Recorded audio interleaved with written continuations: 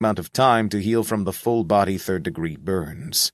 Instead, I jump right on top of a goblin soldier, stabbing my hand into his throat at the same time as I twist his neck, which lets me tear his head off in one smooth movement.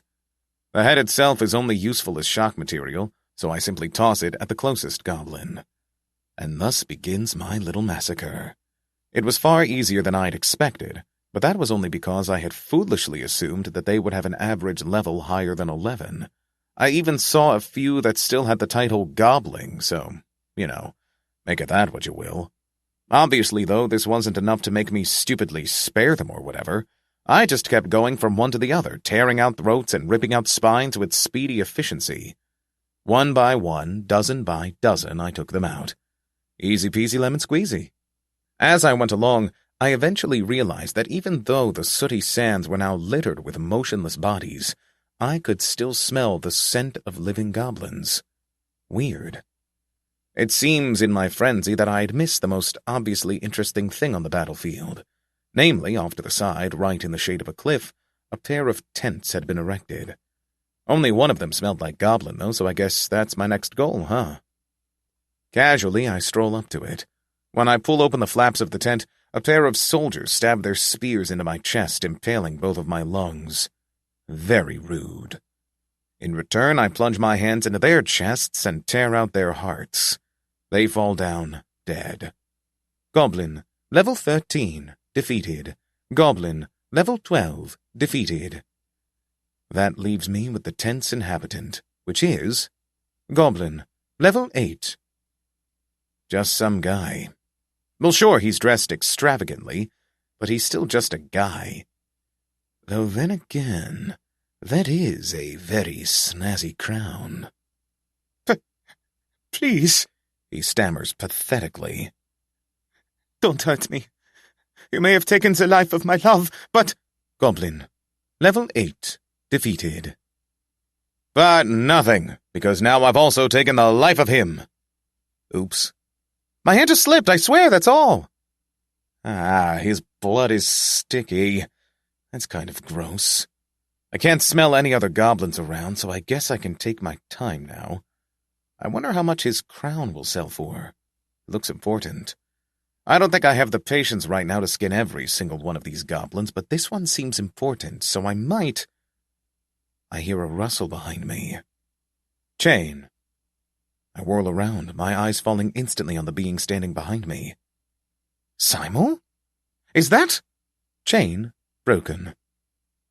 No, it's just some commander-looking goblin in a hood pointing at me. Whew, that really scared me. Not being able to smell some goblins is really starting to mess with me. I wonder what this guy's trying to accomplish, though. I almost wish I could see his face just so I could savor it once I kill him. His finger, still pointing at me, trembles. I cross the distance between us in a single stride, grabbing a hold of his throat as casually as one might pluck a soda bottle from a countertop.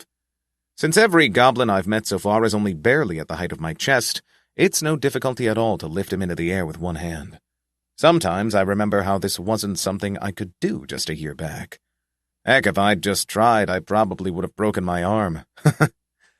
The goblin commander in my grip starts to struggle, his legs kicking, hands grasping at my arm in some pathetic attempt to escape.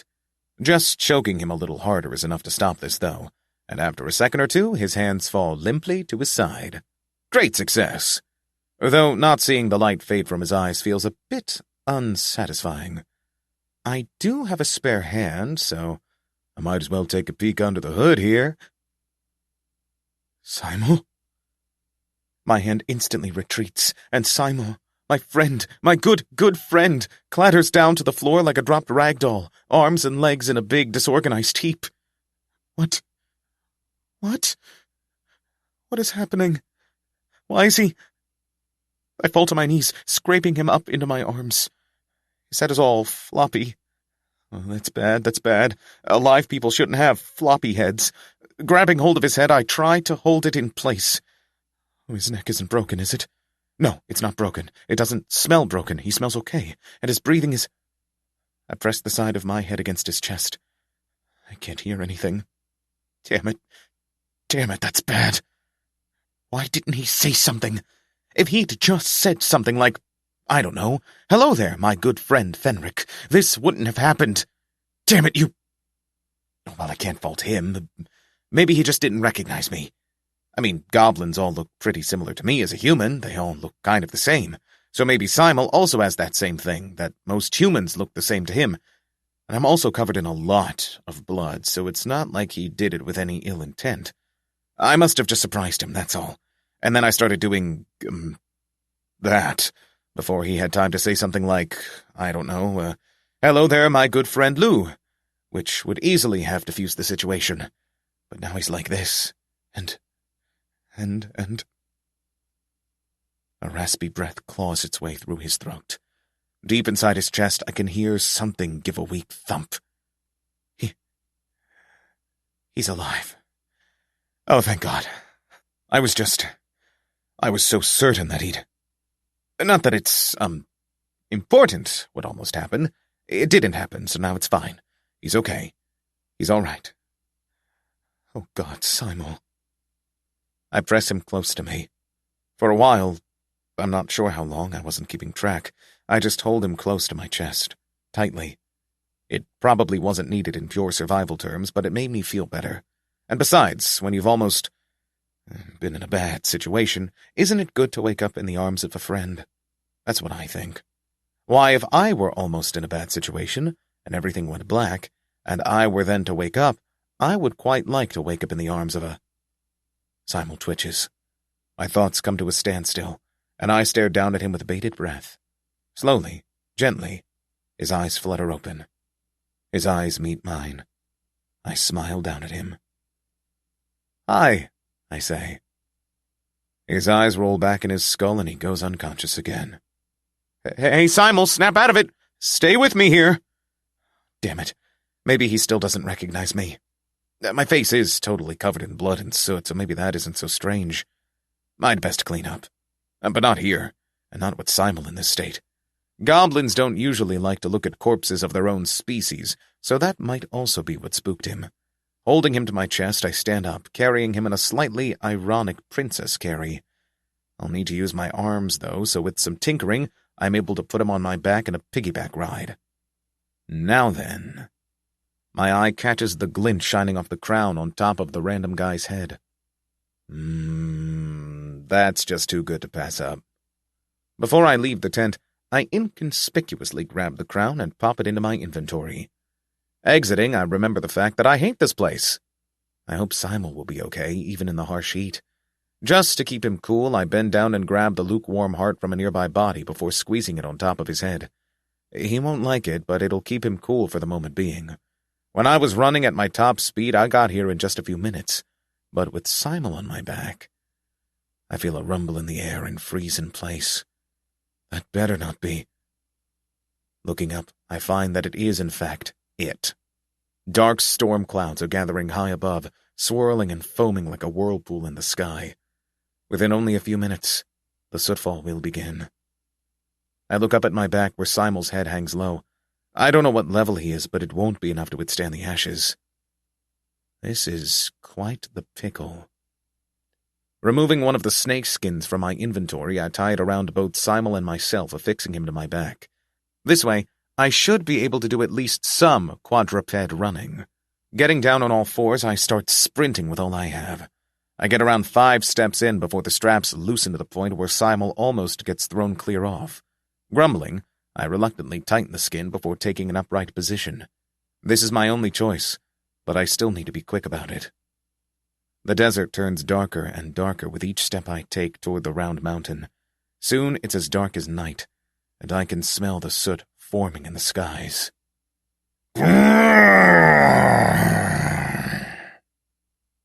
Woolly Drake, level 58. Ah, hello there, old friend. Can this day get any better? Standing still is no use at this point, it's already noticed me. These things are also pretty dumb because they don't hide in caves when the sky goes dark like basically every other creature. It just doesn't care, which means that right now, I don't have much of a choice but to fight. I'm not fast enough to run by it. I can't even put Simel down or he'll get burned by the soot. I tighten the hide, keeping myself and Simel close. This is all I can do.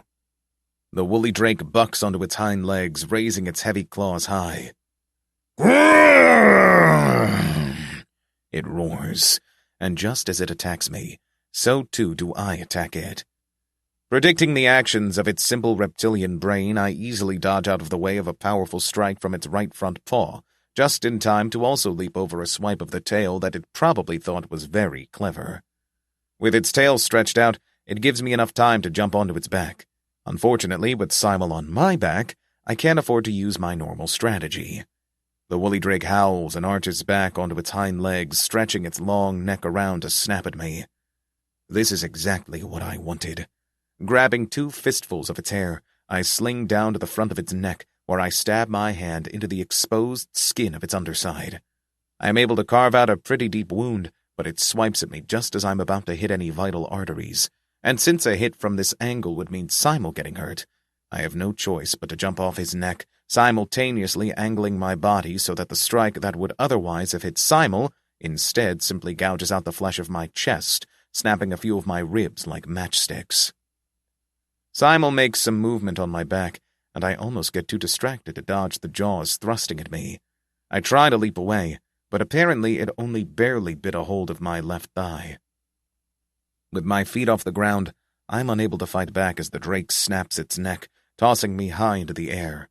I soar for just a second or two, right above the wide-open jaws of the beast. But instead of stupidly panicking or trying to escape, I embrace this flashing red weak point that it has so kindly presented to me.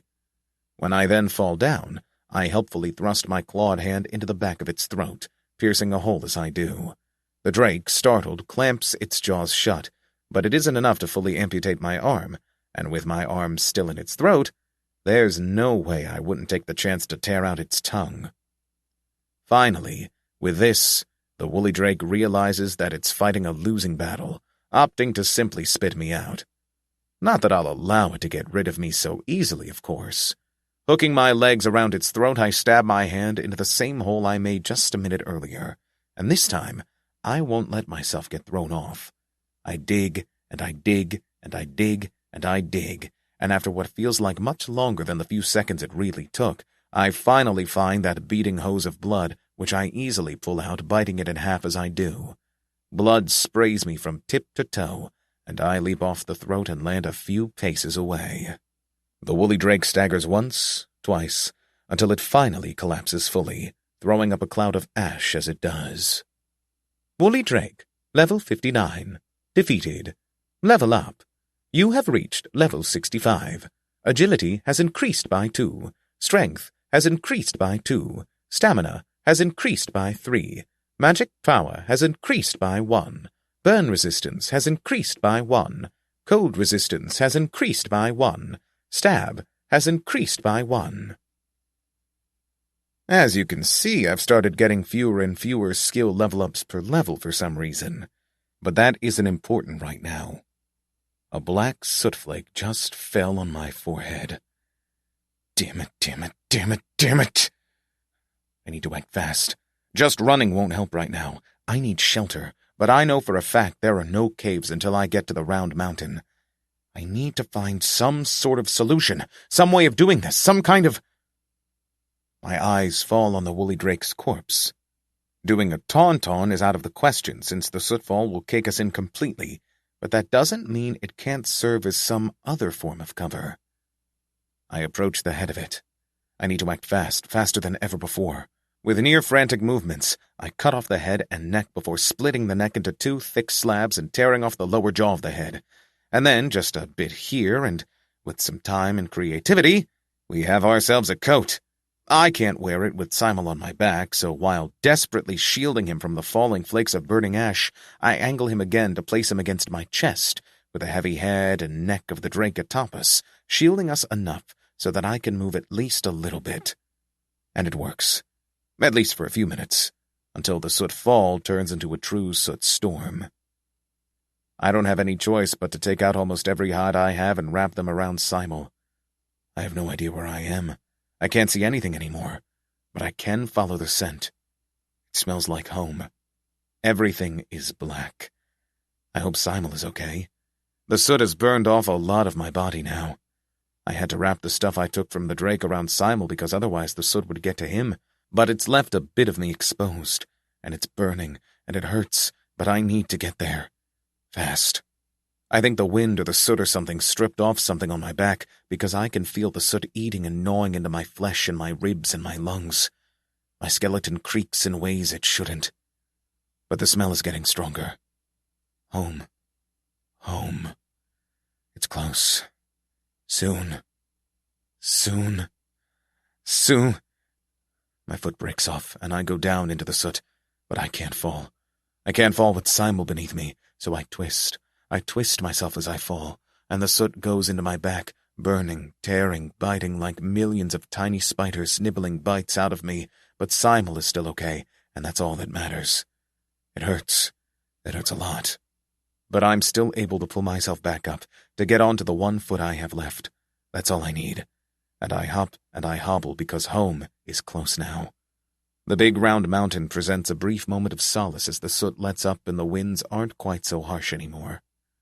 I put my hand to the cold flesh of the crib and pull open the door and I go inside. Passing through the slowly breathing lungs, I move into the room where I can live and exist. Carefully, I place Simel onto my bed and unwrap the hides and the flesh and everything else that he's surrounded in. I press the side of my head against his chest, and even though my ears got scorched off, I can hear that he is still alive, that his heart still beats, and that his chest still rises gently, so gently. And that's all I need to hear. Since he's alive, I don't have to fear anymore. I turn my back to him, stumble away, and fall face first onto the floor, my remaining leg breaking off like a dropped gingerbread man and both of my arms following suit. I'm not sure if what I enter at this moment is some kind of sleep, or if I just meditate so deeply I might as well be in a coma, but everything goes dark and calm and I don't worry so much anymore. It was probably just a dream of some sort, that's all I can imagine it being.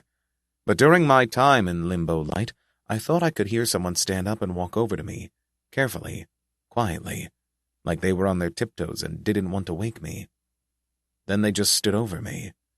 I almost thought that they had gone away again, but then I felt a nice warmth and my body didn't hurt so much anymore. Kyo. And then they walked away again, as softly as a cat would, and I slept, if sleeping is what I did, much better. When I woke up, or snapped out of my meditative trance, my limbs were all back, and so was my hair. It's a funny thing, but for some reason, the regeneration things all see my hair as a living part of me, so even when it gets cut off or burned off or melted off or otherwise destroyed, it always grows back alongside everything else. Weird, huh? Carefully, still a bit unsure of my limbs, I get back onto my feet. Since the place is illuminated through the thin bit of skin I carved up on top, I can ascertain that the storm has thankfully passed, and the sun is now out and about. In here, you can't really feel its burning heat, though. Another one of the perks of this roomy, centralized penthouse available in 3 different exotic colors. Another one of the features is the combined living room, bedroom, kitchen, and... My eyes fall on Simel. He's sitting up as still as a stone statue, and looking at me. I look down. I'm butt naked. That's... I pull a skin from my inventory at random, a leopard hide by the feel of it, and wrap it around myself faster than I probably ever have before. Man, do I feel embarrassed. Here I am with a guest over for tea and biscuits, and I just go and flash him. Very rude of me. I ought to be executed for that. Now, this seems like the perfect moment to say something. He's looking at me. I'm looking at him. Wow, this got awkward really fast, didn't it? Oh, wait! I know why he isn't saying anything. It must be because I'm still covered in soot and blood. Boy, that's a real mistake on my part. I leap into action, making Simel jerk back in fear. But instead of running at him like he seems to expect for some odd reason, I sprinted one of my many walls, burying my face into the moist flesh. After rolling around in it a bit, I pull out a goblin hide and wipe off the soot and blood before sticking it back into my inventory. There we go. I can't see myself or anything, but with this, I ought to look more, well, normal.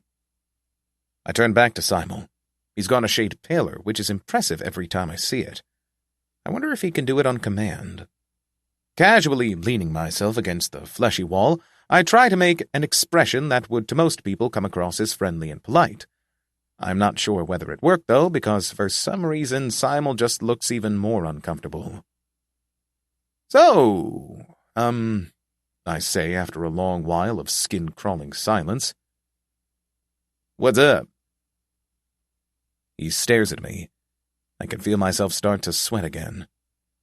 Wow, with how much I'm sweating, I bet I could dry myself up again to get even cleaner, I think. I gulp. Suddenly, I really wish I had a mirror. Maybe I'm still too covered in blood and everything. Simel sure is looking at me as though I were covered in 15 pints of blood, but that could be because of something completely unrelated to the physical presence of said blood. I try to clear the air by chuckling. Been a while, huh? His expression doesn't change even a twitch. Not sure if that is a good sign or not. Yeah, maybe you can't recognize me because of the, but, I swallow. It's me, Simel! Smiling, I do a little pose. The movement does nothing but make him twitch again, which does not bode well.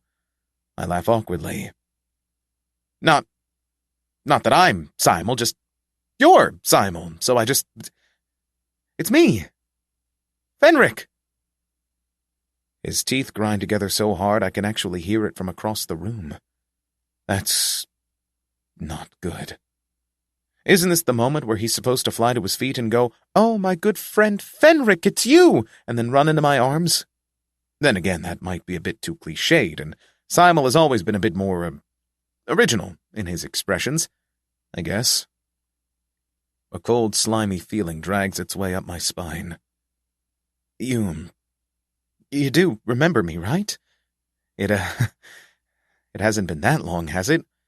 We met in that forest, and you got my feet cut off, and then I was in the cage, and you took me out to see the stars, and then we got to the city of Acheron, and I chuckle self-deprecatingly. And after that, oh boy. But it's not important, right? We both did some weird and wacky things, and then the floor closed, so, I look at him, expecting him to pipe in with some reply or maybe a short anecdote from his side or a funny story, but nothing. He just stares at me. I'm starting to wonder if he's blinked even once since I woke up. A little realization hits me. Oh! You must be wondering how I can speak your language. Well, that's, a funny story. But after I, last time we met, the gods didn't really like it, so they gave me this language skill as a punishment, or whatever. It really isn't all that important, though. What matters is that you understand me, and I can understand you. So, I try to muster a smile. If you talk, I'll be able to understand you. He stares at me. I stare at him. Doubt seeps in. Maybe he really doesn't recognize me.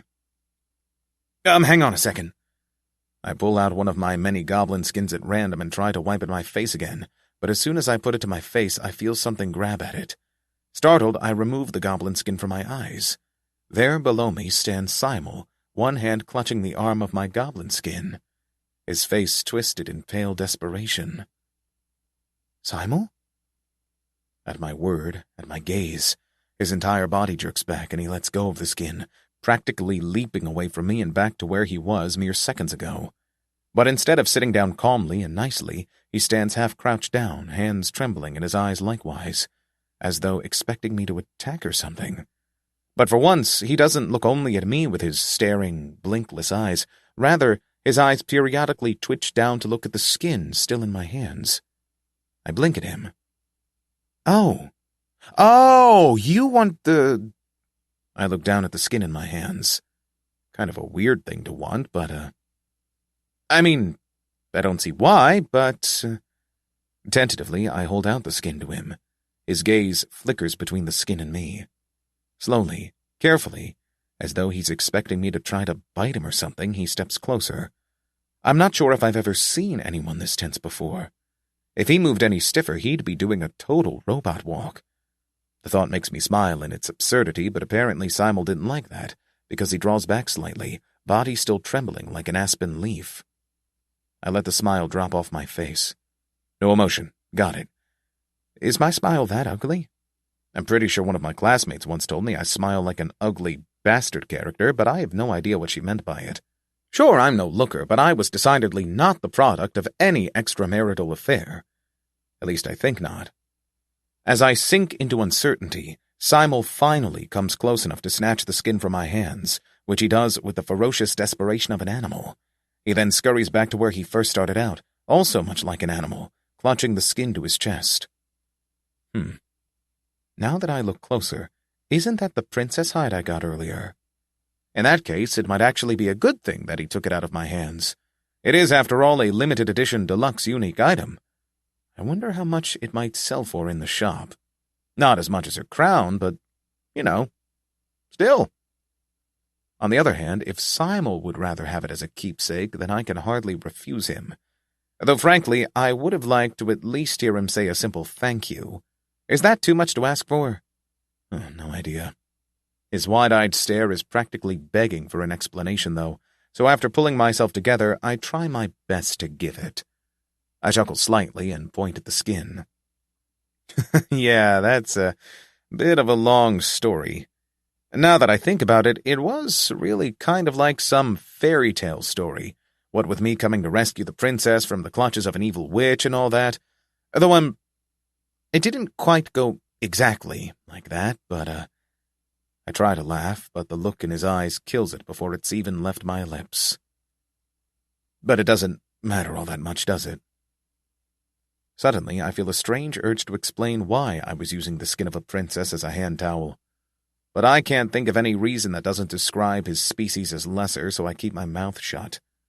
Unfortunately, this has the unwanted side effect of elongating the already painful silence a few additional seconds. I shake my head. This has gone on for long enough. This is a weird situation, sure, but that doesn't mean we can't make the most of it, right? I mean, yeah, I kind of maybe sort of killed his fellows, but that's all in the past. Right here, right now, we can't exactly be pulling up ghosts of the past and presenting them like fresh sheets. That's not how it works. No, we need to move forward. That's right. I don't know where we'll go from here. I don't know what I'm supposed to do with Simel, if there is anything to do at all, but that will come in time. For now, I might as well get him acquainted with this place.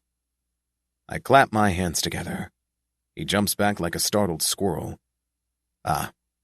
Oops. I clear my throat. Right. So, yeah. You might be wondering where this is and what I'm doing here. And that's, I'm right about to launch into some sort of explanation for why I'm currently living inside the body and flesh of a living giant, when I realize that, as dumb as it sounds, I actually have no idea. We're in a sooty desert, yes, but I have no idea where this desert actually, exists. Is it in a country, or is it independent? No clue. I wave my hand. Yep, just going to skip that whole bit. I'm not even going to explain why I'm trying to kill this guy. Right, so this is the crib, which is inside a guy. Simel's left eye twitches. I open my mouth to elaborate on the inside a guy part, but nothing comes out. Wow, I really don't know anything, do I? Closing my mouth again, I decide to move on. Stick to what I know and all that. Right, so, this is my combined living room, retreating room, kitchen, study. I wave my hand. You know, all of it. Yeah, it's a pretty nice place. Really good neighborhood. And the rent? Dreamy. I almost take a step toward him, but one look at the bundle of nerves that he's become dissuades me, and I just stumble slightly. To make up for it, I simply point over at the carved-out piece of lung that I laid him on last night. That's my bed. But since we'll be sharing this place for a while, I guess, A patch of sweat breaks out across my back. There's only one bed. I shake my head vigorously and point to the floor instead. Since you're the guest, you'll be sleeping on my bed, and I'll just be here on the floor. Actually, fun fact, I don't technically need to sleep. And I usually don't, so I don't even really need a bed. It was just for the sake of it, so it's no trouble that you have it. None at all, really. Yeah, that's, all right with you, right? He didn't even follow my finger to look at the floor. He's just staring at me. For some reason, though, I'm getting the feeling that maybe he isn't all that excited at the prospect of sleeping on top of a still-breathing lung. Then again, I mean, it's not like I want to be judgmental or anything, but it's not like he has much of a choice, right? It's lung or the soot, and unlike the soot, the lung probably won't kill him. I think. I take a tiny, tiny step toward him. He takes a tiny step back. I shuffle closer, he shuffles away. To prove that I'm not actually trying to attack him, I hold my gaze on the farthermost wall of the crib. Once I'm close enough to actually point it out, I jerk my thumb in the direction of the door. I'm damn lucky I was able to close it properly, or we might have actually died. Which, as you might expect, would have been bad. That, I say, waggling my thumb, is the grand entrance and exit. It's kind of like a cloaca in terms of doors, 'cause I haven't got any back door either. For probably the first time since our reunion, Simel's gaze leaves me for just a fraction of a second to hop down the long hallway to the ribbed door at the end. He looks back at me, eyes shining with determination. He holds the princess's skin, now folded into a prim square, closer to his chest. It almost seems as though he wants something. Oh, maybe my explanation of the entrance was lackluster. I step through the long hallway, putting my hand against the door. It's a very simple thing, really. See, you push here, and with a little effort, it opens as simple as chain. I blink. Turn around. Chain broken. I have but a moment to watch as Simel darts from his place, jaw clenched, sprinting past me, leaping through the open door and out into the sunny, sooty world. For a little magical moment, he hangs in the air, almost like he's about to fly away. And then time starts moving again, and he falls down into the soot, and every single instinct I've ever had flares up in high alert. Simel? I say, scrambling to the door, my eyes anxiously searching for Simel, hoping desperately that he didn't hurt himself. But he's okay. He didn't fall into the soot. He's on his feet, trudging, half running away from the crib. Simel! I shout after him. Simel, where are you going? You can't be out in the desert. You'll burn and die or something. Jumping out of the door, I move toward him. He takes one wide-eyed peek over his shoulder, and then he turns back around, trying to get away even faster, pushing through the ankle-high soot like wading through black snow. Compared to his short stature with my longer legs and stronger physiology, I have no trouble keeping pace, even as he starts trying to run, the soot whirling up around us. I don't even have to go down on all fours or anything. Come on, Simel, stop that already! Where are you even going? You'll get yourself hurt if you continue like this. I call after him, but as usual, he gives no response. And just so you know, I absolutely won't let you get hurt. Never. Not over my dead body. He doesn't even glance back at me. I can feel a bit of insolence bubble up in my stomach. What the heck is he doing? Where is he going? Why won't he listen to me? Gritting my teeth, I cross the distance between us in 3 firm strides. Without a thought, I reach out and plant my hand on his shoulder. Come on, Simel, let's go back before... He slaps my hand away. I freeze in place. Looking over his shoulder, he gives me a dark look, brimming with some unintelligible emotion I feel like I've seen before. But that's not what I get stuck on. He redoubles his efforts. Okay, that's far enough. Ignoring me? Sure. Not even responding? All right. But putting himself in danger like this, simply because he won't listen to my sound advice, that's just not something I can put up with. That's far enough, Simel. Don't say I didn't warn you. Saying so, I take 2 large steps and rear up behind him, grabbing a hold of both shoulders. Maybe a little too forcefully, as he soon starts struggling, fiercely in terror, and I, soft-hearted, weak little I, can't bear it. My grip weakens and he slips out, taking 1 step and then another, and then no more, as I finally pull myself together enough to put an end to this stupid game by tackling him. As we both fly through the air, my brain actually kicks into gear, and I remember that, oh yeah, there's burning hot soot beneath us. I snake both of my arms around his midsection, twisting in midair so that it's me and my back that hits the soot instead of him. But even when we're in the soot, he still won't stop struggling, jaw clenched and his body wriggling and squirming like a worm. "Damn it, Simel!" I grumble. Soot is already starting to bite into my back, and Simel isn't wearing any gloves or anything on his head. If he goes into the soot, forget mere injuries. He'll die. And still, he's stupidly struggling. Does he want to get hurt? "Damn it, Simel, stop struggling!" But of course he won't listen. He just won't listen at all. Really, in this kind of situation, can you fault me for what I did? I mean, I really didn't have much of a choice. He was about to get himself burned, quite literally, and maybe even killed. Anyone would have done the same in my situation. It was the most logical option, and when all is said and done, it did work quite well. I just reached out and put my hands around his slim little neck and put him to sleep for a while, that's all. It took a minute or so to get him out cold properly, but once it was over, he was asleep and fine. And then I carried him back to the crib. Heck, I even let him keep his Princess Binky. Isn't that nice of me? Everything considered, this was just like when your kid falls asleep in the car and you have to carry them inside and back to bed. Not that I've experienced that in either form. But now Simel has, so yeah. I carry him inside, and I put him back to bed. There. Now he's okay. Was that so bad? 15. The right thing to do. He slept for a few hours. During his sleep, careful not to repeat my earlier mistake, I kept by his side the whole time. Sometimes he'd actually make a noise, something I thought him incapable of, though this was mainly in the form of whimpers. Combined with the way his body flinched and jerked every so often, it was all too clear what kind of dream he was having. However, as much as I wanted to rouse him out of his nightmares, I don't think he'd want to wake up to that. I mean, he got knocked out cold. When you're passed out, you probably shouldn't be awoken forcefully, right? Not that I know anything about that sort of stuff, I'm just assuming. Still, it's far from fun to watch. Absently, still waiting for him to wake up, I claw off a piece of my scorched until crispy back, bring the piece of half-charred, half-cooked, half-raw flesh to my face, and take a bite. Chomp, chomp, chomp. You have learned ulcer resistance, level 4. Good stuff.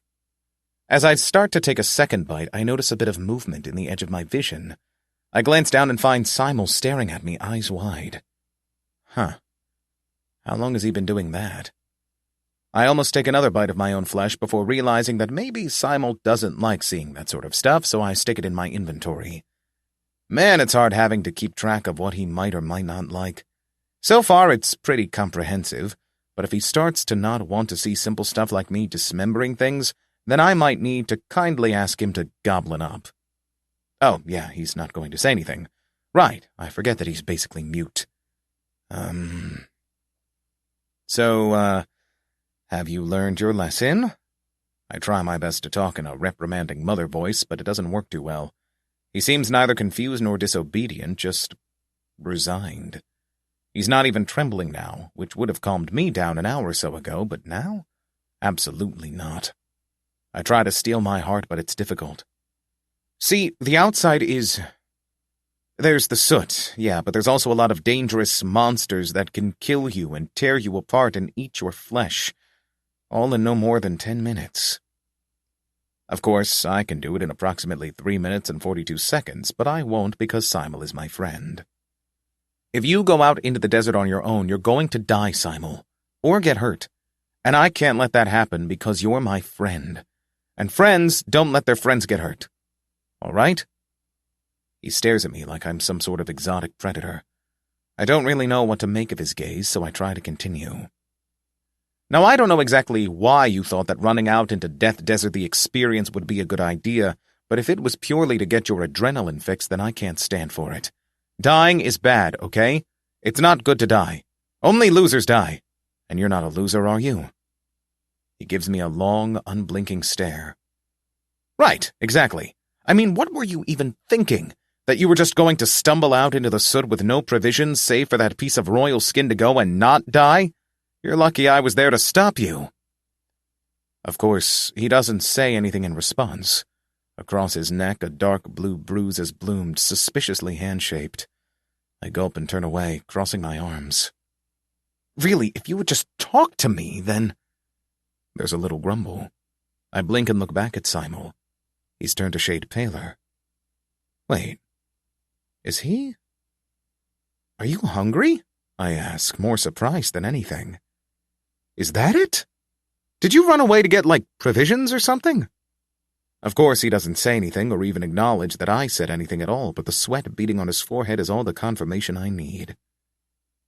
That's it, isn't it?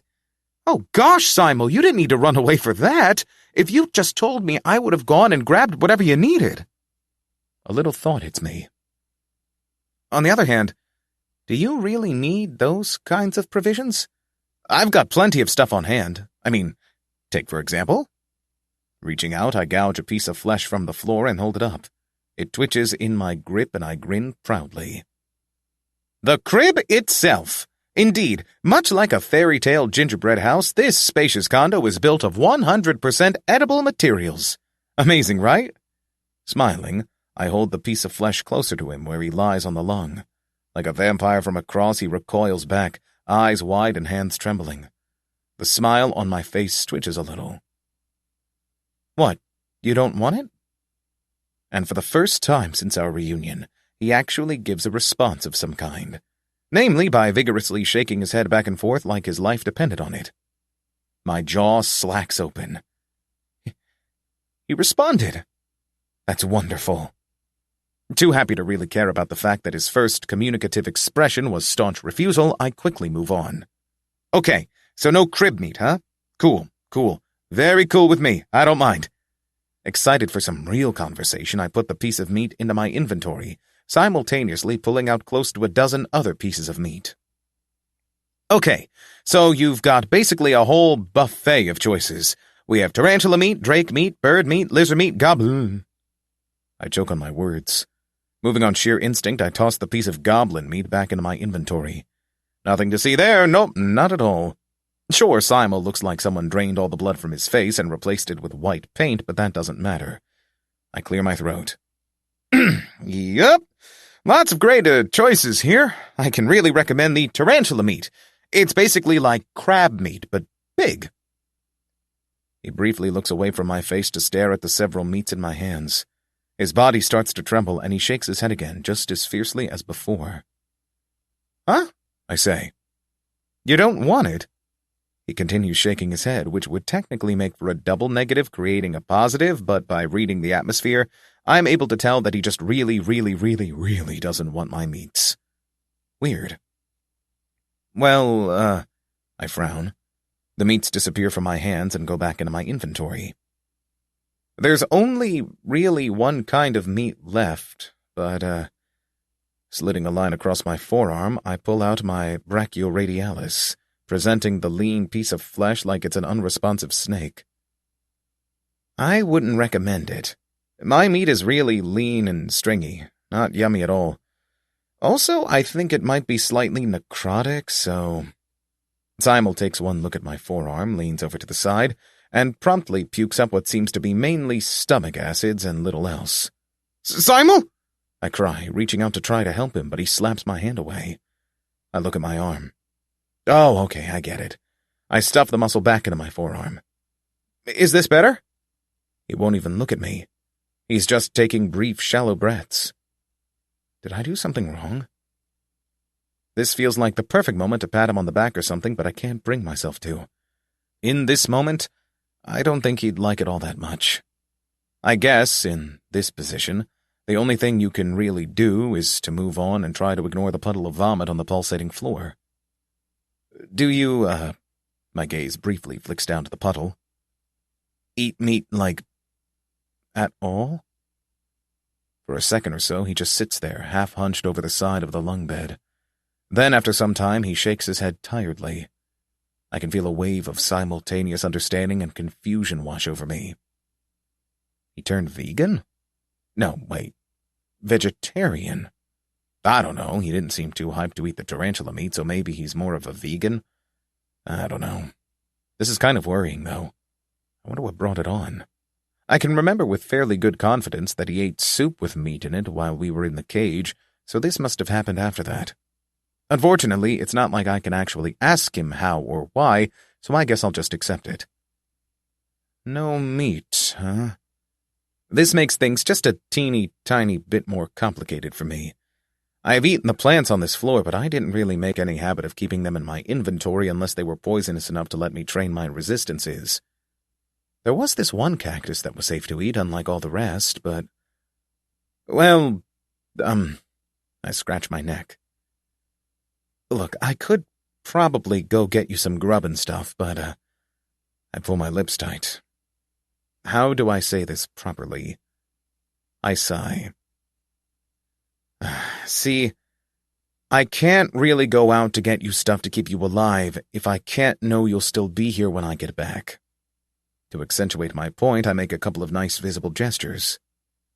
I don't want to have to tie you down, Simel, because that just shouldn't be needed among friends, okay? Not to mention the fact that if I were to tie him with anything, it would probably be my own intestines. Going by the way he reacted to my forearm, I can't imagine that he'd enjoy that. His left eye twitches. Right. I could bar the door somehow, but, that shouldn't be needed either, right? You're a smart fellow. Certainly more than me. If you know anything, it should be that the desert just isn't a place for little goblins all on their own. You'd die.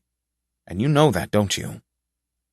He looks down at his lap, eyebrows furrowing slightly in the tiniest expression of frustration.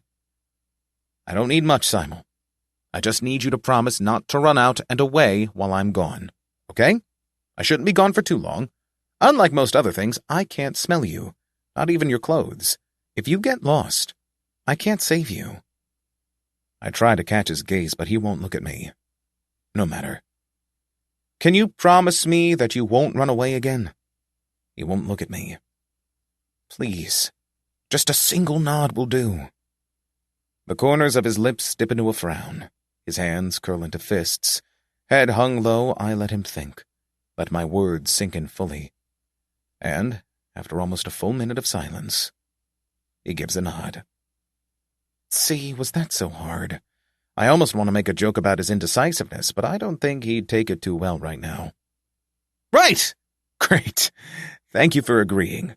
In that case, I'll get going straight away. I'll check the camp you had, but yeah, we'll see. Saying so, I head for the door.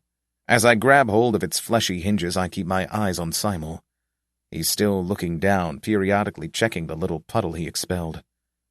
Right. Okay. I don't like not being able to fully trust him, but it's not like I've got any choice. I pull open the door and step out, keeping my head inside just long enough to call out, I'll be going now. See you soon. And then I close the door. Sighing, I lean my forehead against the door. Right. Okay. Yeah. I'm starting to get a feeling that the real answer to the God of Pain's question wasn't that he's gotten married recently. Maybe he's picked up an instrument. They do say that some music is more communicative than words, so if I get him a flute or something, maybe he'll talk to me through that?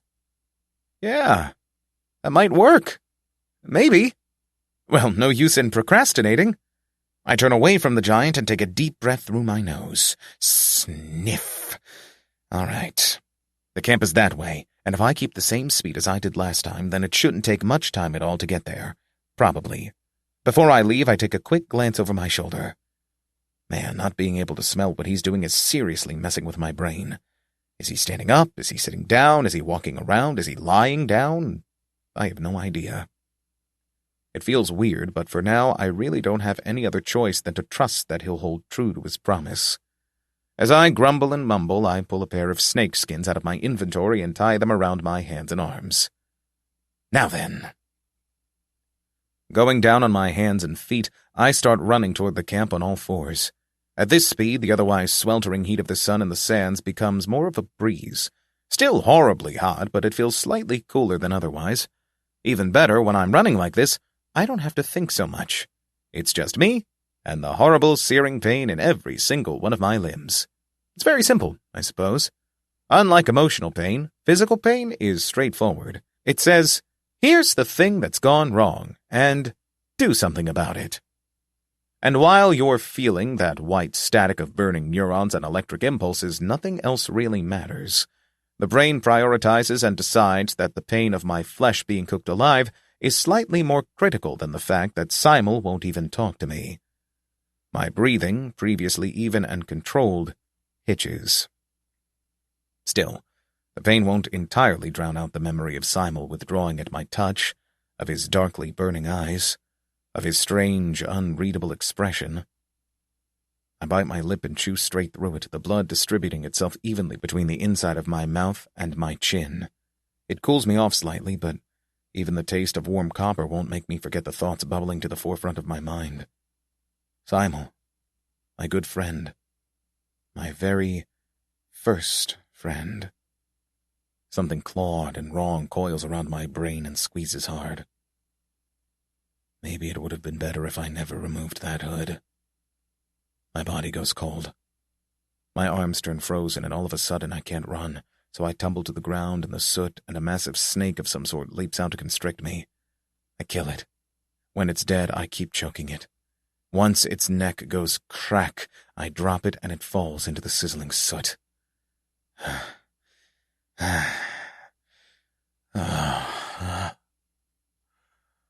I look up. Ahead of me, just beyond a little soot dune, stands the camp. Straightening out, I walk toward it on 2 feet. The ground is covered in little mounds of soot. When I check inside one, I find a little goblin body encased in ash.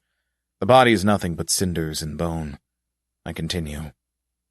Following the scent, I move toward one of the tents. Ignoring the one that held the prince guy, I instead head toward the other larger one. The entrance is slightly blocked by soot, with the fabric of the entrance held down by a few pounds of ash. I push the cloth to the side and enter. The inside is mostly unscathed from the ash storm. The main feature would be the large round table placed in the middle of the tent. There's nothing on it, though, apart from a map of some sort. The interior walls of the tent are mostly barren, though a few cupboards and similar are placed next to them. I can't smell anything normally edible inside, though, so I quickly leave. Sniff, sniff, sniff. I can smell something alive, large, warm. I head toward the nearby cliff. Unsurprisingly, there's a cavern in its shade. The smell is coming from inside the cavern. Mutely, I head inside. The floor is littered with small planks of wood, ripped fabric, and bones. A few opened crates stand here and there. One of the more complete ones seems to contain a tent of some sort, made of a slick white leather. Another crate contains half-eaten dried rations. Right. Heading deeper inside the cave, I eventually find the reason for this all. Woolly Drake, level 45. Woolly Drake, level 19. Woolly Drake, level 2. Laid atop a ripped-apart tent is a woolly drake and 2 smaller woolly drakes. Their blank black eyes turn to me. I kill them. Woolly Drake, level 45, defeated. Woolly Drake, level 19, defeated. Woolly Drake, level 2, defeated. Since Simel is waiting for me, I disassemble them as quickly as I can. Then I leave. No luck with the rations. Emerging back out into the searing hot desert sun, I take a deep breath. This time, the scent of cacti hits me like a curveball. It's a bit of a detour, but I need to do it. I trudge into the desert and continue my sprint. Eventually, I find a cactus, good and edible and decidedly non-poisonous, the kind with pink blooms. I'm just about to slice it up into nice even chunks when I realize that my hands and my claws are covered in almost a year's worth of grime. Or, well, considering Moleman's power wash, it's closer to half a year or so. Still, half a year's worth of blood and internal organs and bile and disease can't be good for you. In that case, I'll need to... Or should I... Or would it be better if... Damn it. After about 5 minutes of grumbling, I decide to just uproot the entire thing and carry it back as is. It's not like Simel will eat the skin and inch-long barb, so it should be fine if I touch that. The spiny needles easily stab through my hands and palms, affixing it in place. Huh. Hey, light bulb moment. You know how in cartoons, how they sometimes have a guy fall into a cactus patch and then he comes up and all the cacti have gotten stuck to his back? Yeah. I stabbed the cactus into my back. It's a little heavy, but my stats can handle it. Even better, it's firm enough to withstand me running with it on my back. I now have all the strats and advantages of a hedgehog, minus the spin dash. Or do I? Over the horizon, I spot a long-legged bipedal bird stepping carefully over the soot. Altez bird, level 32. Target acquired. Initiating wind-up. Charge commencing. Speeding up to incredible speeds, I zoom toward the roadrunner-looking bird. By the time it notices me, it's already too late. A leap, a roll into a ball, and then I tackle it. We both go tumbling, its startled legs kicking frantically but finding no luck. I, in a similar vein, am trying desperately to grab hold of its slim neck, but it just won't get into reach. What in the heck is... I stand up. Oh. Suddenly, my cactus backpack feels a fair bit heavier. Looking over my shoulder, I find the answer staring back at me with black, unblinking bird eyes. Never before have I so thoroughly considered the possibility of my life and existence being a Looney Tunes sketch. For what feels like entire minutes, the both of us just stare at each other, fastened together by the spines of a cactus squeezed in the middle. Now, I don't know how you imagine my physiology to look, but I am actually, fun fact, nothing more than a man. I don't have arms on my back. My arms are also not made of rubber, like a certain pirate king-to-be. I can't reach this damn bird. Squawk! However, its beak can reach me, and with the haughty, reckless abandon of a creature with only barely enough brain to dig worms out of sand, it attacks me, bringing its face to mine for a peck. You see where I'm going with this, right? I bite its beak, cracking a few of my teeth in order to crush it between my molars. The bird makes some strange, blubbering sound, but I don't let go, biting a hold first of its tongue and then anything else I can get into my mouth. Blood spurts, cartilage breaks, and after a bit of a tussle, it finally loses enough blood to go limp. Good grief. All right, then. Which way was the crib now again? Once I get back to the crib, it's been at least a couple of hours since I left. In fact, it's turned dark, and the cold is starting to creep in. I'm not exactly sure how long Simel's been on his own, but... Actually, let's get a specific number on that one. Top. Status. Community. 0, 30, 10. Day 364. The 13th attempt will begin in 23 hours, 29 minutes, 50 seconds. The Server Symposium will begin in 23 hours, 29 minutes, 50 seconds. It's already past midnight? Wow, okay, yeah, today went fast. Not all that strange considering just how much has happened, but still a bit of a shock. More worrying, however, would be the fact that the Server Symposium is literally less than a day away. I mean, considering Simel, that could be really bad, right? Not that I think he'll go get himself killed or anything, just that, I don't know. I only just reunited with him, so to leave him so soon feels a bit mean, I guess. But that's for later. Right now I'm at the crib, and it's pretty late, so I really ought to treat Simel to some good old-fashioned grub. Mustering a friendly, outgoing smile, I summon a bit of goodwill and excitement. I'm sure that now, since I've gotten him some food, he'll be much happier to see me. Smiling, I throw the door open fully with a single quick pull. And out tumbles Simel, hands stretched out, eyes wide, right into my arms. Almost as though he was leaning on the door for some reason and my opening it was basically like pulling the rug out from under him. Or something. I blink down at him. He stares up at me. I don't even know what to say right now because I'm so shocked. I mean, why was he leaning on the door? Is that standard goblin behavior? Besides, going by how he fell into my arms face first, it would almost suggest that he was pushing against the door. My brows furrow in mild suspicion. Below, in my arms, I see his face twist and shift in odd, unreadable ways.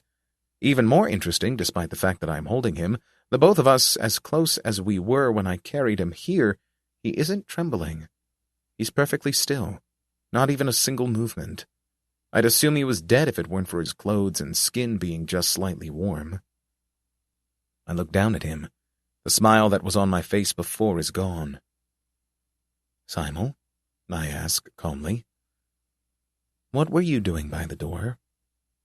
His jaw starts trembling, making his teeth chatter. Since we're already touching, I guess a little more wouldn't hurt, right? I grab a gentle hold of his jaw, making his teeth stop clacking together. Are you all right, Simel? Are you cold? Yes, now that I'm feeling his skin more closely, he's very cold, almost deathly so. That isn't good. He's still young. I hope he isn't sick. I frown down at him. He twitches in my hand, and then he starts trembling, shivering even. Now isn't that just pitiful? Removing my hand from his cheek, I grab him closer. He trembles against my chest. Let's go back inside, okay? After a second or so, his head starts to give a few curt, jerking nods. Good. Weirdly enough, his eyes look very shiny in the light of the many, many moons. But that's all right. Still holding him closely, I step inside the crib and close the door behind us. Once the door is closed fully, I put him down. He stumbles a little, but when I try to steady him, he winces back, so... yeah. Is this what it's like to have a toddler? He certainly doesn't come off as confident as he did the last time we met, but... well, it's not like I can just abandon him, right? Friends change. The most important thing is to remember that even if they've changed, they're still your friend in the end, no matter what. Something itches on my back, and I suddenly remember something. Oh! I exclaim. He jumps back a little, but that's fine. I almost forgot. Look, Simel! I got your grub! To show off the goods, I twist around, presenting my spiny, blood-soaked back, the cactus fastened to it, and also the large bird impaled on said cactus. Now that I think about it, that might be a slightly grisly sight, confirmed by Simel taking a couple of steps back. Jabbing a thumb at the stuff on my back, I begin explaining. See, I checked the camp, but there wasn't anything, so I went and got this cactus. It's totally edible and not poisonous. But my fingers are covered in necrotic waste and stuff, so I couldn't cut it up. But then, while bringing it, I found this bird, and one thing led to another, so I chuckle. But it is food. At least I think so. He stares at me. Stretching the limits of my social abilities, I spend 15 skill points to gain the ability to read his goblin expressions. Okay, slight furrowing of the brow, uncertain shifting of the gaze, tightening of the lips. What? Are you skeptical? He doesn't answer or anything, but I can tell what he's thinking. Hey, this stuff is totally safe. It just happens to be covered in a bit of blood and feathers is all. But that's just the outside part. The inside is totally safe. See? I'll show you. I just need to, I reach back. Or, at least I try to. Remember how I said my arms aren't made of rubber? That's still factual. I freeze. Okay. I reach back a little bit more. Yeah. No, I'm not going to reach that. I glance over at Simel, putting on my best puppy dog eyes. Without even a twitch of hesitation, he looks away. Okay, yeah, I understand that one. All right. Let's just, Backing up toward one of the walls, I try to fasten the cactus to that instead. But now the bird is in the way. The spines won't go as far into the crib as they will into my own flesh. It's still primarily fastened to me. This is quite the pickle, huh? But no need to fret, I'll solve this easy peasy. See, if I can just grab something, like a long bone from my inventory, then I can use that as a poker to fix it. Easy. Oh wait, yeah, I don't keep the bones. I mean, it's not like I can eat them, so... Okay, I've got it. Simple solution. No troubles. I sit down on the floor and grab the knee of my left leg. Let's see, the soft spots are here, here, and here. I bring up my right index finger. Angling it just right, I stab it into a soft spot in between cartilage and bone. Wiggle, wiggle, wiggle. You have learned Stab, Level 4. I pull out my finger again.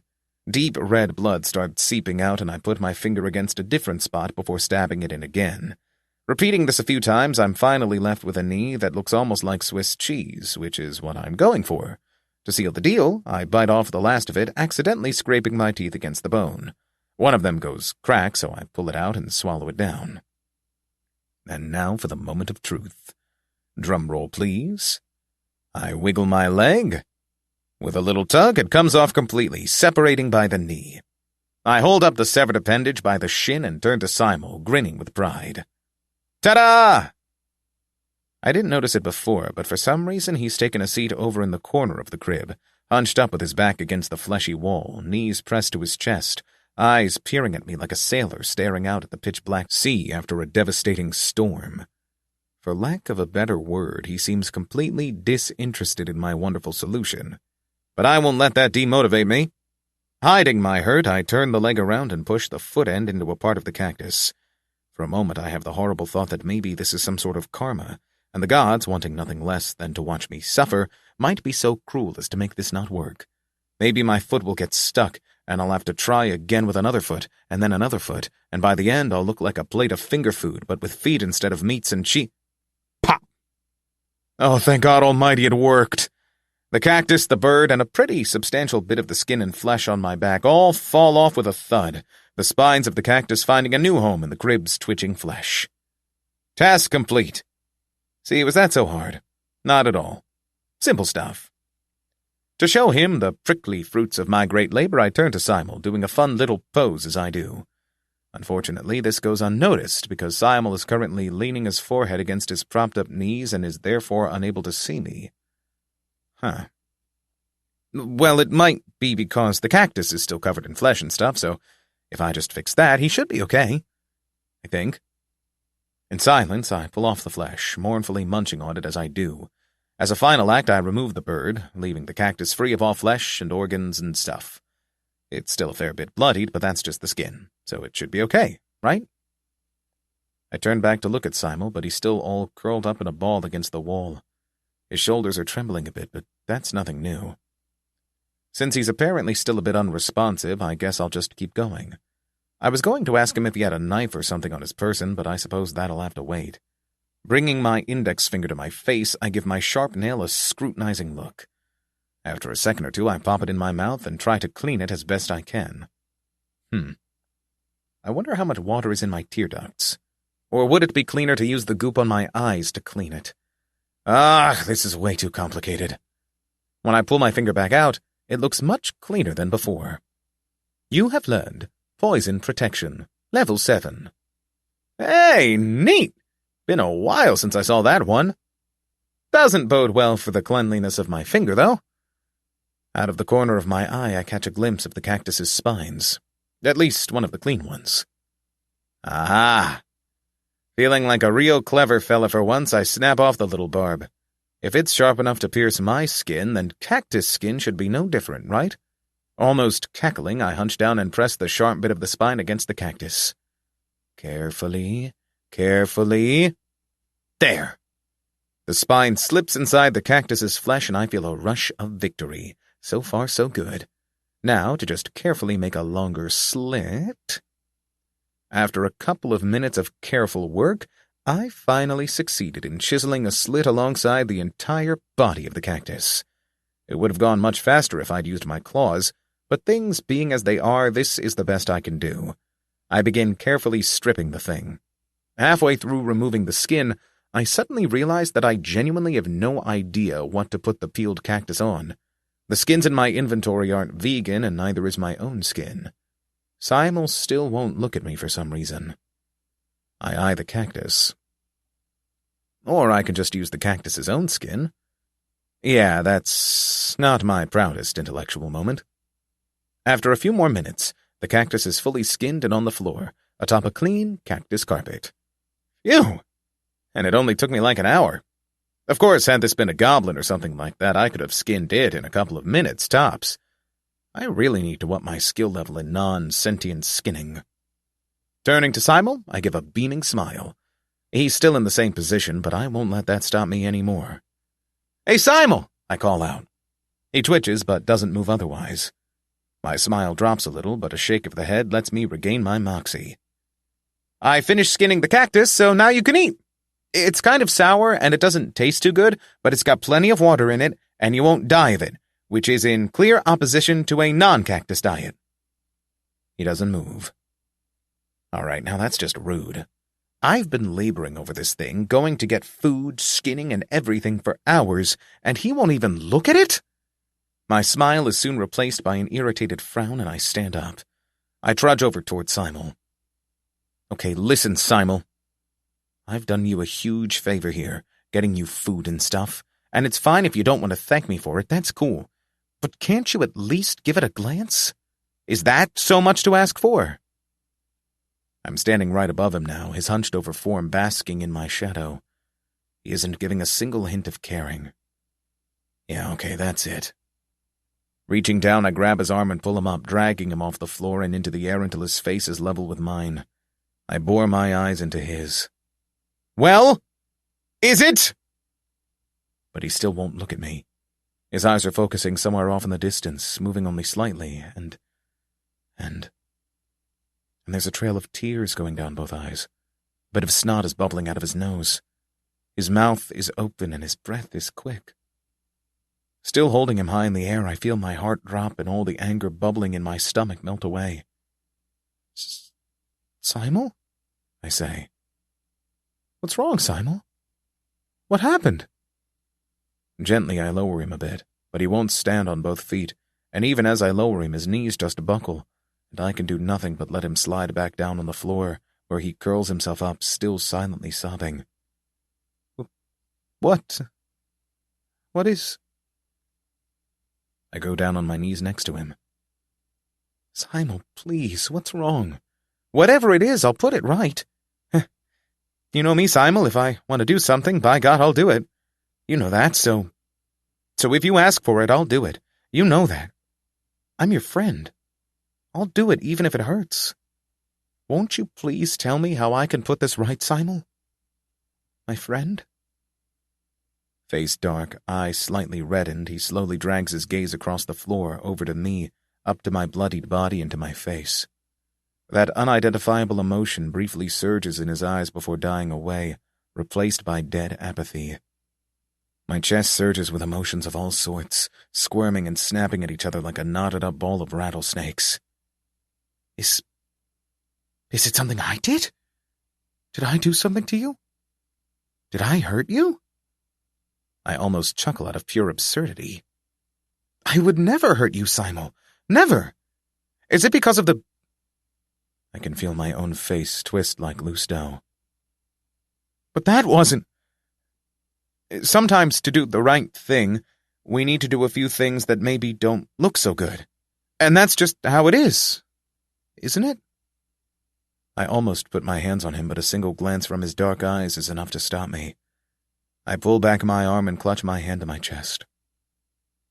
Whatever it looks like, whatever it seems like, whatever you think.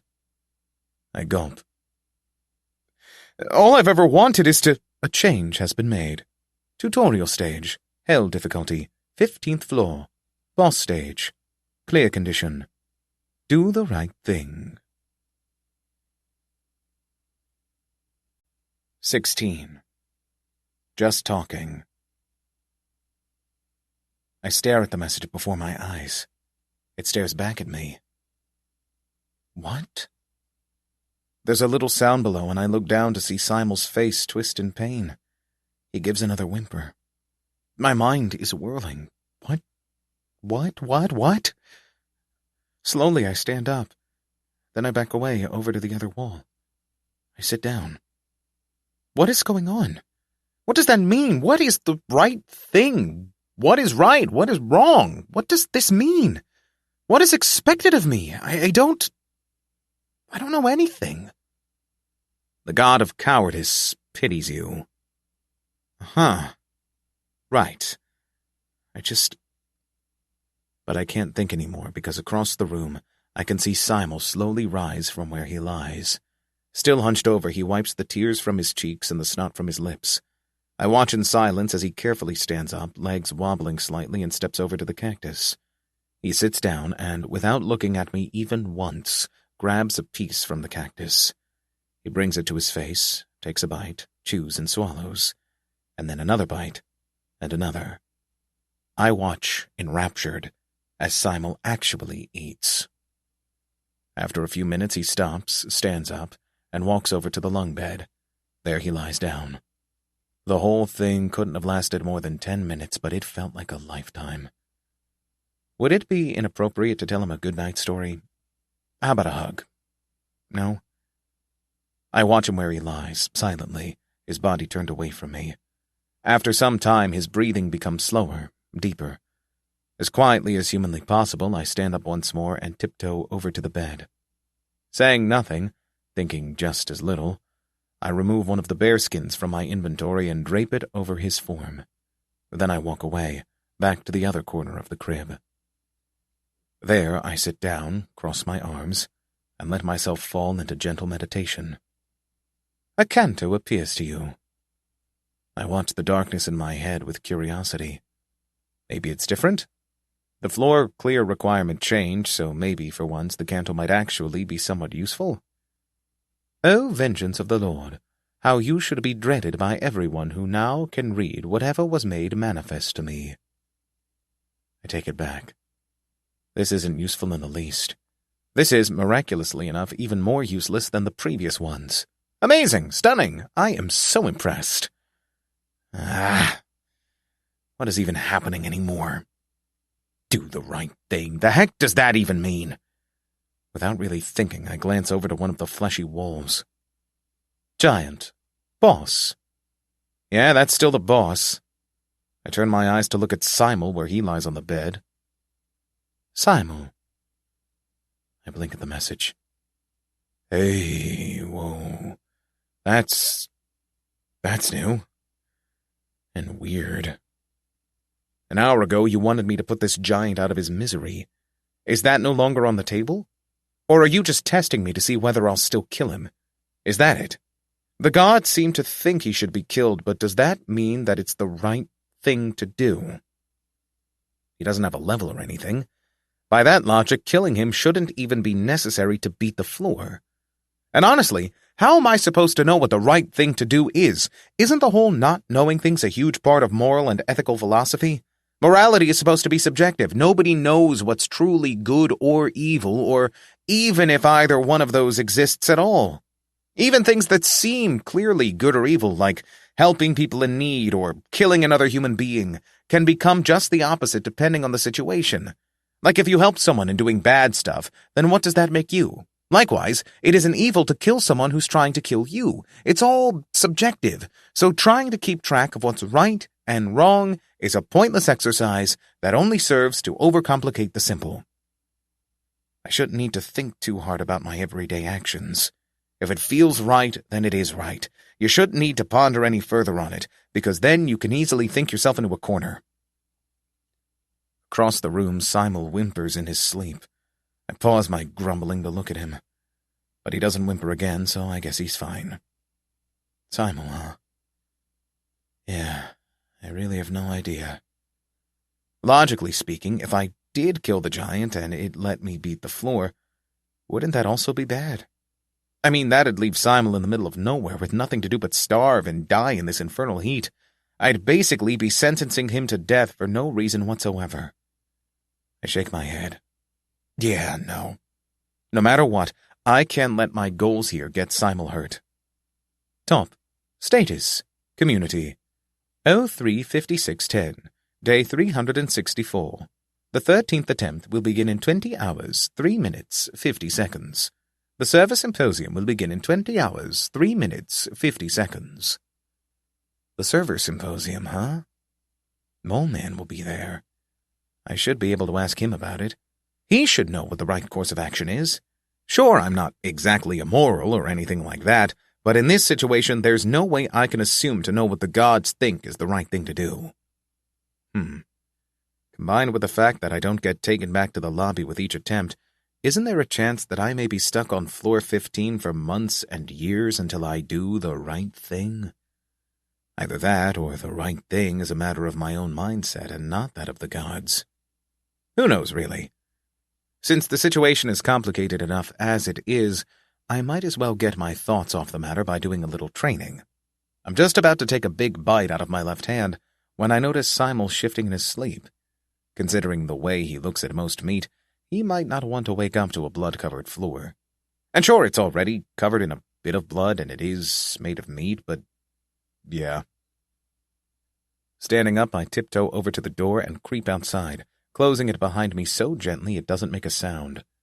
The second I step outside, my breath turns to a milky white and goosebumps spread across my body. You have learned cold resistance, level 8. Ah, yeah, there it is. Nighttime in this desert is certainly not for the warm-blooded. You've got to have anti-freeze for blood to get far. Well, either that, or you could just embrace the whole my entire body is freezing over thing. Don't people say challenges are good for building character? Yeah, exactly. The kind of funny thing about this desert is that even though the air is as cold as the surface of Pluto, the sand below the soot is still warm. Yeah, see, the soot acts as an insulating layer, keeping the sand warm for the majority of the night. Most small creatures therefore choose to burrow down into said sand, keeping their tiny little bodies all huddled together like a group of adorable bunnies. Or, as is common with burrow worms, they may instead seek refuge inside the flesh of the crib. I haven't cleaned them out in a couple of days, so it's really about time I gave the crib a nice de-parasitification. Oh, not counting myself, of course. Evicting myself would be counterintuitive to my general goals. Now let's see, where do we have those worms? Circling around to the back of the giant, I keep my back hunched and my head angled to see the underside of his flesh. Nothing. Oh, here we go. Almost invisible to the untrained eye, but very much visible to mine. Kneeling down, I bring my eyes level to the little hole. It's about the same diameter as a baseball, and it leads right into his flesh. The first time I met these little buggers, I was just excavating the hallway leading from the door, only to find one of these things popping up at me like a spring-loaded snake in a can.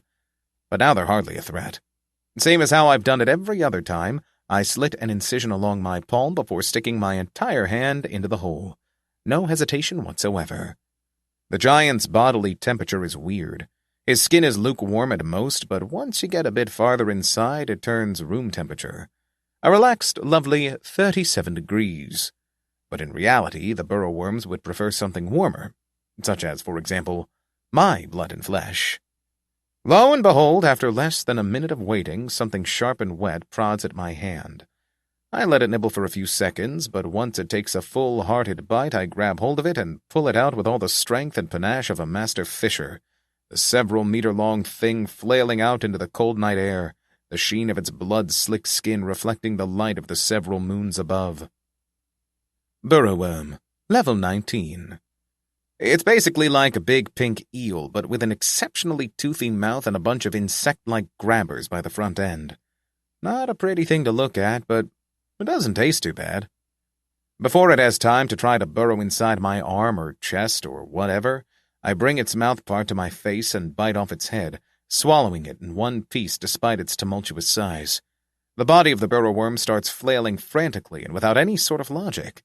To dissuade this, I bring the other end of the worm to my face and bite off the second head as well.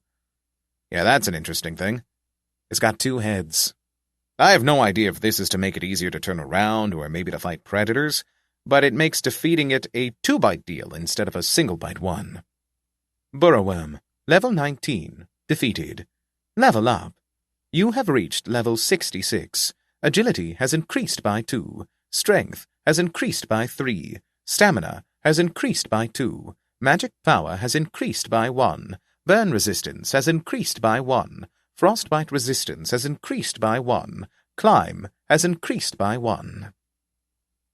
Neato. All right, well, I've got a whole night to waste, so I guess I might as well get to it. By the time the sun rises once more, the giant has been almost completely cleared of his parasitic infection, and I'm feeling a fair bit rejuvenated from last night. Is there anything better than to stand in the morning sun with a full belly and an organic, full-body moisturizer rich in iron, water, and red blood cells? Absolutely not. Unfortunately, Simel might not like my current look, as trendy and modernist as it is, so before I go back inside, I spend a while licking myself clean. Maybe I really am a prissy kitty after all. Not a princess, though. As far as I know, I haven't got a single drop of royal blood in my body.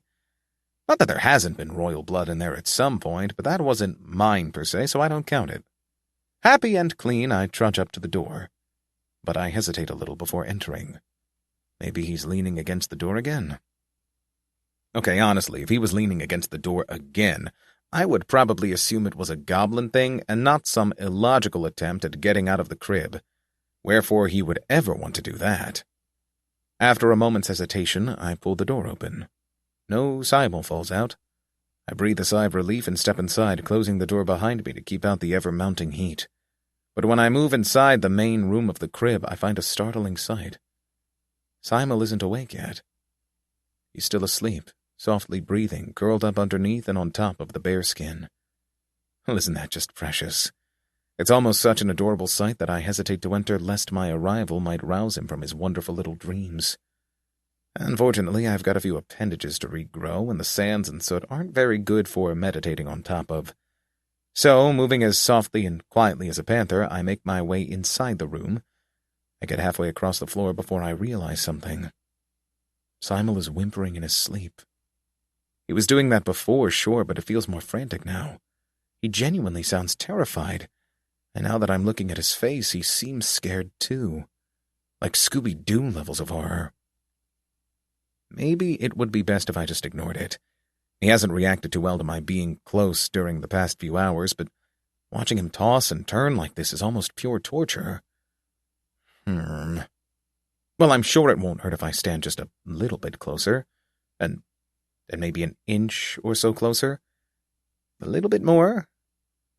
I stare down at him where he lies, tossing and turning. I wonder if it's comfortable sleeping in such a thick coat. If I were him, I'd probably be like a molten popsicle, or a popsicle about to melt. Because of the heat, that is. Yeah. Maybe the bear pelt was too much? Bears are pretty big and need to keep really warm. How thick is that fur, even? An inch, too? No idea, but looking at the temperature in here, it's far from cold. It's kind of warm, actually. So if he's sleeping not just in his entire outfit, but also beneath a thick bear blanket, then it would only be obvious he'd be way too warm. I'm sure he's sweating buckets under there.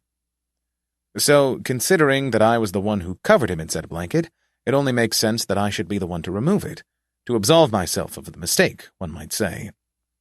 Yep, that makes sense. Leaning forward, I reach out toward the blanket. My fingers only barely have time to brush up against the hairs of the blanket before Simel's eyes suddenly flare open in wide-eyed terror, darting back and forth only to quickly fall on me, and more importantly, my claws, at this moment mere inches from his throat. This isn't what it... Chain. Leaping out of the bed like a cat startled awake, he's somehow able to get to his feet without stumbling while also keeping all fingers on his right hand aimed at me, in a clear stay back or the girl gets it pose. I'm actually genuinely impressed. He jumped out of bed and got to a battle-ready stance faster than the pop of a cork. Going by the look on his face, he's absolutely ready, too. His hand is trembling, and so is his lower lip, but apart from that, he seems totally prepared to throw down. How silly. And all because I accidentally woke him up. What a simple misunderstanding. I pull up my hands in a gesture of friendly surrender. Chain broken. I begin, but I can't say anything else before he points at me again. Chain. Really? With this again? Gee, I almost want to roll my eyes. Look, Simel. I shake my head. Chain broken. I barely even have time to register the pop-up before the next one shows up. Chain. My jaw snaps shut. Okay, starting to get a bit annoying now. Listen, I wasn't trying to... I take a step toward him. Chain broken. He points at me again. Chain. I purse my lips.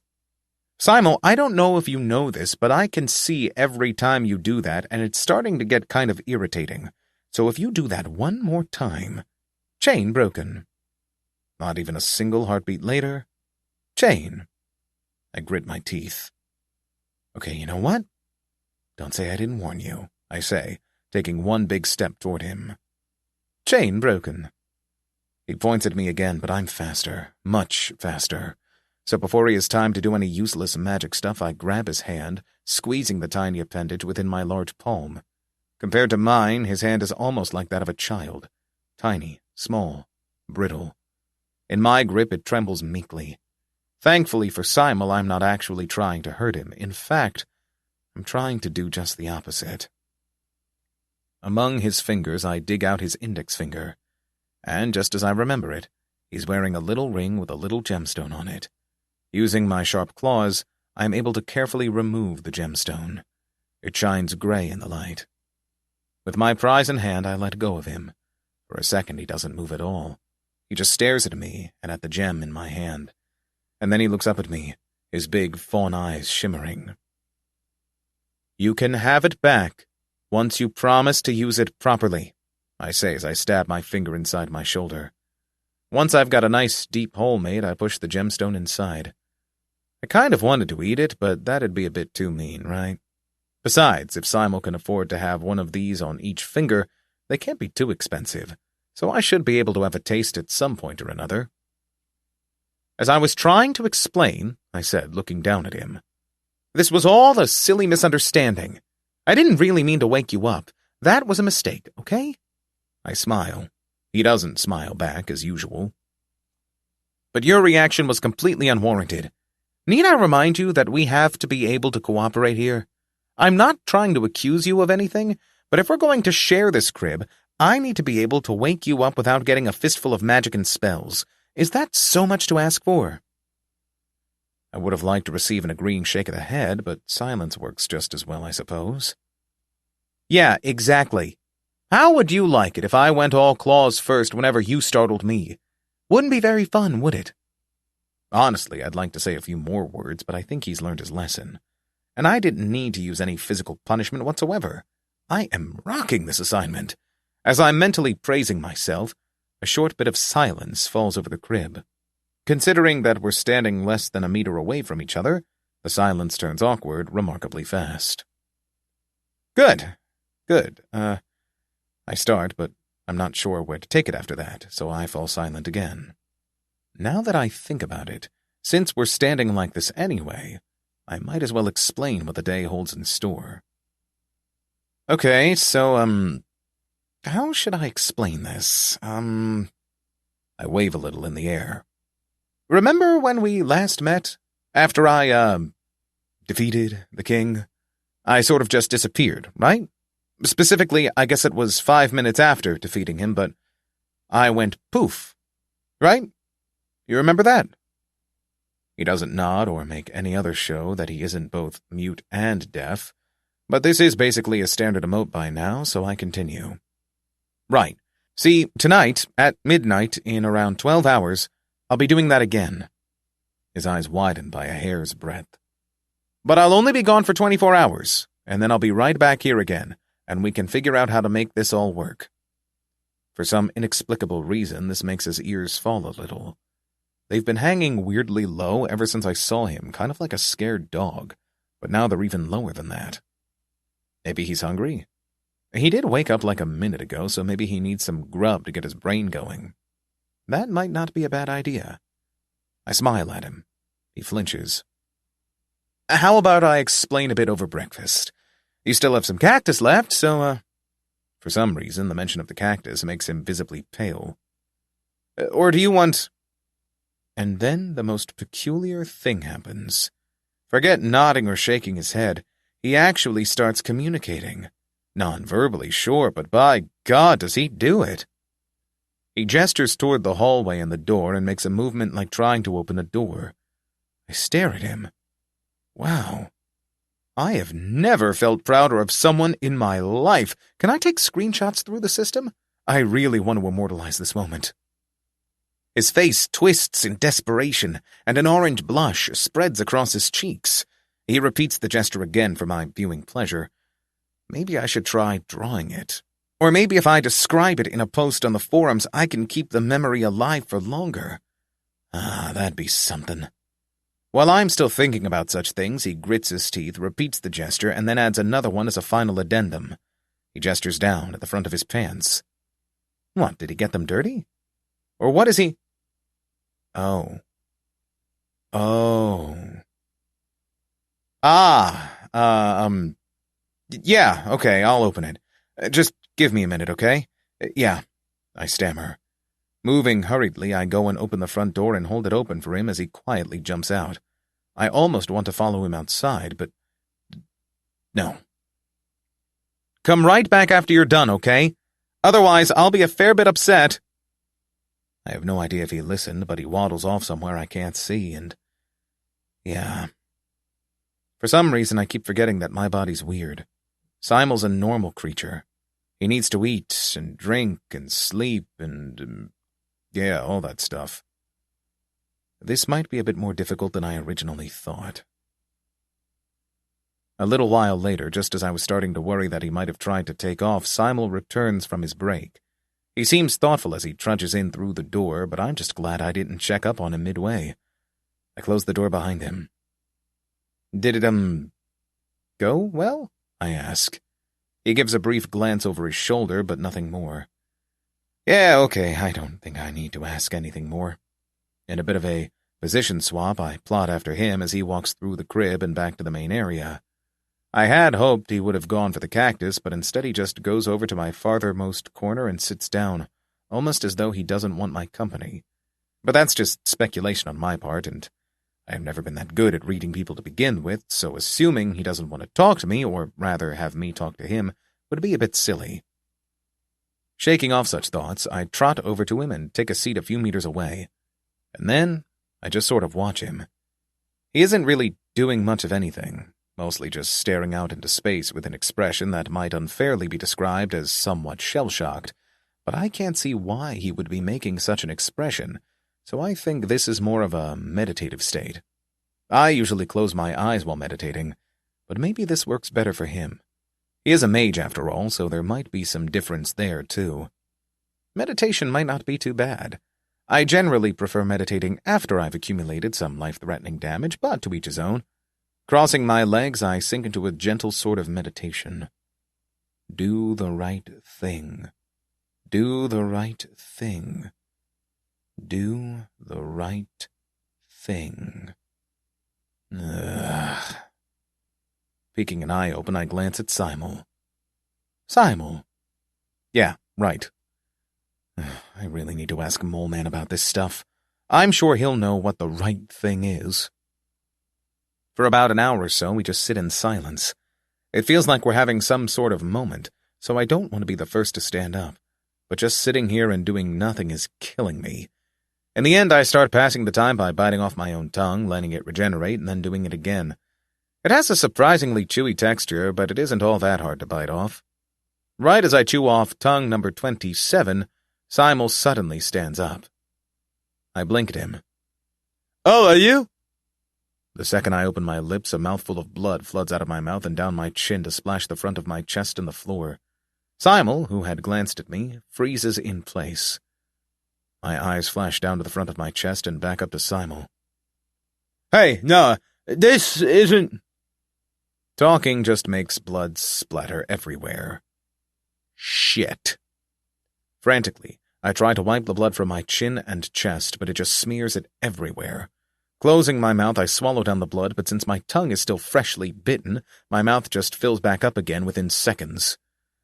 Okay, this doesn't look very good, at all. Standing up as well, I hold up my hand in the universal just 1 second gesture. Okay, if I activate both regeneration meditation and moving meditation, then... You have learned moving meditation, level 7. I gulp down another mouthful of blood, and after only about half a minute, the bleeding stops. My head is starting to ache a little, but it's okay. I turn to Simel, rubbing the last of the blood from my chin and chest. He hasn't moved a hair in the minute or so since he stood up. If he tried to pick up a gig as one of those human statues, he could make like $1 million in a day, I'm sure. So, yeah, sorry. I was, His brows squeeze together ever so slightly. I hold up my index finger. 1 more minute and my tongue will have regenerated enough to talk. He stares at me. A minute passes in tense silence. My tongue has mostly regenerated, though it still feels raw and other. So, I chance a smile. Are you ready for lunch? He doesn't answer, which is just as much of an answer as anything else. After that, I tried to get him to eat the cactus, but he didn't really want it. He seemed paler than he was yesterday. To make sure he ate anything at all, I went out hunting for fresh cacti, and since he'd need a surplus while I was at the symposium, I made sure to grab more than just one. It wasn't very easy to carry them all, but I was able to get 5, and after that I reached my max carry limit because my legs began to tremble and I couldn't run anymore.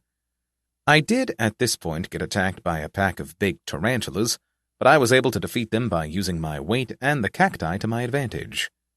Dog Spider, level 12, defeated. Dog Spider, level 9, defeated. Dog Spider, level 16, defeated. Dog Spider, level 17, defeated. Dog Spider, level 13, defeated. I'm back! I shout as I enter the crib, once again giving a silent sigh of relief at Simel not trying to go get himself killed again. Striding inside the room, I dump all 5 cacti on the floor.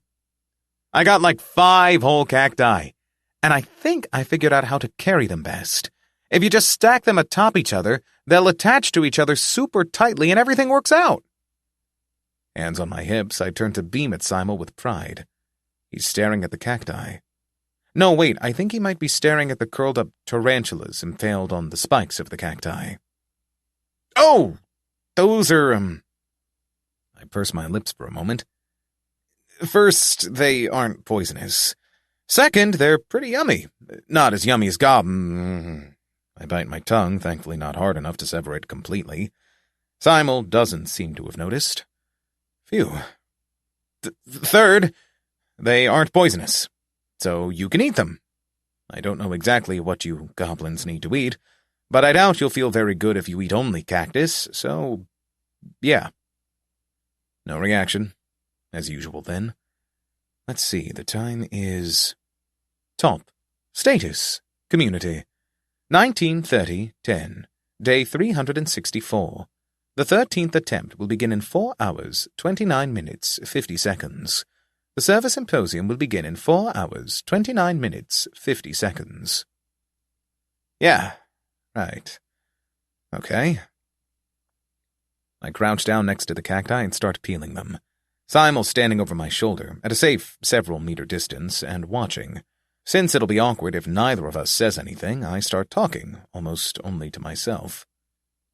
I know you've got a spell that can make a bit of fire, so you should be able to cook the tarantulas if you want them. Not that you have to eat them or anything.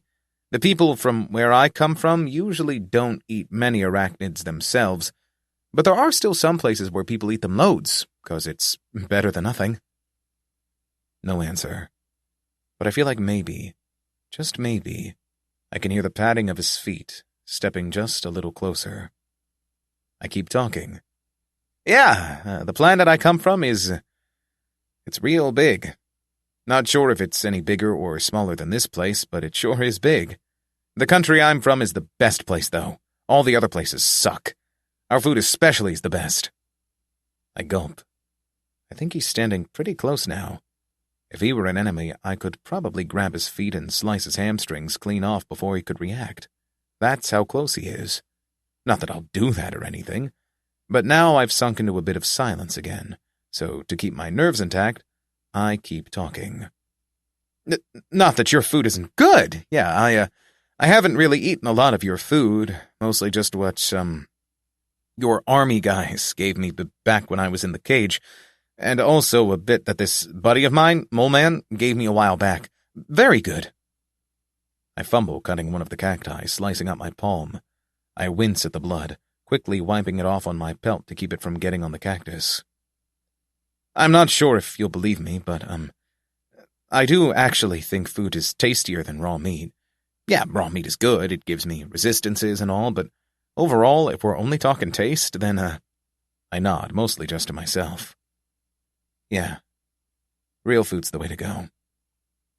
As I'm mumbling about stupid, inconsequential stuff, he finally moves away from my back, drawing a big circle around the pile of cacti before sitting down, cross-legged. He grabs a piece of half-peeled cactus and removes the last bit of skin before popping it in his mouth. The taste makes him cringe back, but he still powers through, chewing before swallowing. I stare at him, unblinking. Not looking at my hands, I accidentally stab one of my claws square through the palm of my other hand. Damn it, when did I become such a klutz? Across the pile, Simel glances at the wound before turning back to look at his food, ignoring it fully. And considering everything, that is probably his best choice. I frown to myself. Sorry I keep getting red everywhere. He doesn't answer. When I look up at him, I find his eyes trained squarely on a piece of cactus. Maybe that's for the better. I swallow. You know, before all of this, I was pretty normal. Back in my world, people dying and animals getting killed and doing this kind of fighting wasn't normal. At least it wasn't something you saw often. No, my world is a pretty simple sort of world. For a few hours, we simply sit around the pile of cactus. I talk. I don't know if he's listening or if he's tuning it out. After a while, I don't really care myself. I'm just talking. And weirdly enough, it feels good to just talk. I talk about the world I came from, the kind of person I was, what I did to pass the time, the people I knew, anything and everything. But the world works in specific ways, and that was clear as a certain message popped up. The Service Symposium will begin in 0 hours, 0 minutes, 0 seconds. The Service Symposium has begun. You will be automatically summoned in 10 seconds. 17. Over a cup of tea. I blink at the message. The next words I was about to say die on my tongue. Oh, shoot! I'm about to disappear. But like I said, I'll be back in 24 hours, so just sit tight and try not to get yourself killed. The last thing I have time to see before the summoning teleports me away is the bewildered look on Simel's face. And then, in a flash, I'm gone. My vision is black for all but a moment before I reappear, falling square on my ass in a room I'm very familiar with. Ow. It feels like my tailbone snapped, but I'm sure it was nothing. Kitty? Someone says. Virgil, I think. I look up to find her hurrying over to me, looking as worried as she sounds. Are you okay? I leap to my feet, automatically sinking into a crouched ready stance. But then I remember that I'm among human people, and I slowly straighten out. It feels just as uncomfortable as ever, but I don't have much of a choice. I turn to look at her. For a moment, the fact that I've only seen her so far gives me the light-hearted thought that maybe Almost went and died. Then I wouldn't have to bother with his puppy antics. On the other hand, if Almost were dead, then Virgil would be sad, and that wouldn't be good either, so... You really are as agile as a cat, huh? Almost says from the other side of the room. I look at him with a mixture of relief and annoyance. He smiles at me brightly. Ugh. Say, that wouldn't be from the stats and the levels, right? Or do you have some specific skill? I really don't like the way his eyes are shining. I glance over at Virgil. She doesn't seem to mind what he's asking about in the least. I don't have time for this, though. I have my goal, and being the third wheel to these two isn't part of it. Okay, I'm going to go now. Shame you couldn't convince more people. Good luck next time, I guess. Also, levels don't do all that much, honestly. Okay, bye, gotta go, I say. And before either of them can respond, I toss myself out the door and into the hallway. Phew. Okay, time to make a run for it. Geez, he sure is quick to leave. I freeze in my step. Do you think he hates me? Almost says quietly. No, he doesn't hate you, Virgil says back, her voice just as low. I'm only barely able to make out their words thanks to my enhanced hearing. He's just, She heaves a sigh. I think he has trouble being close to people. Not just you. Do you think he'll be at the party tonight? I really want to show him what I can do with my bagpipe. I can hear the smile in his voice. I mean, we've been practicing the whole past attempt to join in on the music, so it'd be a shame if he wasn't around to hear it. I hope he'll be there too. But some people just don't like crowds. Right. Of course. I draw away from the hell lobby. But I can't bring myself to fully run away. My head feels weird again. Why? Why are they... What did they mean by that? That was... I bite my lip. I shouldn't have stopped. Eavesdropping never does you any good. It's always bad. People don't say nice things behind people's backs. Only mean things. That's how it is. And this wasn't nice. But it wasn't mean either. I don't know what it was. I continued trudging through the hallway, my brow low and furrowed, barely even heading toward any specific place. The Hell Lobby is pretty far away from the main parts of the castle, leaving the hallways mostly deserted, allowing me to grumble in peace. There's going to be another party tonight. I mean, I assumed as much, but I don't think I've ever heard anyone say they wanted to see me at such an event. It's usually, yeah, but I hope Fennrick doesn't show up, he's really creepy, and lol, yeah, I'd bet he'd try to film us dancing or take upskirt pics or some gross shit like that. And then I just wouldn't show up. Simple. Easy. Predictable. This? Not so much. But maybe they didn't mean it in that way. Maybe they knew I'd hear them, and they wanted me too embarrassed to join in. Or they wanted me to stay longer so they could... I feel myself frown. My brain feels way too cluttered. One moment I knew exactly what I was going to do, and now I'm just... Gog! Grabbing hold of the nearest stone wall, I bash my face into it as hard as I can, feeling my nose crunch and my jaw snap in two like a wishbone. Intoxicating white pain flashes across my vision and my brain, and for a single moment I don't think about anything at all anymore. Then the moment passes and the muddy black thoughts rush back in, drowning my brain with horrible, cruel uncertainty. Okay, one bash didn't do it, let's go number 2. Bonk! That didn't do it either. Let's see number 3. Crash, bang, smack, crunch, splat. You have learned concussion resistance, level 7. I pause my bashing to regard the message. Not too bad. All right, back to it. Kitty? Was that a real voice, or did I just hallucinate? Let's find out. My neck is kind of creaky right now, so I put both hands on either side of my head and turn it. Oh, hey, it's Moleman! Since we're good friends, I smile and wave at him. Hello, Moleman! He hurries closer to me, lifting his fancy white robe to take longer steps like a dainty maiden. Kitty, what happened? Did someone attack you? You look horrible! And that's somehow different from my regular state. Turning the rest of my body toward him, I wipe at my nose, which actually just dislodges the entire organ from my face. Though, since it's honestly just cartilage and mush, there's not much of it. I stick it in my mouth, chew and swallow. Oh hey, Moleman is making the same face as Simel usually does. This is a perfect moment to make a few inquiries. Hey Moleman, what's up with you?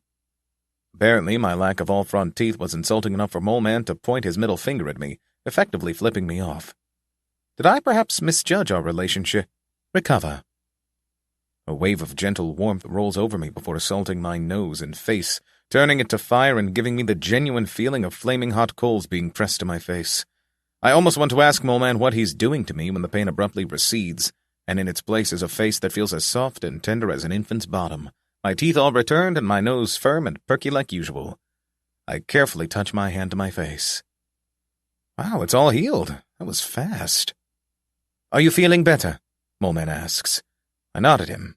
He gives a chuckle. I'd be impressed you didn't scream if it hadn't been, well, you.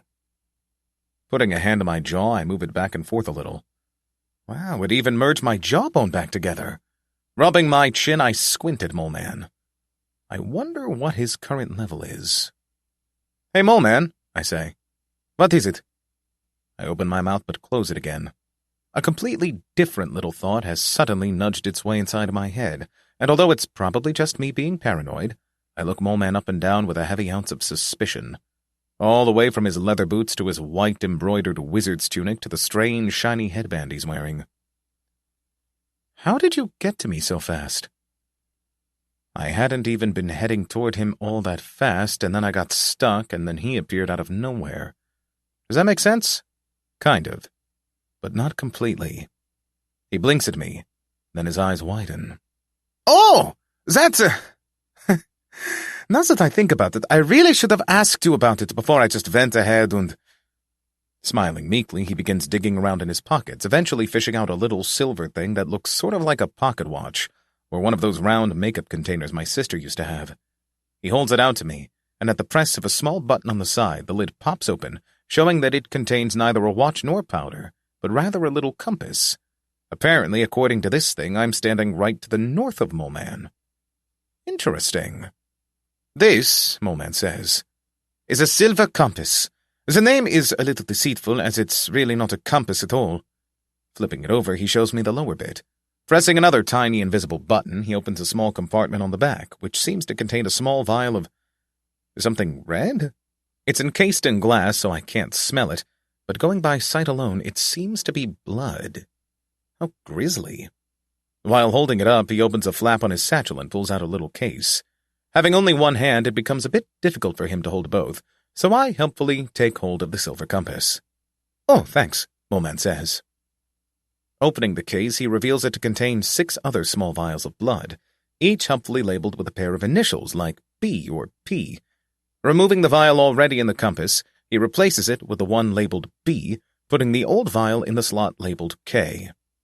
And when he then closes the compartment and turns the compass back around, it's no longer pointing at me. Weird. "See? Now it points at Bach instead, so if you just follow the arrow, you'll get to her eventually," he says, smiling. Okay, so if I understood this right, it lets the user follow someone's blood to get to the person? That's metal! Wait a second. "Yeah, I got some of your blood after the meeting at the last symposium. I went back to help clean it up, and then I thought, what the heck, and I scooped up a little bit, just in case." In case of what exactly? To that he says nothing. Probably because I didn't vocalize my thoughts. Nevertheless, it's not like it's a bad thing if he can find me at any time. If anything, it levels the playing field between us. I can find him by scent. He can find me by using a blood-fueled compass. Makes sense.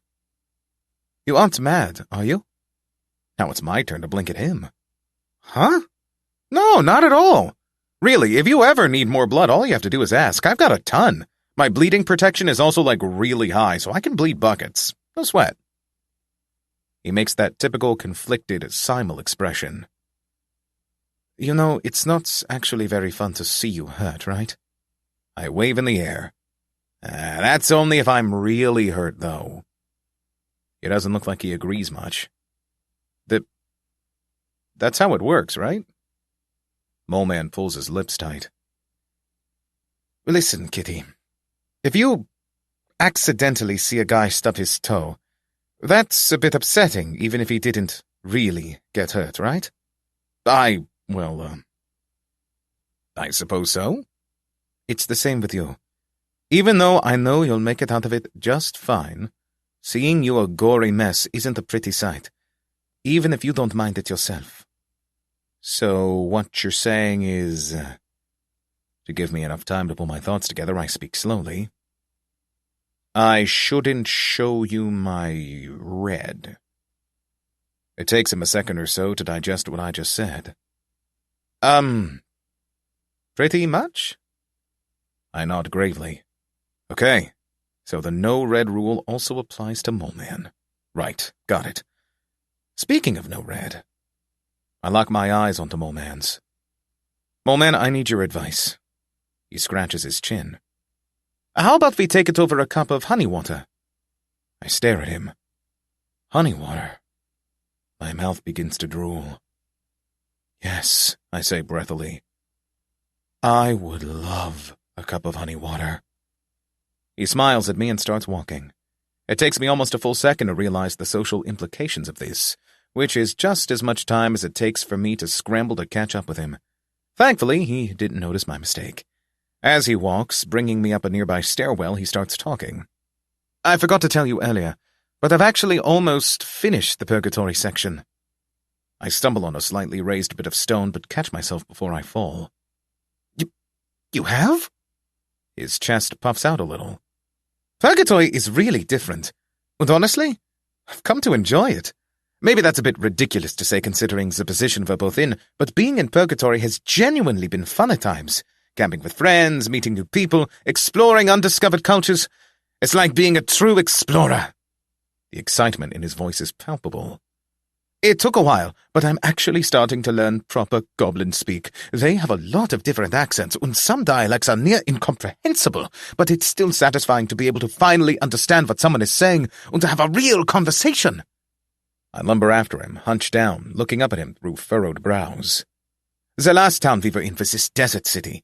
We had trouble finding an inn at first. Most places won't accept humans as patrons, but we eventually found a room living with an acquaintance of a man whose life we saved a while back.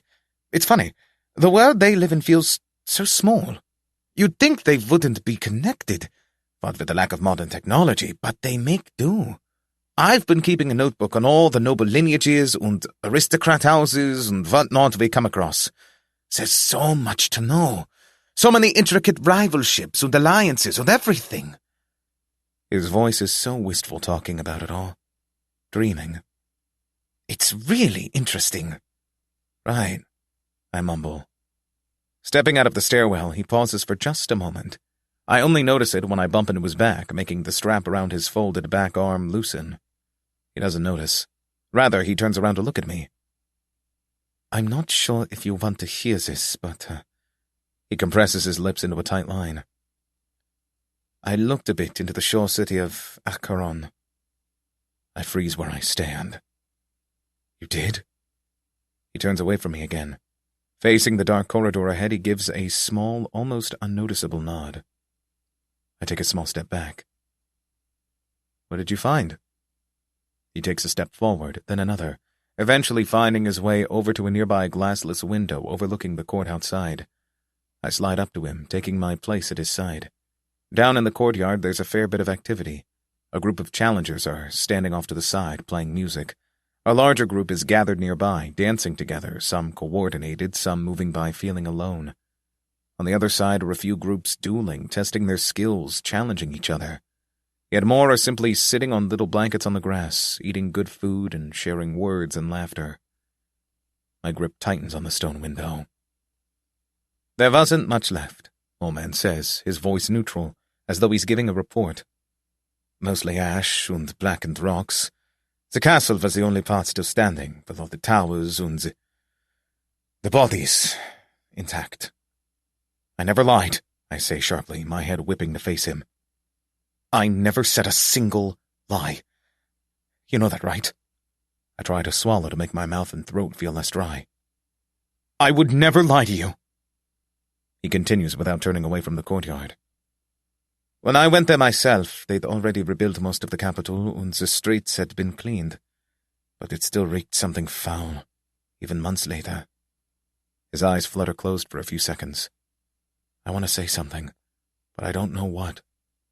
I don't think there's anything I can say. He lets out a long breath, and I wonder if he'll say anything more. He meets my gaze. His eyes aren't like Simel's. There's no blackness in them, no firm repulsion, no terror, just a shimmering little gleam of pity that I somehow vastly prefer to the aforementioned. You did what you thought was the right thing to do. I did? He takes a hold of my shoulder, and his eyes grow harder. You did. You didn't think you had any other choice. The system told you to do it. His eyes, firm as those of a lawmaker, shine oddly in the light.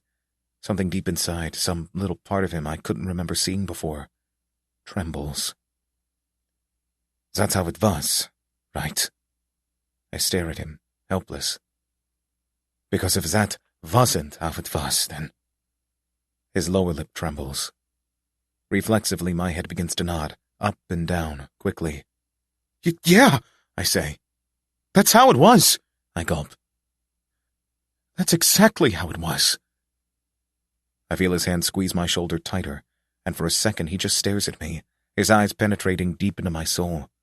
I want to look away, but I keep my gaze steady, and after a second or two he lets me go, turning back to look down at the courtyard.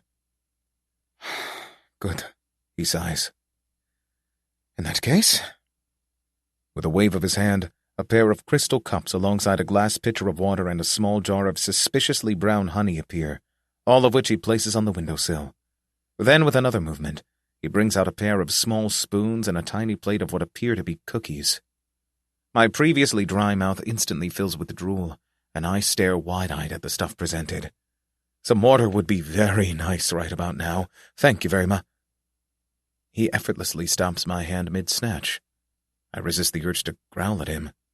Like the tease he is, Moleman waggles his finger at me, which does not douse my bestial instincts. Have some patience, Kitty. Don't you want to enjoy this like a proper human? My scowl recedes. Slowly, I cross my arms. I suppose I do. Saying nothing, he gives me a temperate smile and reaches for the pillar. First, he pours each of us a cup of water, which by itself looks so yummy I'm left to drool. Now that I think about it, when was the last time I drank something that wasn't blood? Follow-up question, does the soup I got on the 3rd floor count? I can feel my brows furrow again. Is soup a drink or an eat? While I descend into such madness-inducing pits of thought, Moleman grabs the little jar of brownish honey, humming as he does. Surprisingly, when he opens the lid, what erupts isn't merely the scent of honey, but also that of numerous other spices as well. It smells vaguely cinnamonish, but not quite. Curious, I lean closer, sniffing as I go. It smells of spices, but without any truly recognizable smells. No, that isn't quite true. I do recognize the smells just a little. However, not from my time on Earth. Rather, it smells like the aforementioned stews and soups the goblin soldiers served me. That's kind of what it smells like. Since I'm basically inches from the cups and honey, it's no surprise when Moleman notices me and gives a little chuckle. You noticed it, huh? In response to his words, I perk an eyebrow. He holds the little jar higher so I can see it better. It's made of uneven glass and is unlabeled, with the lid being made of some sort of ground-up wood cork substitute. I got it from a villager we happened to save. I couldn't understand the word she called it, but I understand what it was by the description. As he explains, his voice becomes distant and wistful again, like a real adventurer. It's not quite honey, but it is made by the same sort of process, though by birds rather than bees. Birds, I repeat, stunned. Yeah, birds, he says, voice perking up. Little hummingbird-like things that make nectar into honey to feed their young or to store during the winters in the stems of trees. So they'd bore holes, regurgitate the nectar, pretty much like bees. Swiveling the jar, he makes the honey go around and around, glimmering deep amber in the outside light. This is actually not honey alone, though. It also contains a few spices that were boiled in the honey to season it. Grabbing one of the spoons, he carefully pours a little dollop into each of the 2 glasses. Which means that, technically speaking, he says, stirring both glasses, making the water as a whole take on a slightly orangish color, it's actually claria of water, not honey water. He hands me one of the glasses and smiles. Personally, I prefer this a lot better. I accept it. Looking down into it, I see my own deeply skeptical face reflected in the surface of the claria. A bird barfed this up. Pretty much. This is bird barf. Yup. I look at Moleman. I look down at the amber water. Well, if it's bird barf, it should give me at least a few resistances, right? He holds out his glass to me. I put the rim of mine to his and clink it. Bottoms up. Though, of course, since it would be rude to chug the clearly expensive drink, I just take a sip. The status messages will be sure to roll in any second now. Hang on a second. This is... Moleman grins at me. It's good, isn't it? Good? This? Good? I bring the glass to my lips and take a full swig. Flavor and sweetness and mellow aromas explode across my tongue. Spices, spices, spices! But the second I swallow down half a mouthful, I stop myself, my throat wringing itself shut. No, I can't drink this too quickly. I have 1 glass, and that's it. I need to be frugal. I can't allow myself to just drink this all down in my greedy carelessness. I have to... But that half a mouthful was my downfall. My throat is flooded with yummy, yummy, yummy, yummy, delicious honey water that suddenly can't go down my esophagus, and with no other road ahead, it obviously goes down into my lungs, where I'm promptly choked and or drowned. Pain blossoms through my chest as I clutch the glass with trembling hands, desperately trying to keep it steady as I cough my lungs out. Cough, cough, cough, cough. You have learned drowning resistance, level 4. Hey, Kitty, calm down! In some attempt to help me, Moleman starts slapping my back something fierce in an attempt to dispel the demons, which is silly because he literally has supernatural abilities of healing, something he himself realized after pounding my back a couple of times. Hang on just a second. Recover. If the pain was flower blossoms before, it now explodes into full-on rose bushes, granting a sensation closest compared to that of my ribcage being cracked open from the inside. The pain only lasts for a moment, though, before instantly receding, leaving my chest warm and clear, and I take a deep, gasping breath, my airways cleared and open.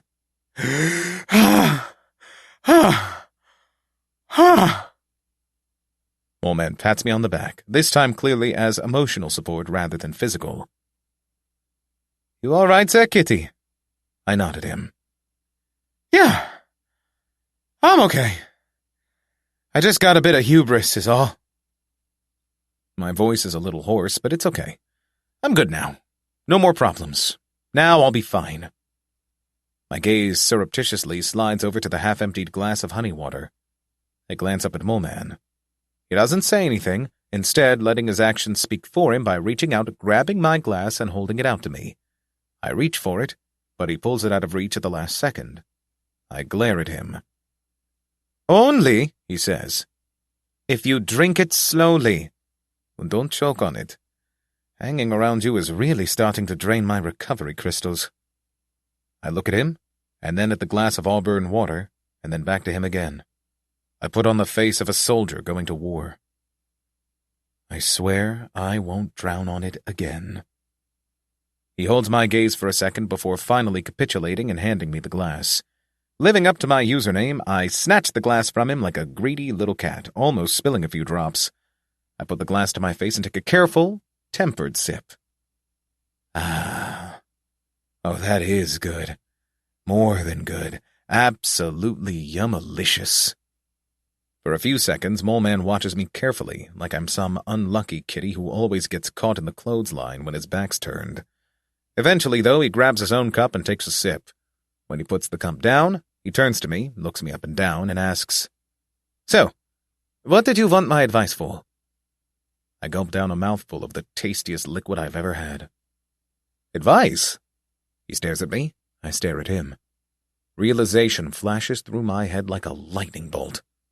Oh! Advice! Yeah! Okay, you're right. To stall for time while I let my thoughts spin in their hamster wheels, I wave my hands a little. So, okay, to make a long story short, it kind of started when I reached the boss of floor 14, and now I'm not totally sure what to do.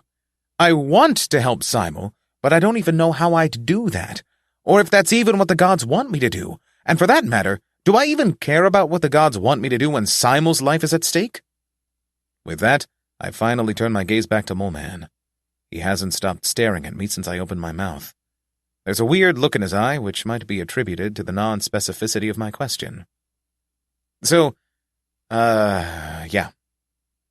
What should I do? His face tightens just a smidge.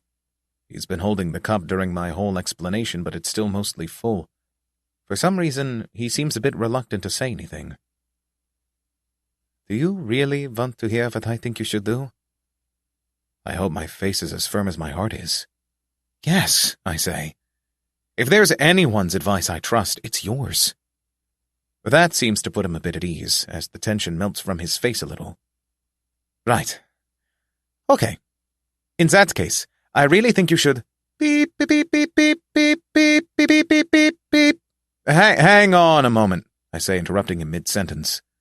If that can even be called a sentence to begin with. He turns to me, a sympathetic look on his face. I know it'll be hard, but... No, that isn't it. What you just said. His heavy-set brows furrow. What's wrong? It might not be what you'd like to hear. However, I think that... Beep, beep, beep, beep, beep, beep, beep, beep, beep, beep, beep, beep. There it is again! I cry. It's like you're cussing up a storm and the sensors are bleeping out every single word you say. Bleeping? Moleman repeats. I'm being bleeped out? His lips form into a little frown. Are you sure you're not just— No, I am not hallucinating with this. Something is making it so you just sound like one long bleep instead of actual words. A little thought strikes me. It's so logical it makes me grind my teeth. And I know just who and why. Moleman looks skeptical at best. And who and why is that? Those damn gods! I blurt out. They don't want me getting pro-gamer advice, so they're messing with my head, so I can't even hear what you're saying. God, those damn hacks! I gnash my teeth and scowl at the empty air around us. I'm sure those damn gods are around here, watching, waiting.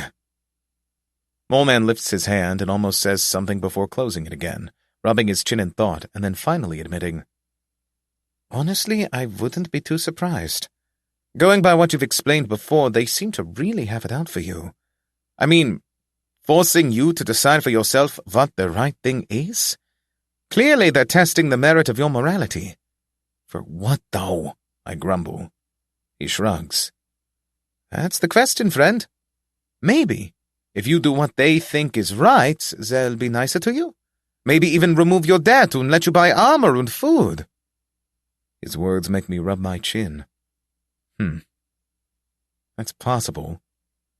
Personally, though, I'd bet they just want to see if you'll beep, beep, beep, beep, beep, beep, or if— Stop! I say, waving my hands at him. Just stop making that damn bleeping, okay? It is really getting on my nerves. For a moment, he's actually quiet. But then I see something develop inside him. Something I have only ever seen in my sister. Something that now takes form with such power and vengeance that we might as well be related by blood. He grins at me like a brother just about to do the one thing his brother told him specifically not to do. Or what, Kitty? You'll make the right choice and— Beep, beep, beep, beep, beep, beep, beep, beep! Stop! Suffice it to say, after that, I did not receive much future advice for the floor. But I did get to dunk a pitcher of water over his head, at the cost of him using magic to dangle me over the drop outside the window. In the end, though, we were able to find a common ground in the desire to neither drop nor sully the cookies, so the final few minutes of our chat were spent calmly and not at all in tense expectation of the second shoe to drop. After that, I accidentally mentioned the fact that I couldn't get the whole magic thing to work, which surprised Moleman enough to decide to try to teach me magic himself. I would show that progress in more detail if it hadn't been composed solely of me failing and of Moleman proving himself somehow even more patient than I had previously believed. By the time the sun went down, I had learned more theory behind the magic and why it should work, but actually having the magic take form inside me was something completely different. It just wouldn't happen. In the end, Moleman swore that he would try to find the reason behind it despite my objections. Once the huge server-wide New Year's Eve party was going full blast in the main hall of the castle, we both agreed to simply leave and take our places on the dance floor. I couldn't enjoy it, though. Not really. The fun little tussle and the magic teaching had distracted me from the real thoughts at play. The only one who could tell me what the right thing to do was me. The gods didn't want me to do the right thing. That wasn't their goal here. They couldn't care less if I killed the giant or saved Simel or ended world hunger. What they really wanted to see, what they really wanted to know, was what I considered to be the right thing.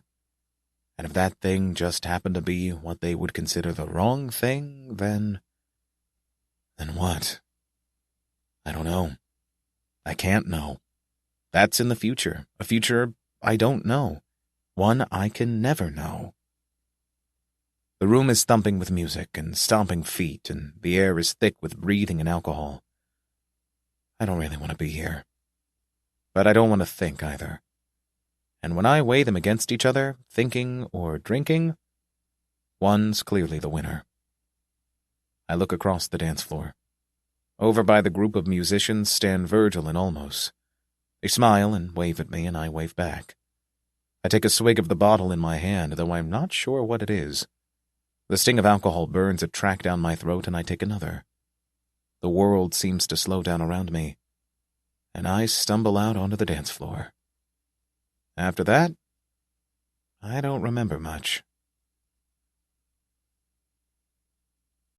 18. Off to the Empire, I guess.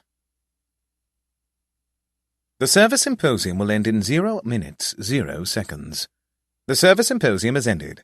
Thank you for participating. You will now be returned to your lobbies. Huh? Where am I? I pry open my crusty eyes. Oh, hey, it's the crib! That makes sense. Yep, total sense. My body feels a bit weird. As I move to a sitting position, a little prick of pain rings out from my left shoulder. What's this? I blink at the thick cactus needle stabbed deep inside my shoulder. Huh. That's kind of weird. I can't remember wrestling a cactus. Pulling out the needle, I toss it to the side. Still, that's pretty weird. Normally, if you step on a cactus, you'd get more needles in you than just one. Odd. It's almost like someone purposefully stabbed that in there. But I can't imagine who'd do that, so... yeah, it must have been the wind or something. With the needle removed, I sit up fully. The first thing that alerts me to the fact that things are not as they maybe should be is the frankly unholy amount of gore littering the room. Most of it is concentrated in a huge pile in the middle of the palace, but a fair bit has splattered the walls and the roof, and pretty much any place where a bit of blood and organ mush might be able to get in. It is, frankly speaking, enough gore for at least 3 full humans. And surrounding this pile, like the candles around some unholy ritual, are what appears to be 5 empty bottles of vodka. I feel like there's a story to be read here. Unfortunately, I am currently illiterate. Standing up, I walk over to the pile.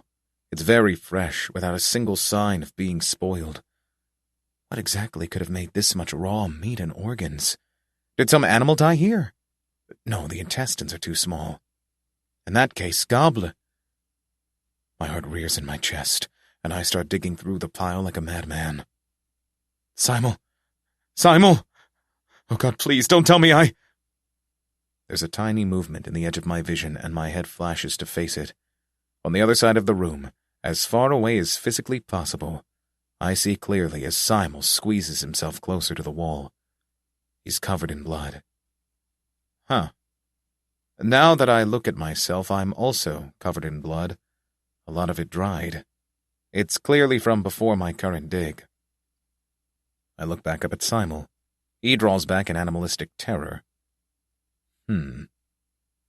Returning my gaze to the pile of organs, I allow myself to notice a little detail. You know, these intestines are quite similar to the ones I have in my stomach. Same shape and everything. And if I take a bite... Yup, that's my own spleen. Okay, so to summarize what may have happened here, I was probably still pretty drunk when I came back from the symposium. In my non-sane state, I decided that the best way to spend my night was to train my evisceration resistance. Right. Okay, yeah, that feels like something my drunk self could have done.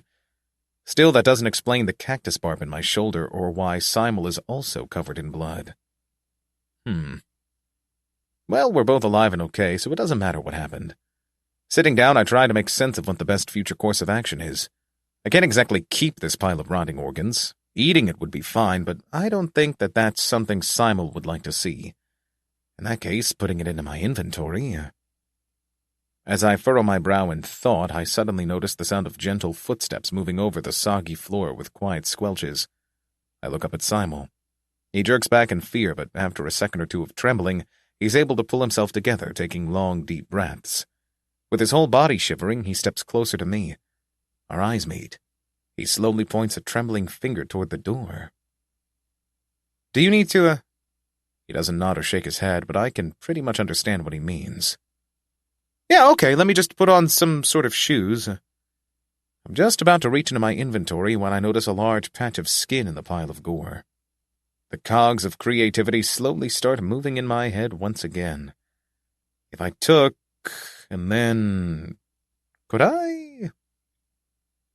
Creativity turns to inspiration. I grab the patch of skin and start cutting it into shapes using my sharp nails, pulling on all my technological this-is-how-shoes-look knowledge to cut out soles and insoles and everything else. I fasten the soles and the leather and everything else by using some of the snapped-off teeth and claws in the pile. Then, as a final touch, I thread the inside of the human leather boot with my own large intestine, giving it insulation and softness. It's crude. It's novice. It's probably a little disturbing. But it is the first proper piece of clothing I've worn in almost a full year. I pull on the pair of boots. They aren't the same length and they feel grossly squishy, but by God is it a pair of boots. Instead of a pro gamer, should I have become a cobbler? Oh, Mother, Father, your son has finally found his calling in life. I turn to Simel. I'm ready, I say with all the pride of a real American cowboy. Let's go! It surprises me slightly to see his facial expression not having changed a twitch from when he first stepped up to me. Is this a good or a bad thing? No idea. Doesn't matter. Since time is of the essence in moments like these, I head for the door, glancing back periodically to make sure Simel is still following along. For some reason, there's a really haunted look in his eyes that wasn't there just before I left. Keeping an eye over my shoulder, I push open the door and jump out. My thigh-high human leather boots are working great. I'll need to look into how to tan leather properly, though, since this is really just fresh skin. Maybe Simel knows more about that stuff. I turn to look at Simel. He's also standing outside the crib in the ankle-high soot, but he isn't moving. He's rooted in place. I tilt my head at him. What's up? Keeping his eyes glued to mine, he slowly reaches up and touches a hand to the crest on his chest. I look down at the crest. It's kind of hard to discern because of all the red on it, but it seems to be a picture of a city on fire with the flames forming a phoenix. I look back at him. Yep, pretty cool crest. His left eye twitches. He touches his hand to the crest again. I nod. Yeah, maybe not my personal style. I personally prefer dragons, but I respect it. Phoenixes are cool. Can't say I'd want to be one or have it represent my country, but I can see the appeal. Not swayed, he pokes his crest again. I furrow my brows. How do I politely tell him that I'm not psychic? And furthermore, that if I did have such powers, I would probably avoid using them to invade his privacy. But apparently he can read the confusion on me because he suddenly points out toward the horizon and the gently rising sun. Then he pokes his crest again before pointing at himself, me, and the horizon one more time. I blink at him slowly. Wait a second. Me, him, go to place, go to crest. Crest, army. We go to army. Army encampment. You want to go back to the camp? Where we met? He nods at me. Maybe I'm more psychically gifted than I thought. Still. Are you sure? It's not exactly, there's not much left, you know. I checked for food, and most of it was spoiled or eaten by animals, so I don't think... He shakes his head firmly. His eyes, although as dark with fear as before, shine with determination. He means business. I gulp and look away. Well, okay, but don't say I didn't warn you, okay? Not that he'll say anything, but what matters is that the message got across. Turning away from him, I close my eyes, stick my nose in the air, and take a deep breath. Soot, soot, soot, and a fair bit away. Leather, cloth, wood, dried skin and exposed bone, moisture. I open my eyes again and point toward the encampment, which just happens to be in the opposite direction from Simel pointed in. Over there, I say. That's where it is. He doesn't turn his eyes away from me. It's like he expects me to teleport closer when he looks away. I meet his gaze and he flinches. I pull my lips tight. So, I scratch my neck. How do you want us to do this? If you want, I could carry you there just like last time, but... Not waiting for me to finish my sentence, he starts walking in the direction I pointed, trudging through the soot with big, heavy steps. That works, I mumble after him. I follow. Normally, getting to the encampment would only take around 10 minutes of running, but like this, it took over half an hour to get there. By the end of it, Simel was dragging his feet and panting, but whenever I tried to help him, he'd slap my hand away as though it were poisonous. Still, we were able to get there in one piece, and by that time my boots were starting to crack a fair bit. At some point I think a tooth went through my sole and into my foot, but I didn't want to bother Simel, so I kept it to myself. Top. Status. Community. 070310. Day 366. The 14th attempt will begin in 29 days, 16 hours, 56 minutes, 50 seconds. By the time we arrive, the sun has risen fully, banishing any former tendrils of the night's cold. In the dry heat of the sun, the encampment doesn't look like much of anything. There's a big pile of ash encasing the woolly drake I killed, and then there were the 2 tents in the distance next to the cave. Everything else is covered in soot. I pause in my step once we're here, but Simel moves on ahead with brisk strides. Only to moments later step on a minute raise in the soot, his foot going right into something soft and crunchy, making him lose his footing and fall. But before he can fall headfirst into the burning hot ash, I've leapt out to put my body below his, catching him just before he can scald his face and hands on the stuff below. With his body atop mine, I can feel closely how the stuff below the soot isn't just sand anymore, but also hard, dry things that still wear clothes without needing them. Standing up, I lift him along with me, only letting go of him once he's upright and standing fast. "You all right?" I ask him. He gives a short nod and I sign relief. I look out toward the tents. "We'll need to be careful," I say. "You can't really see it, but below the soot?" I frown and reach up to my shoulder, peeling off a bit of the soot that got branded onto it alongside some skin. Trying to scoot around the real subject at hand, I point toward a nearby bump of soot. "Avoid those. Stick to where it's even." I try to give him a look that shows my worry properly, alongside how grave this really is. "If you trip, and I'm not there to catch you," I swallow. "You might not die, but you may certainly wish you did." He looks at me, then follows my finger over to the protrusion. Slowly, he turns his eyes down to the soot as a whole, searching for bumps, for the unmarked graves of his men. I watch him carefully. At least he understands how dangerous this is. For him, that is. Carefully, Simel steps forward, his eyes glued to the ground, each step large and meticulous. It's not quite a minefield, but by the number of soldiers lying here, you could almost assume that that's what it was. Following Simel, I keep my eye on him. It's times like these when I'm almost glad he doesn't speak. It takes some time to move across the battlefield fully, but we eventually reach the tents. I had expected him to go into his own tent, and he was almost about to do so, too, before he suddenly veered away and went toward the prince's tent. His body is still sitting in the same place, wearing the same things. However, as happens with fresh meat left in the open, a number of animals had clearly made a feast of the place. The skin and flesh on his thin arms and face remained, though it had dried to the point of mummification, but almost everything else had been taken. His chest was just one big open cavity with only skin and bones remaining. His eyes, lips, and tongue had also been removed, making him a pretty grisly sight. Though, since he didn't smell like much of anything, it wasn't that bad. Simel seemed to think otherwise. Removing the hood from his head, he put his hand to his chest, to the emblem, and gave a deep bow to the prince's remains. And then, once he'd straightened back out, he started looking for something. At first with mere interest, and then as frantically as a mother of 3 who can't find the car keys on an early Monday morning. Humming, I rub my chin at the sight. Maybe. Reaching into my inventory, I pull out one of the few things that is neither hide nor meat. The little crown glimmers with regal authority in my hand.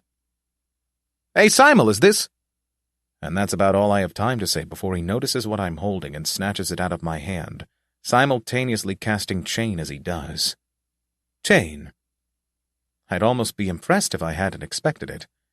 I shrug it off. Chain broken. You didn't need to rip it out of my hands, you know. I was giving it to you. But he's clutching it to his chest like a mother cat with its kitten, so there's nothing left for me to do. I sigh a little. Was that all you came here to do? I could have given you that at the crib, I say. If you'd asked for it, that is. He can't hear that last part, though, so my thoughts join the air. So are we going back now, or... Going by the look he gives me, he's still got stuff to do. It's not like I want to go back to the crib and clean up everything. It's just that it feels vaguely nostalgic in a bad way to be dragged around without knowing exactly what it is we're looking for. If I knew what he wanted to find, I could get it super easily. Because, as you know, I got a really good sense of smell. A God-given one, you might say. Turning his back on the prince, he exits the tent. I follow.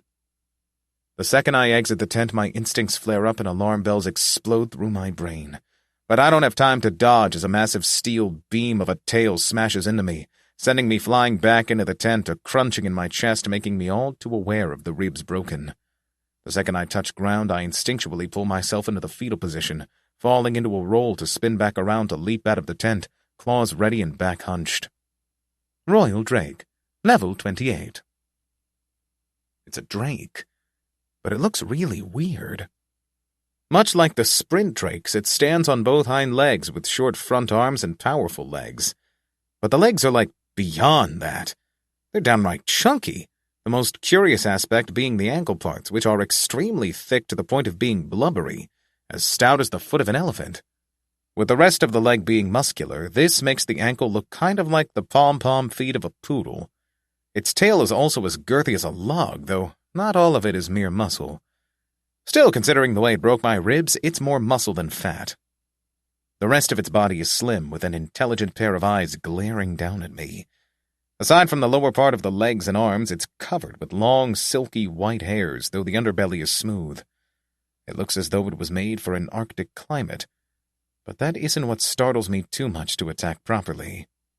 After all, in its arms, held in the same way a child holds its teddy bear, is Simel. My mind splits into several different directions. What? Where did this thing come from? Why is it holding Simel so protectively? Why isn't Simel fighting at all? No, now that I look at him, if anything, he seems gently worried rather than scared. Why? What does that mean? I hunch down farther. It doesn't matter. For now, the safest option is clear. I'll fight. The second I fall down into a crouch, claws bared, teeth snarling and visible, the drake following suit by turning sideways, angling Simel away from me. The whole game is suddenly flipped on its head, as Simel almost effortlessly wrestles out of the drake's grip, leaping to the ground with a slight stumble. I watch him, stunned, as he regains his footing and hurries to take a stand right between me and the drake, one hand raised to hold each of us back. For a moment, all that can be heard is Simel's panting. Simel? I ask, tentatively straightening out just a little. What are you trying to... He looks at me, eyes boring into me, telling me with words even I can understand, don't move.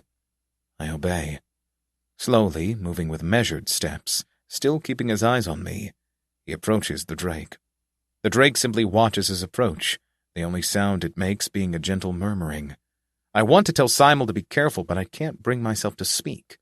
Even when he's right next to the drake, Simel doesn't seem even slightly afraid to touch it, pushing some of the hairs on its back aside to show what is clearly a brand.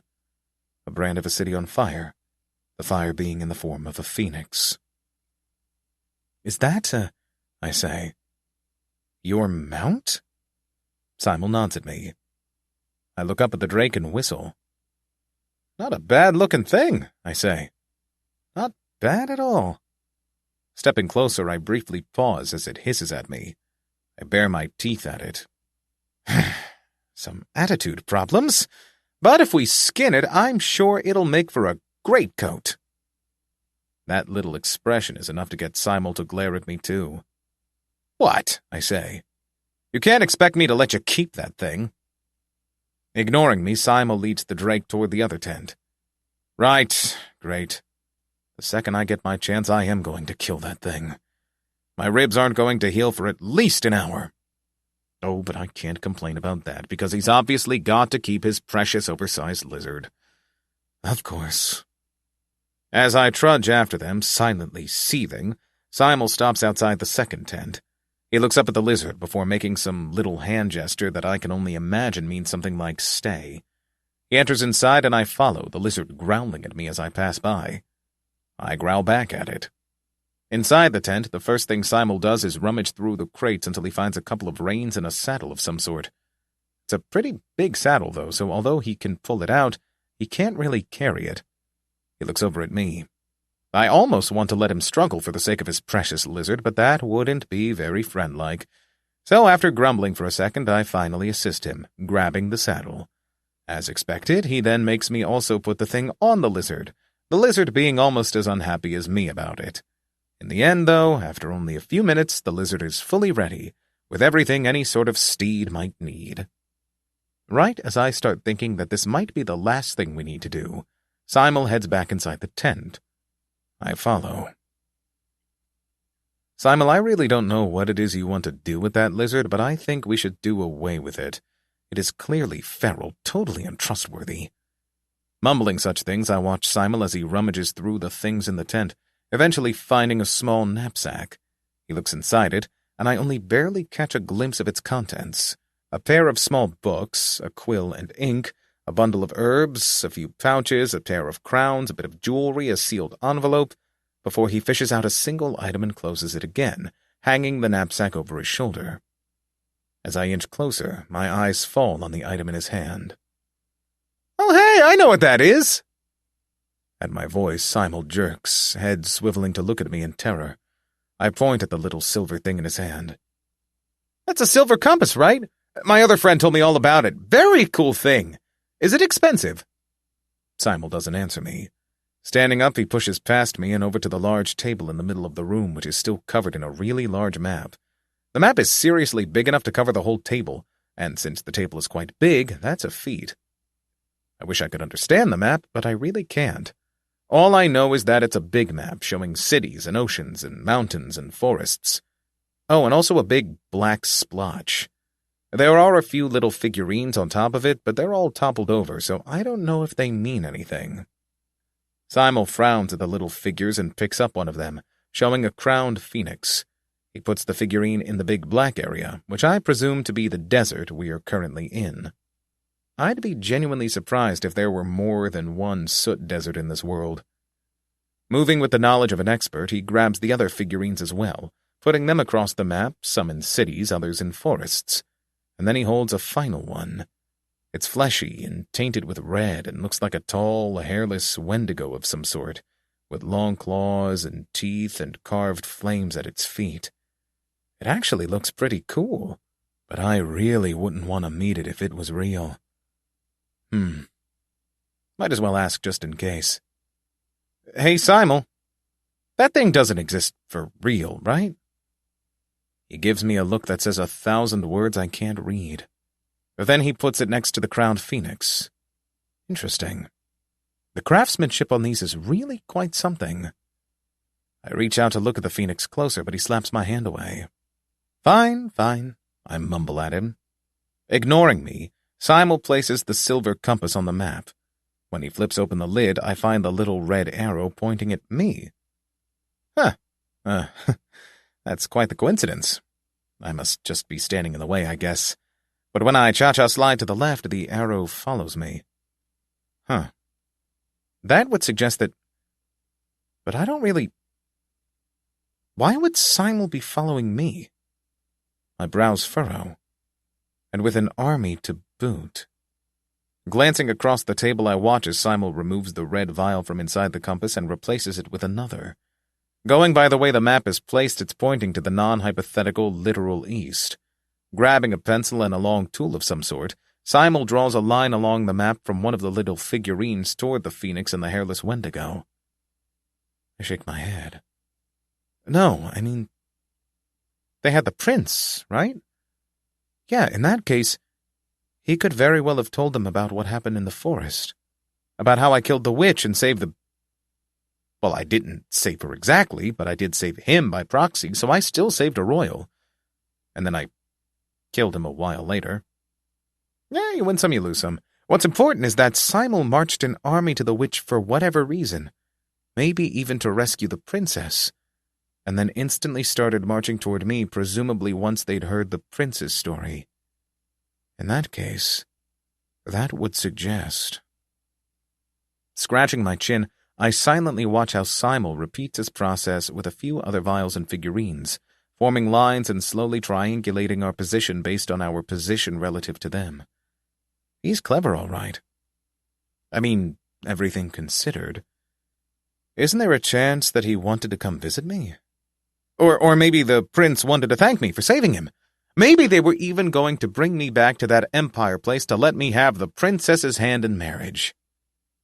Oh wait, I killed her. Shoot. Still, some sort of reward wouldn't be out of place, no? Can't imagine any other good reason for them to come after me with an army. Makes no sense. I wish I could ask Simel, but he's kind of mute, so I'd need to do it in yes or no questions. And even then he might just refuse to answer at all. Damn it. Why does life have to be so complicated? Anyhow, while I've been mulling over these important things, Simel has apparently finished triangulating our current position. Looking at the map, it seems we are right in the middle of the Black Desert. Unsurprising, but okay. Also, looking at the name of the desert, it seems that it's actually called the Desert Desert. Excuse me? I rub my eyes. Yeah, no, that's still what it says. The written words get automatically translated into Swedish in my head, and the translation leaves it at Desert Desert. The Desert Desert. Oh, but if I look at the subheading, there's another name. Let's see here. The Desert Desert of Black Sand. Uh-huh. Wow, that's really what it's called. Interesting. Anyhow, the desert is quite expansive, even more than I'd thought myself. No wonder it took them a month to get all the way here from over there. The Witch's Tower and her Wailing Forest is still on the map, with all the harpies drawn in and everything. It's really detailed, huh?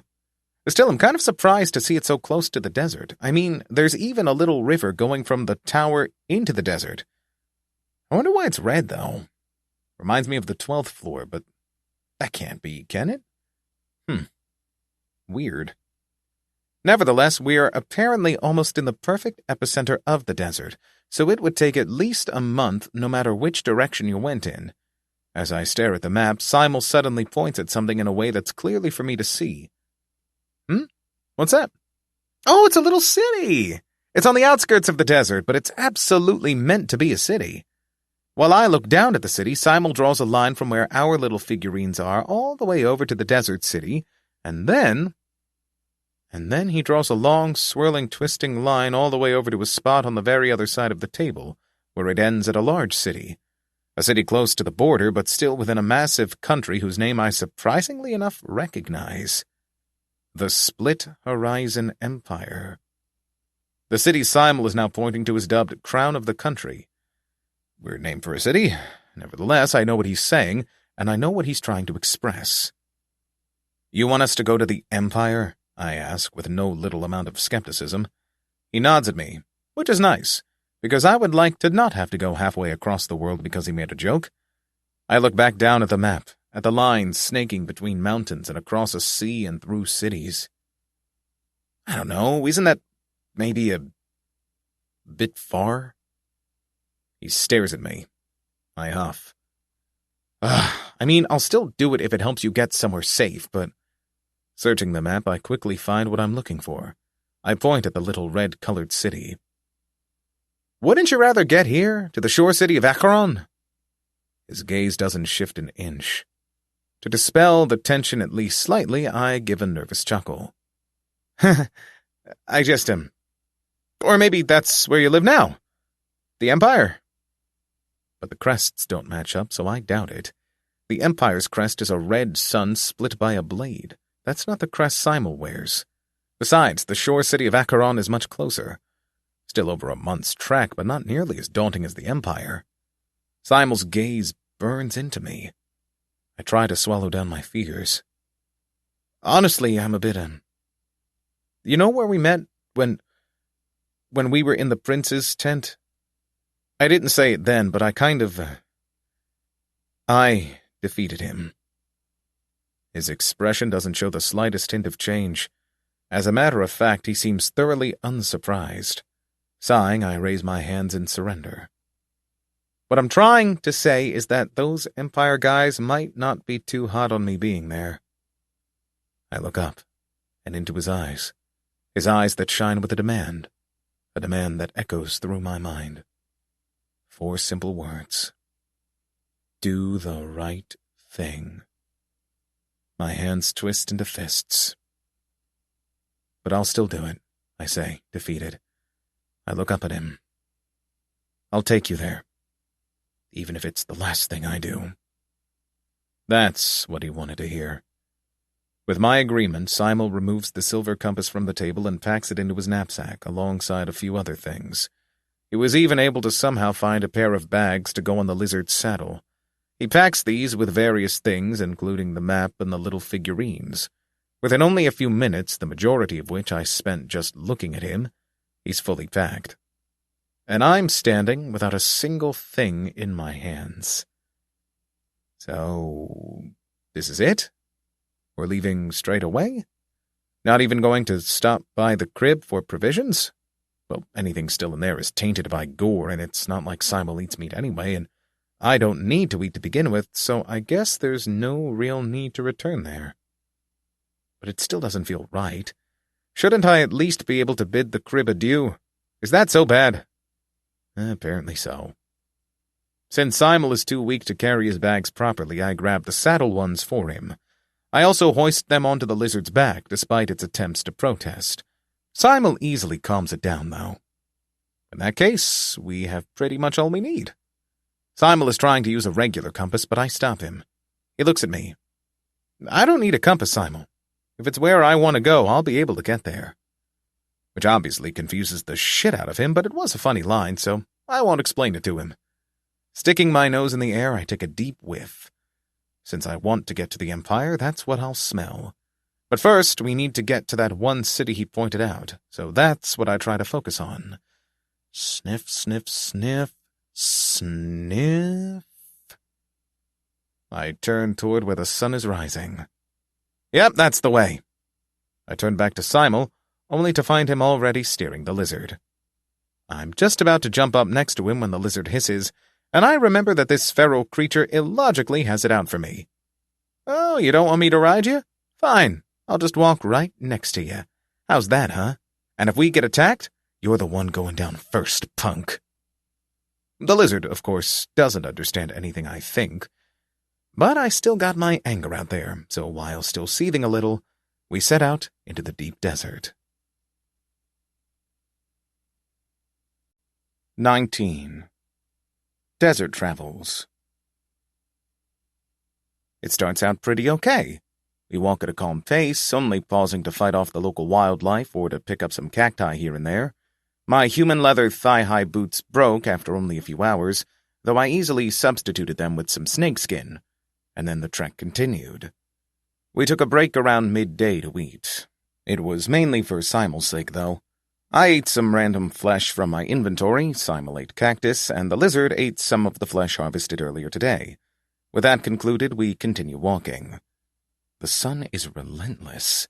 I'm covered in a sheen of sweat at all times, and Simel sits atop the lizard slightly hunched over, his hood drawn and a book in his lap. He scribbles something into it. We continue walking. Something bites onto my foot deep in the soot and I'm pulled under. But it's just one of those anacondas, so after a few seconds of grappling, I'm able to grab its neck and snap it in half. The rest of its body clenches, twitches, and writhes before dying. I stand up, skin the snake, and tie the leather around my feet before throwing the rest at the lizard. It grabs the meat in midair with its jaws before throwing it back at me. I'm almost about to try to tie the snake into a noose for that damn reptile when I notice the way Simel looks at me.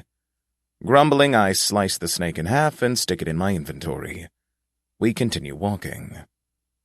One of my snakeskin wraps fell off, but I didn't notice until my foot was beyond merely well done. By tying a few skins around my hands, I walk on my hands and one foot until the other foot heals enough to walk on. We continue walking. During a small break spent in the shade of a cavern, we watch as the sun begins to set. We eat dinner, and then we continue walking. We continue walking until the air is so cold Simel's breath becomes milky white, at which point I thread a bearskin over him. We continue walking. At midnight, we finally decide to set up camp for the night once we find a suitable cavern. It had a few inhabitants, but I took care of them rather easily. I almost expected the lizard to help, but it was clearly used to being a steed and nothing more. Since Simel was still asleep, I removed the baggage and things from the lizard myself, only having to avoid its snapping jaws a few times for it to finally accept my proximity. Once it was fully unloaded, I woke Simel by gently tapping him on the shoulder.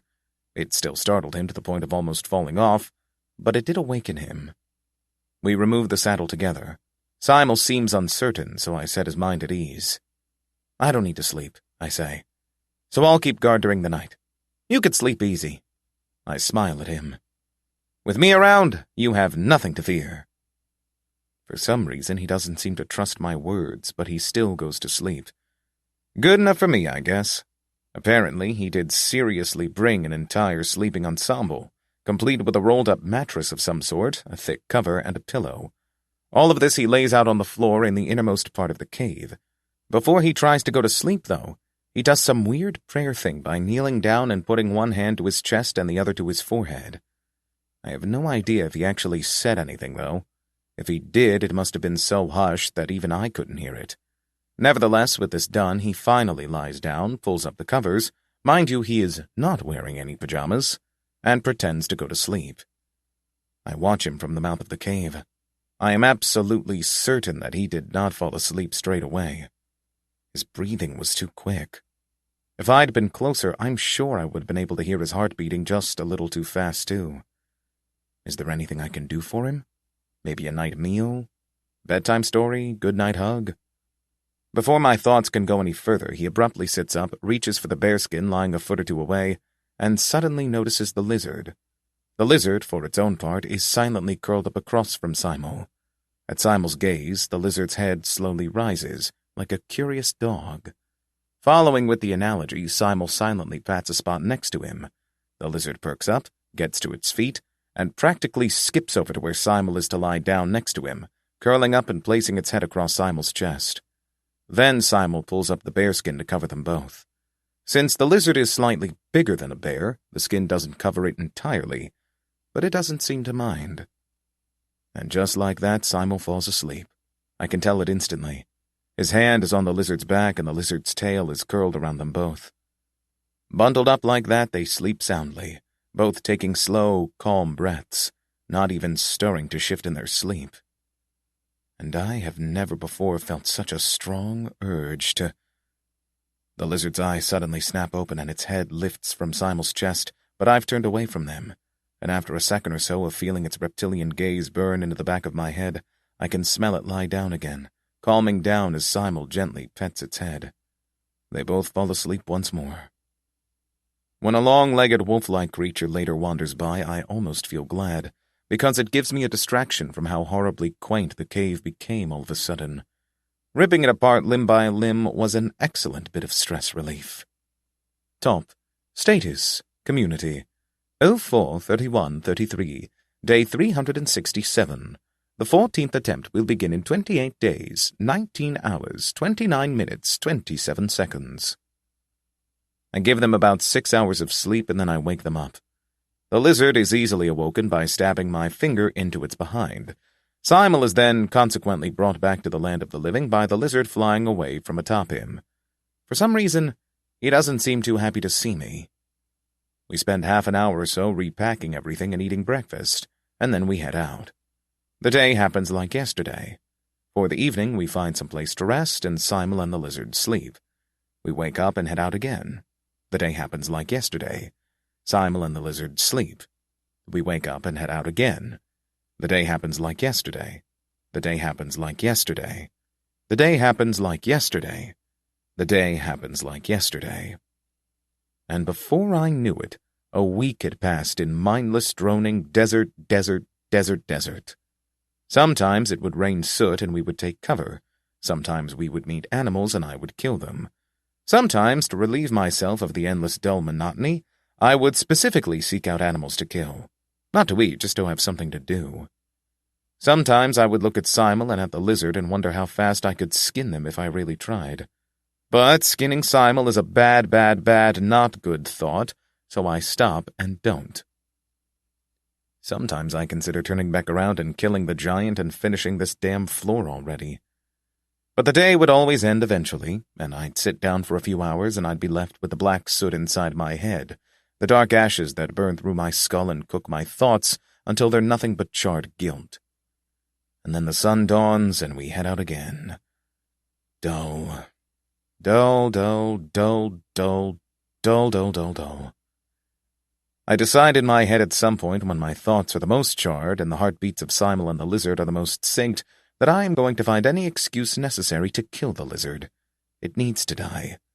I must kill it. I just can't stand it anymore. The way it looks at me, the way it snarls, the way it lies curled up like a happy dog. It must end. The opportunity arrives with the sootfall. The ever-blue sky is covered up by black. I could smell it miles away, but I let it gather. I let it form. Because now we're in the middle of the desert, and there isn't a single piece of cover nearby. Not an inch. No caves. Nothing at all. Nothing, save for one single creature. I turn to Simel and the lizard, my smile betraying my true feelings as I say, "Sorry, Simel, but I think that—" and I lick my lips. "We might need to find cover, and we don't have time to find a cave." I look up at him and I think he might have been able to see the glee in my eyes because he jerks back, eyes wide in fear. I wipe some sweat from my brow. "I'm really sorry," I lie. "You know I hate to say this, but this lizard, he's our only chance. You understand that, right? I'll make it gentle. He won't even know what happened. Isn't that good? It's good, isn't it?" He's pale. I can see the whites of his eyes. He slowly reaches down to take the reins of the lizard, but I'm faster. Much, much faster.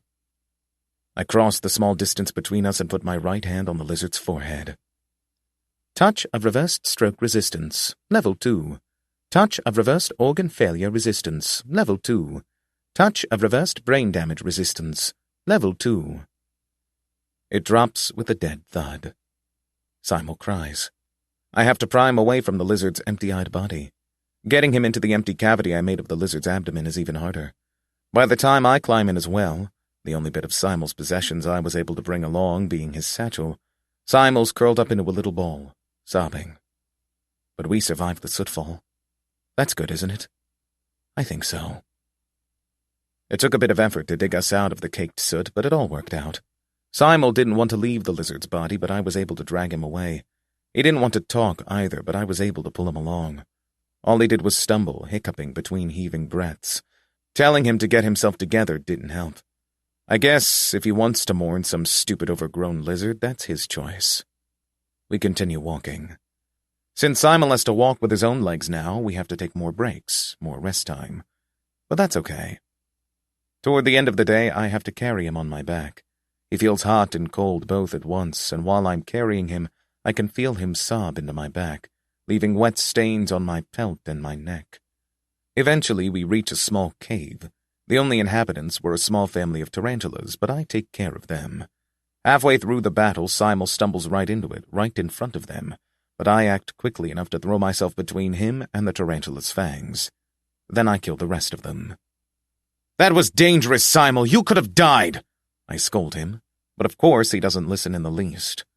All he does is stare into the lifeless eyes of the tarantula I just killed. And then, while I'm still dissecting the thing, he turns around and vomits in a corner of the cave, which is very unhygienic. He's had a long day as it is, though, so even if I want to tell him not to do that again, I restrain myself. Since we had to leave most of the packed stuff behind, Simel's forced to sleep on my bearskin, which shouldn't be too bad, but he still seems really uncomfortable. For some reason, he shivers all night as though cold, even after I give him 2 additional hides. Even more worrying, he woke up several times during the night, usually after whimpering and groaning. Probably nightmares.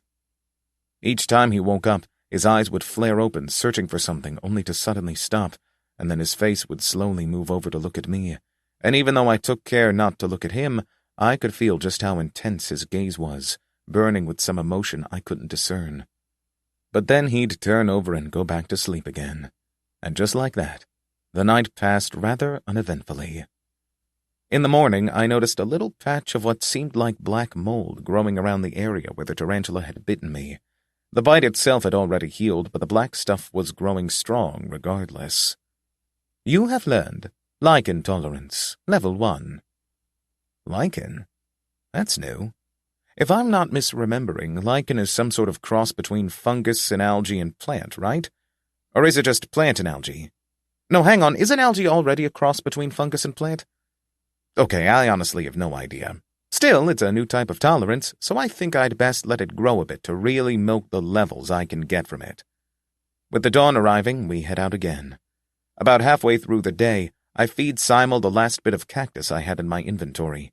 I try to find more, but I can't smell any nearby, or even in the direction we're heading. With Simel upset enough as he is, I don't really want to force him to do anything, but soon enough, I might not have any choice myself.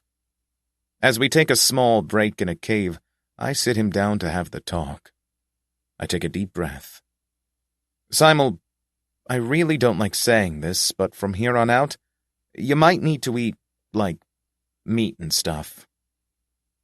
Until now, Simel had been sitting hunched over, gripping his stomach, staring blankly at a patch of sand. But at my words, his eyes blink and his head snaps up to face me, his head already shaking back and forth. I frown at him. Look, I know you're a vegetarian or a vegan or whatever, but if you don't eat meat, I don't think you'll be able to make it going forward. Don't you want to survive to get to that city place? I can see the muscles in his jaw working. It's not like I'll force you to. Well, if you refuse to eat anything, I'll probably make you eat, but it shouldn't get to that point. We're friends, remember? Friends don't let their friends kill themselves. I almost reach out to pat him calmingly, but he jerks back before I can get close. I pull my hand back. Right. Yeah. So, I wave my hand in the air, trying to bring the conversation elsewhere. You know, I've been thinking, but, goblins do need water, right? That should be... He glares at me. Yeah, I was just, So, I've been thinking of a way to get water. So far, I haven't seen a single oasis in this entire damn desert, and even if there was one, I'm pretty sure it'd be covered in soot, so that's busted from the get-go. But I've been thinking. See, if we, Going just by the look on his face, I don't think Simel's entirely recovered from the whole you'll probably need to eat flesh situation. In that sense, I don't know if this is the perfect or the worst possible moment to mention this. See, my body's kind of weird, so if we just did a bit of bloodletting and then distilled the blood to get water, I think that, I don't have time to say any more before Simel's hands shoot up and clasp over his big, pointy ears, pressing them to the side of his head. I stare at him where he sits hunched over like a stubborn toddler. Okay, that is actually very rude. He can't seriously believe that that's any way to act in a civilized conversation, can he? Why, if I were any less patient, I might just... But I wouldn't, and I won't. Instead, I just mutter, "Well, okay, if that's how you want to be," and cross my arms. You know, like a sensible almost adult. And to make matters worse, later on when we set out again, he seriously expects me to carry him. Isn't that just the height of entitlement? Of course, I do still carry him, but certainly not because he asked so nicely, because, as you may or may not remember, this guy doesn't exactly talk, much less ask for anything. So, yeah. We continue walking. As we go, I rack my brains over what kind of meat would be best for Simel. The stuff kept in my inventory is almost all spoiled, so that's a no-go. I'd need to get fresh stuff. I almost feel tempted to give him my own meat if I didn't know it was all diseased and gross. If Simel's going to eat anything, it has to be high class, right? I mean, from what I've seen, this man is basically a commander-type guy, leadership position and all that, so he needs good food. Furthermore, since he hasn't eaten actual meat in a good while, it might do best to start out small, like tarantula meat or bird flesh. Now that I think about it, tarantula would probably be best. It isn't poisonous, it tastes pretty good, and it only gave me a few levels in ulcer resistance. For Simel's sake, I should probably try to cook it somehow. It's basically just land lobster, so I feel like it ought to be boiled. However, water is not something that we currently have access to, and I really don't think Simel would like to be fed something boiled in blood. Now that I think about it, would that even be tasty? I know blood soup is a thing, but this would be something different. Also, blood soup contains more than just blood, so I don't think I could make it right here and now. Yeah, all things considered, it'd be best to stick to the basics. Seared meat would be best, no doubt. Keeping my eyes open, I eventually find some tarantulas, which I kill with ease, disassembling them on the spot to put in my inventory. When I go to pick Simel back up, he practically collapses onto my back. That's probably not good. Now that I think about it, if I had been in favor with the gods, couldn't I have used my points to buy water and food right here? I could, couldn't I? Life is so unfair. But that doesn't mean I can just stop going. So we continue. Before the sun has even set, I find us a little cave to take up residence in. There were a few animals in there, but I take care of them. Before I kill them, though, I pull out a few of the empty vodka bottles I kept and drain the blood into them, though it was only enough to fill a few. I'm actually surprised to find more bottles in my inventory than previously expected. I mean, there's enough in here to contain enough blood for 3 whole Fennricks. That's a bit too much if you ask me. At this moment, it'll be more than enough for my goals. Before I start doing any of that, though, I pull out the tarantula meat and put it on top of one of my many hides. Then I spy toward the entrance of the cave. See, I chose this one for a reason. Out here, right beside the mouth of the cave, is one of those little kowtowing goblins covered in soot. Strolling outside, I casually clean the top of it, removing the flaky ash covering its hunched back. You should remember this, but I'll repeat it regardless. These goblins are alive. And you know what that means? Once the back is uncovered, I touch my hand to it. Touch of reversed dehydration resistance, level 2. Touch of reversed heat resistance, level 2. Touch of reversed burn resistance, level 2. And just like that, the goblin bursts into flame. But not like a wild, all-eating fire, no. This is a more subdued one, contained within the ribs of the goblin, eating at its still-beating heart, carefully swallowing it from the inside. It's a slow process, and one that is perfect for my intentions. Because, like this, in just a few minutes, we'll have the perfect barbecue grilling embers. I take a deep whiff. Ah, now there's a nostalgic smell. Hey, Simel, are you excited for some barbecue? My words die on my tongue as I turn around and find Simel curled up in the depths of the cave, both hands squeezing his nose and mouth shut, eyes wide and glistening. I blink at him. Why did this happen? What the heck did I do now? Simel, I call out, turning to walk toward him. Is everything... Are you all right? He points his left hand at me. Cold, cold, cha, cold, crackle, cold, cha, cha, cha. I stare at him, more confused than anything. Simel, what the heck are you doing? His chest spasms up and down, anxious little breaths hopping out of his throat. His eyes tremble, never leaving me for a moment. Somehow it doesn't even feel like he's looking at me, but rather at something that just happens to be where I am. Frowning at him, I put my hands on my hips. I'm not entirely sure what you're trying to pull here, but when you snap out of it, I'll be over here making you food and water, okay? And I'm not trying to stress you here or anything, but I suggest you get your marbles in order within the hour, or the food will go cold. Still basically gasping, he keeps watching me even as I turn around to go get the food ready. Maybe, when this is all over, he might actually appreciate all of this. Who knows? Grumbling to myself, I pull a few clean bones from my inventory and lay them atop the perfect goblin grill coals. After shuffling them around a little, I remove the tarantula legs from my inventory. I usually crack these things open and slurp out the meat raw, but since I'll be cooking them, I've elected to keep the meat inside the legs, only altering them by shearing off the thick bristles covering them. Now, how many of these might Simel reasonably eat? I glance over at where he sits in the back of the cave, head in hands, breathing sharply. He's a growing boy. He should be able to eat a couple, right? I put 3 tarantula legs on the grill. Now that I think about it, I actually have no idea how old Simel is. How old do goblins get, anyway? In games and stuff, goblins are usually shown as fast-aging things, but that doesn't necessarily hold true for the real-life variants. Really, since this seems to be a completely different kind of situation, these goblins might age even slower than humans. Going by that logic, there's a fair chance that Simel is way older than me, maybe even by hundreds of years. I glance back at Simel where he sits hyperventilating. Yeah, no, he's probably around my age at most. Maybe even... Pop! I whirl around to look at the tarantula legs. One has literally exploded. Okay. Removing a clean bit of tarantula hide from my inventory, I put the other legs on top of it. They look a little dangerous, but I'm sure it's fine. Carrying the plate, I re-enter the cave. Simel is still deep inside, curled up and everything. Geez. Since he might inadvertently use magic on the plate, I stop a fair bit away, putting down the food in his field of vision. Here you go, I say, standing back up. Cooked tarantula legs, just for you. He doesn't look up from where he sits. All right.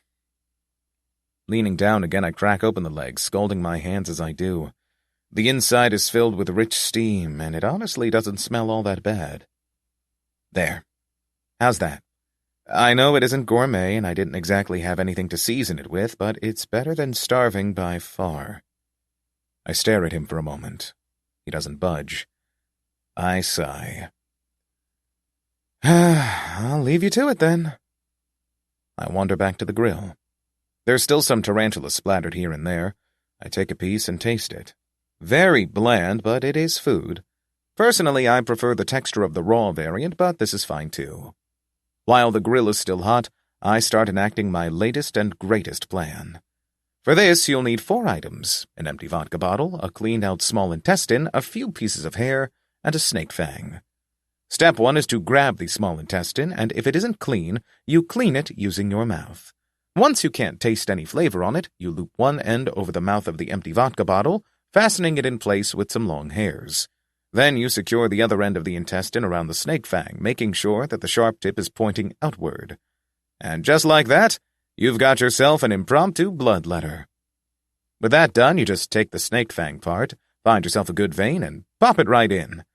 I decided to go with that one vein in your armpit that all the druggies use in the movies. I had to dig around a bit to find it, but once I got the vein, the blood went into the snake fang and through the intestine and into the vodka bottle. Success! It takes around half an hour for the entire bottle to be filled up, at which point I've already started considering using my jugular vein next time. That might actually kill me, though, so I think I'll abstain. I repeat the process for a few more bottles until I've got a total of 8 bottles of both my own blood and animal blood. I feel a little woozy, but that'll pass soon enough. Now I can move on to the true science part of this. First, though, I need to make sure the grill is still going strong, which it thankfully is. Great! Okay, so now we'll do something a little funky. Taking the used small intestine, we clean out the blood first before fastening one end to a bottle of blood and the other to an empty bottle of vodka. And then we just put the bottle of blood over the fire and watch the magic happen. Any time now. Any time now. Any time now. I sit and stare at the bottle of blood. Did I mess up somewhere? As I watch the 2 bottles with due suspicion, the whole thing being a caveman science experiment at best, a change suddenly occurs. A little bit of steam seems to be rising from the blood. Scooching closer, I watch with interest as the tawny bit of steam crawls upward in little white wisps of oxidized water, trailing through the smaller intestine to condense in the uppermost bendy part before turning into just the smallest droplets of water. The teeny-tiny droplets slowly inch down the throat of the bottle, before sliding down the sides and gathering at the bottom. Success! Ha! And my biology teacher always told me I'd never become anything worthwhile. Well, not that he was wrong, but he was absolutely wrong to fail me in science, that's for sure. Giddy, I watch the little experiment take form. Soon the blood is bubbling and the steam is flowing. I take a deep whiff. Is this the scent of victory? Technically speaking, if it's a battlefield victory, then it should logically follow that said victory would smell like blood. But this is a different type of victory, so the scent isn't set in stone. One thing that worries me a little, though, is that the small intestine is sort of, ballooning? I don't know how else to describe it, but it's simultaneously being cooked while also getting filled up with steam. Right now it's starting to look an awful lot like a snake being inflated. You know, like that one scene in the animated hit movie Shrek. Pop! With an almost melodious pop, the small intestine finally gives out, the middle part of it rupturing and the steam held within flying out in a big white puff. Hey, wait, no! My steam! Grabbing hold of the intestine, I wedge it shut, ignoring the way it scalds my hands. Okay, I forgot the basics of how steam engines work, but that's fine. We can still make this work. I just need to pop. The intestine had other plans. As the part I held shut pops once more, startling me enough to not care to grab the loosened end again. And for just a moment I stare at the bottle where it sits atop the perfect barbecue coals bubbling silently, wondering where my life went wrong. I look over at the vodka bottle with water in it. There's maybe a deciliter or so of water in there. Closing my eyes, I take a measured breath. If I replace the small intestine every now and again, it's doable. It'll take a lot of patience, something I don't exactly have in spades, but I can do it. For Simel's sake. So, even though it hurts, I keep going. I put more stuff on the fire to keep it going all through the night. I learn how to make the process more effective by lengthening the intestine and letting the steam cool down every now and again. And by the end of it all, I was able to distill the blood into 3 bottles of water. The water is kind of murky, and I should probably try to refine it somehow, but I don't trust my process, if you can even call it that, to be anywhere near good enough to do so properly. I've even tasted it, and although it wasn't exactly tasteless, it didn't give me any levels in any tolerances or resistances. In other words, it's good enough. Better than dying, at least. Top. Status. Community. 030154, day 377. The 14th attempt will begin in 18 days, 20 hours, 58 minutes, 6 seconds. It's early in the morning, but my excitement is too great to stop myself. Sneaking inside the depths of the cave, I shake Simel awake. Simel! Simel! I whisper-shout. Hey, Simel, wake up! I got you something! He awakens with a startle, drawing back in fear at seeing me so close. I hold up my hands placatingly, simultaneously presenting one of the bottles. The 2 other bottles are in my inventory, corked and safe. Look, I say, boastfully shoving the bottle toward him. I did it, Simel. I got you water. He looks at the bottle in my hands as though he expects it to contain nothing but 100% pure distilled snake venom. I chuckle at him. Yeah, it doesn't look too good, but it'll keep you alive. I mean, when was the last time you drank proper water? He doesn't really answer that one, so I can assume it's been a while. I push the bottle closer to him. Here, drink. Drink as much as you'd like. But for some reason he draws back further. My smile feels strained. Come on, Simel, don't be like that. It's not unsafe, I promise. No more than drying out, that's for sure. He still doesn't seem keen on so much as having a taste. Unfortunately, at this moment, I can tell that he needs this water more than basically anything. His cheeks and eyes are far more sunken in than they were before our travels. The skin around his ears is dry and cracking in places. He needs water. Knowing my inventory and the state of this water, I can't be certain that this water won't spoil.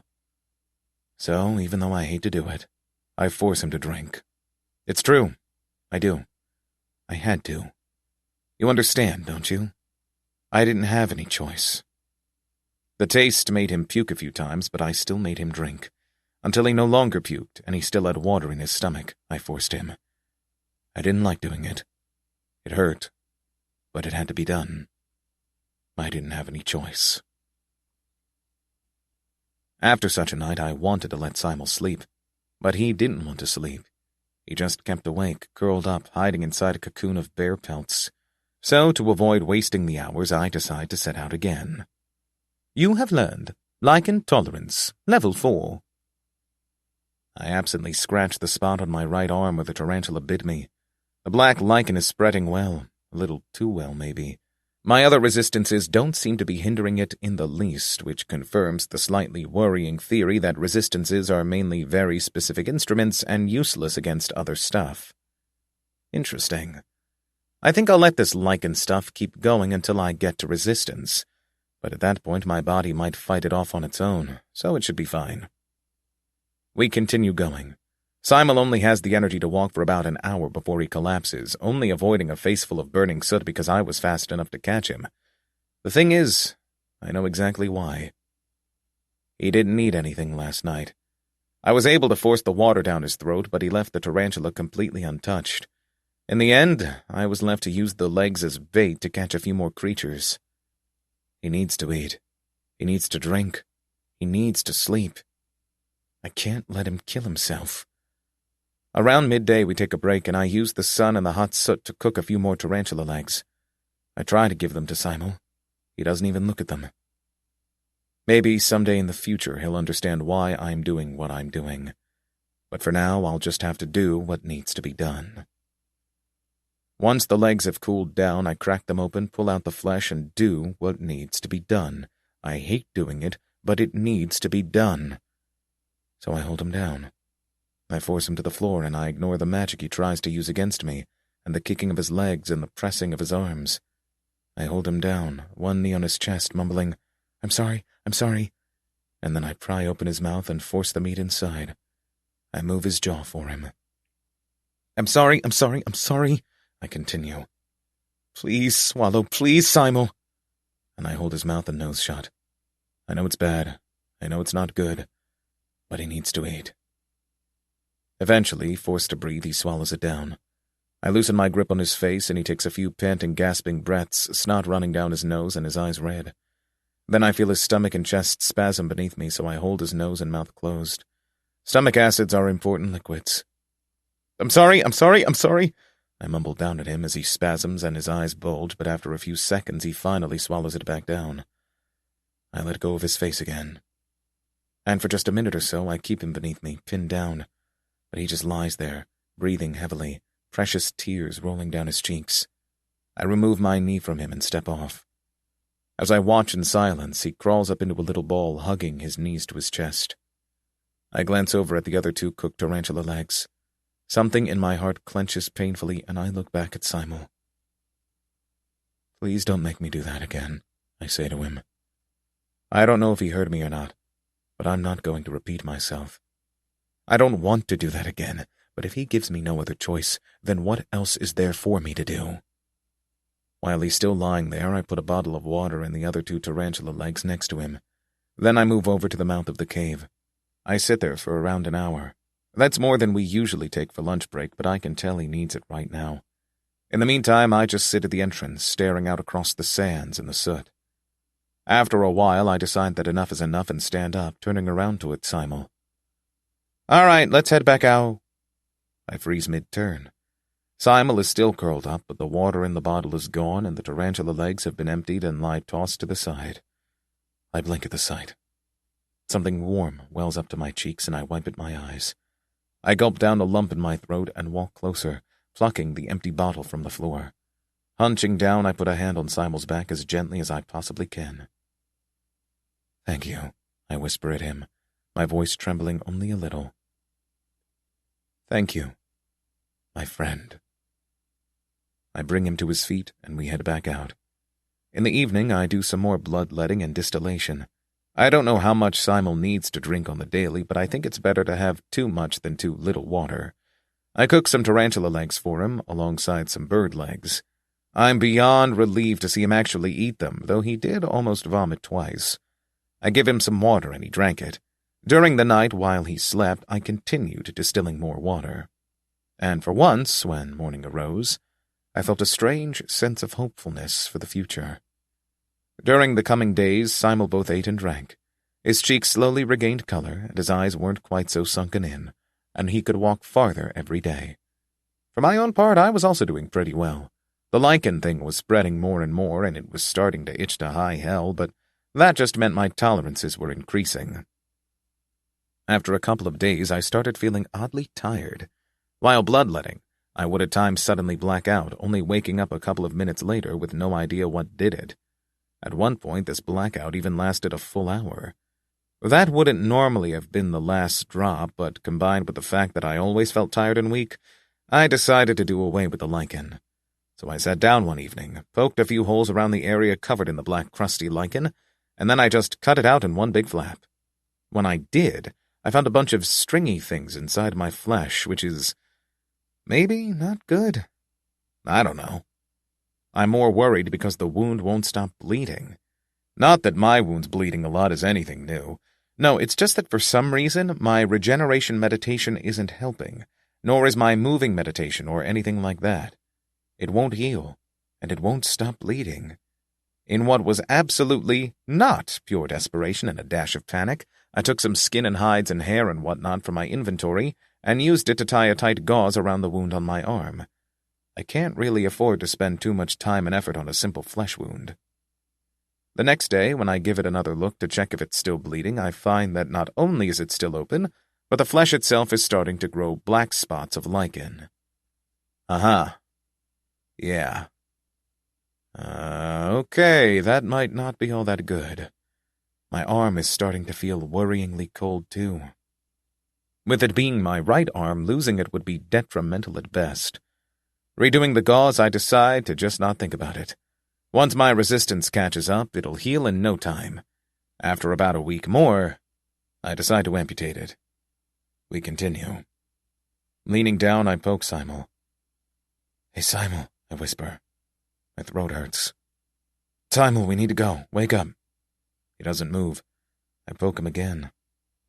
"Simel," I say. "Simel, wake up." His face, pale and dry and stale, twitches. His eyes, set within deep, dark eye holes, slowly flutter open, and he stares up at me, at some little point behind me. He doesn't move anymore, but he's awake. Just like the day before, and just like the day before that, and the day before that. I take his skeletal hand in mine and pull him up so that he sits. I have to hold his shoulder in place so he doesn't fall. "Here, let's go," I whisper. His hands slowly move, his arms trembling as he lifts them above my shoulders. I let go of his shoulder and put my only hand beneath him, hoisting him up on my back. I put his sleeping things into my inventory. Then I carefully stand up, stumbling only once, twice, before righting myself. Simel's head rests against the back of mine, his slow, shallow breaths as raspy as sandpaper meeting my ears. That means he's still alive.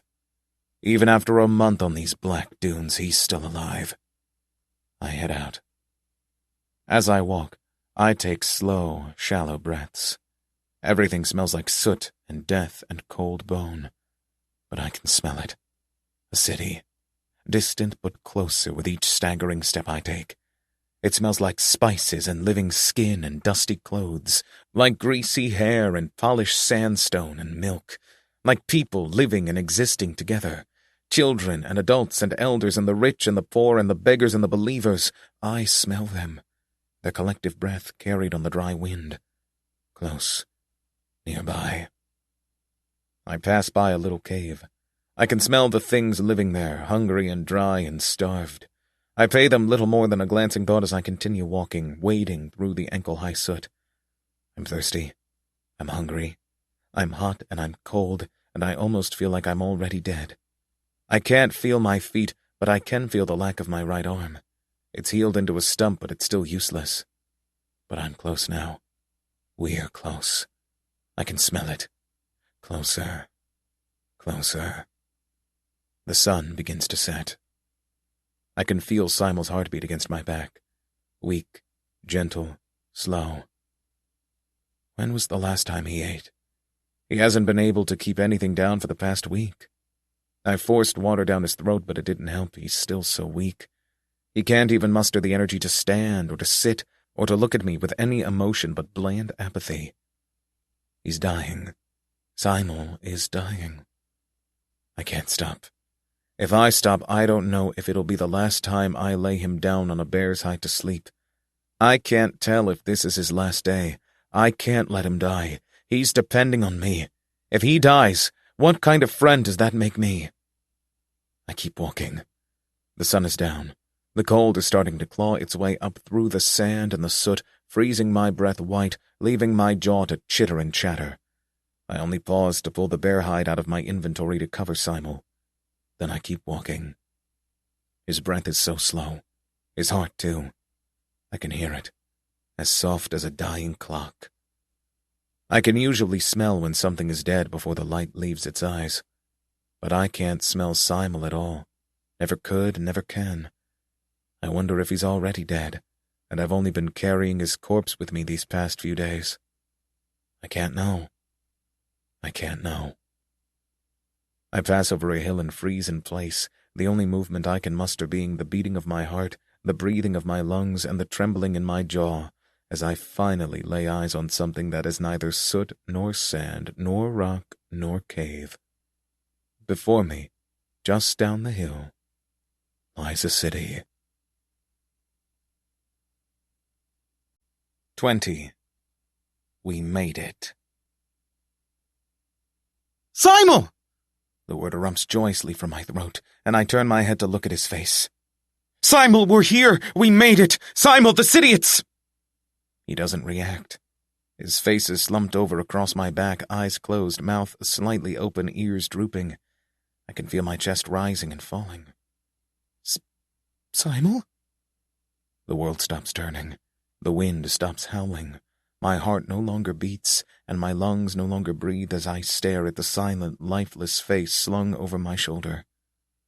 And then a tiny, almost unnoticeable wisp of white air leaves his lips, and the world returns to color. He's alive. He's alive.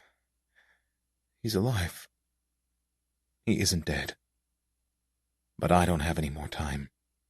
Feet wheeling beneath me, I practically throw myself down the hill, heart in my throat, speeding as fast as I can, not caring about the hides around my legs falling off in my mad dash toward the city. Mind reeling, I sprint for it, not stopping when my feet connect with sand rather than soot, continuing even when said sand becomes firm and trampled. I run inside the city, through the simple road, and passing by the small blocky houses without any mind for anything. Where can I take him? Who will help? I'm not wearing any disguise. No one would help me looking like this. What does he need? Food, shelter, drink. Throat burning with each panting breath I take, I abruptly stop in my tracks right outside one of the many, many houses lining the simple road. The inside is dark. The windows are little more than openings along the top of the wall. The door is made of wood. The inside is dark. Breathing heavily, I step closer to the door. I knock on the door using my forehead. There's no response, but the door is locked. So I knock again. Knock, knock. Standing out here, in the horrible cold, with Simel on my back, the both of us covered partially by a bearskin, I wait for a response. I shuffle a little. Looking down, I notice that I'm missing a couple of toes, but that's okay. I can make do. I'm okay. I just need... I smell someone awake. I hear movement inside the house. Someone steps down the stairs. The door is smaller than my own frame, so I take a step back once I hear the movement just behind it. Someone fiddles with what I assume is a lock, and the door slowly opens, a head peeking out from within. Hello? What do you want? His yellow eyes fall on Simel, and they widen, the door opening a bit more. Is he all right? Would you like to come? Leaning forward, I carry Simel's weight on mostly my back as my left hand, my only hand, flashes out and gouges a deep slash across his throat. He stumbles back, eyes wide, mouth moving. I step closer, pulling the door open fully and closing it behind me as the goblin, a strangely yellow one, falls over and bleeds out on the floor. Goblin, level 10, defeated. Let's see. How do you lock this thing? Well, since it opened inward, it can be blocked somewhat easily. Using my feet, I push the yellow goblin over to the door, holding it closed that way. I take a deep breath through my nose, breathing in the layout of the house. The master bedroom is upstairs. That's my goal, then. Huffing, almost gasping, I drag the two of us upstairs, up the coarse stone stairs, into a little hallway, and then into a room to the side. There's a little mound on the bed. No, not a mound, another goblin. It looks at me, eyes wide, instinctually backing up atop the bed. Oh! I cross the room in 3 even strides, grab it by the throat, and crush its neck in my hand as I simultaneously toss it to the side. It lands on the other side of the room with a dull thud. Goblin, level 8, defeated. You have learned crush, level 6. Bed. Bed is good. That's what he needs. Moving gently, more gently than I would move even a sleeping infant, I remove Simel from my back and lower him onto the bed, making sure his head finds rest atop the pillow. A proper pillow, a real pillow, and real bedsheets, too. But he can't sleep in his uniform. Not anymore. He's safe now, in a cool and warm and cozy bed. He needs to be wearing proper pajamas. Now, where would I find some of those? I hear small footsteps outside the doorway. Mother? A little voice says. Mother is everything. Moving swiftly, I grab it by the throat. Pajamas. Most households of any repute should have pajamas, right? That's only standard. The thing in my hand squirms and kicks at me, so I clench and feel how its throat gets crushed in my hand. Goblin, level 2, defeated. A thought strikes me and I look down. However, the goblin, despite wearing pajamas, is not wearing Simel's size. It's too small. I look back up and find another one in the doorway. Goblin, level 1. My eyes fall on its sleepwear. Decidedly not Simel's size. It's even smaller than the one I'm still holding. Since I don't have much use for it anymore, I toss the one in my hand at the side and move for the second one. As I walk toward it, it spins on its heel and sprints down the stairwell, tripping across its own tiny feet to tumble down the stairs, crashing into a heap at the end of the stairs. I hear a little crack as its ankle bends the wrong way. I calmly follow. Pajamas. Maybe they have some in the cupboards. I'll have to check later. The tiny thing is now dragging itself toward the door, though its advance is soon hindered by the one I left there as a doorstop. It gives a whimper and tries to grab hold of what I assume to be its father's shoulder, shaking him and trying to pull him back to consciousness, which obviously doesn't work since that goblin is very much expired by this point. I step close enough to where my shadow falls across its tiny body. It looks up at me, eyes glistening, and a dark look much like Simel's burning into me. I blink down at it. Then I put my foot atop its back, pressing it in place with only a fraction of my body weight, which in this case is apparently enough to crack a few of its matchstick-thin ribs. While I'm holding it in place, I bend down and pluck its father from the ground. Lo and behold, he's wearing pajamas. Unfortunately, though, the entire front part is drenched in blood, something I know Simel isn't a big fan of. Darn it. Should have killed him in a less creative way, I suppose. Something suddenly bites into my foot, and I look down to find the little goblin desperately gnawing on my soul, eyes burning with dark tears. I toss its father to the side and lean down, picking it up with routine ease. It practically growls at me like some sort of misshapen beast. Let go of me! It cries. You demon! You killed my... Oops. My finger slipped. With just a flick of my long claws, the little thing's head goes rolling. I throw the rest of it to the side and trudge upstairs. Pajamas. I root through the cabinets and cupboards for a minute or so. Oh, here's a set. It's basically just a tunic made of some thin, coarse fabric, but it is certainly better than whatever it is he's wearing right now. I think these would be the right size. I pick a set that's a bit large, just in case. If he doesn't like them, he can always get changed once he wakes up. Yep. With my prize in hand, I move over back to the bed. For a second, I imagine that he's breathed his last, that his heart isn't beating anymore, that he's finally been laid to rest. But those horrible thoughts are gone once I notice his chest slowly rising again. Phew. Scared me there. Now, it isn't exactly polite of me, but to put him in pajamas, I first need to remove, all the rest. I'm sure he'll understand why I had to do this once he wakes up in his super comfy and airy pajamas. Trying not to think about the implications of this, or really anything else for that matter, I undo the buttons of his jacket, remove the undershirt, the chainmail that can't possibly have been comfortable, a bit of this, a bit of that, and then his shoes. Or at least I try to remove his thigh-high boots. Even when I had the straps undone, they barely budged. Only by using a bit of good old-fashioned violence was I able to finally get them off. And then I understood why he didn't much like walking. The entire inside of the boot is covered in a thick crust of dried blood. His feet are covered in loosened bandages and more red than green. He was wearing a thin pair of socks, but they hadn't done him any good. The socks themselves are so entrenched in dried blood and sweat that once I pried them off his feet, they could stand straight up on their own, not to mention that I seemed to also peel off a layer of pale, loosened skin. Can't imagine what the socks' original color was, but right now they are a dark brownish black. Silently, I removed the rest of his clothing and put him in the pajamas. Then I search around the house a bit before finding a well. I draw a bucket of water, checking its cleanliness before carrying it up to Simel. Using a bit of the cloth in the cupboards, I clean his feet, drying off the blood and the grime and the dirt. I wash the bandages he wore and replace them around his feet, making sure to wash my hands before doing so. His ankles felt weirdly swollen. I don't think he'll be able to walk for a while, but it's not like this floor has a time limit, right? We can take our time. I draw the covers over him, as well as a bearskin, and for a minute or two I just sit at his side, watching him, making sure he won't suddenly die or something. I glance up at the screen above his head. Simel. I look back down at his face. He doesn't seem so pained now. In the morning, I'll be sure to feed him vegetarian food, healthy stuff, things he'll be able to keep down. And then he'll get better. I know he will. I will not let him die. In the middle of the night, while Simel is still sleeping, I grab all of the bodies and put them in this one room off to the side.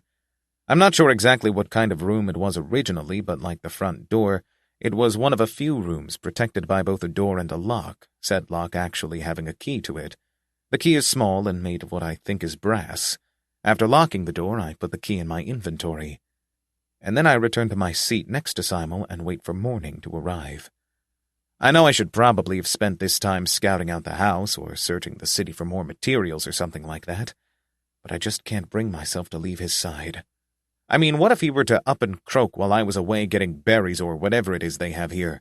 I'd never forgive myself.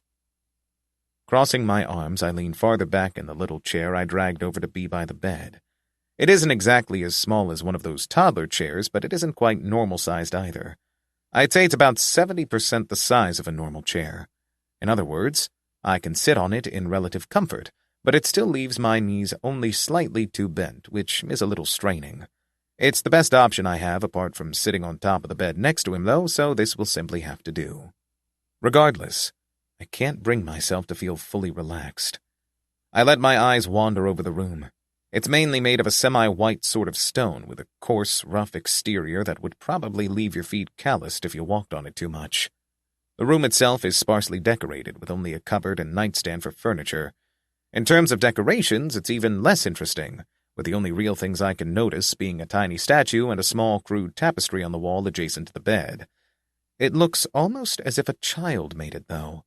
Then again, the little bamboo-like statue on the nightstand also seems like it was made by an unskilled maker, so it might just be that goblins aren't very good artists. Maybe. What do I know? And then my eyes fall on the big, random pile of clothes on the floor. Simel's clothes. The ones I just haphazardly threw there. His socks are still standing tall. Okay, that's just not a good thing to wake up to. I don't know if I'll be able to wash them, but I should at the very least be able to not leave them in the middle of the room. Leaning down, I scoop up the whole pile. Besides, if I'm just putting away a bit of clothes, it's not like I'll be gone for that long, so... Something slips out of the jacket before fluttering down to settle on the floor. I freeze in my step. Then I slowly turn to look at the thing on the floor. Small, white, rectangular. I squat down and pick it up. It's a sealed envelope. Or, no, on closer inspection, it has been unsealed, but the little purple wax seal remains. Huh. And at this point, my whole only having one arm deal becomes too much, and I drop all of the clothes. Darn it! I lean down to pick it all back up, but I stop mid-hunch, noticing the letter yet again. The writing on the front is in such an obnoxious cursive that I can't make it out even with my language skill, but I can still recognize the sigil in the corner and the title written above it. Emperor of the Sun. What the heck with the laundry? Shooting a glance at Simel, I pushed the laundry outside the door with my foot, following suit myself. Standing just outside the door, I look down at the letter pinched between my bloodied fingers. My hand is trembling just a little. I shake my head. I shouldn't. But I take a deep breath. Considering that Simel can't speak for himself to make his own case, information is of vital essence right now. I can't say that I like prying and snooping, but this is clearly a main quest clue, right? I can't just not check it out. I don't have any choice. I have to do it. Yeah, that's why. Gulping, I flip open the letter and pull out the contents. It's plenty crumpled, though, so it would be fair to assume that Simel has reread it at least a couple of times. Taking another peek inside the bedroom, I ensure that Simel is still fully asleep and decidedly not dead. Since that appears to be the case, I return my attention to the letter. I unfold it. It's only a single piece of paper, well printed and crisply white. It's so white it almost feels unreal. The writing on it, however, is done in not black but a deep purple ink, one that somehow shimmers half blue in the tawny moonlight. More importantly, though, the handwriting is atrocious. Sure, it's legible, but every single stroke has been done with such violence that the ink is splattered everywhere. I can practically taste the animosity emanating from the letter. A simple skim through its contents is enough to give that very same impression. Dear Ingrate, or as your dear devotees call you, Simel the Survivor. Ask Grand myself, it's Simel the Coward. I have received your letter granted by way of flapping fiend.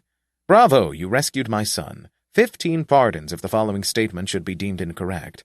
But you mean to tell this Grand myself that my son's wife, Swee What's-Her-Face, was turned into a beast and eaten by that spook of a tall thing you've been chasing.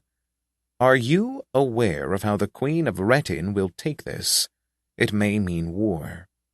Again, as said in my previous letter, I demand that you return immediately with my son. My other sons are all soiled eggs. If you should ignore this letter, I will burn that half-charred lump of coals and bones you call your city to the ground. And unlike that tall thing you speak of, I assure you my finely trained army will make sure to leave no survivors nor any castle to stand in its wake. There shall be no ground to rebuild upon, and no soil in which to plant crops anew. This is not a threat, but rather a simple prognosis of what is to happen if you refuse to do the one thing this Grand myself sent you out to do. If I do not see you soon, you will be sorry. Emperor of the Sun, blind of seventh heaven. I blink down at the paper in my hands. I turn it over, but there's nothing on the back except traces of the ink bleeding through. I turn it back over and read through it one more time. And then when I'm done again, I read it yet another time, just to really get a sense of what this actually says. What the fuck? No, seriously, what does this even mean? Okay, well, first up, what a douche.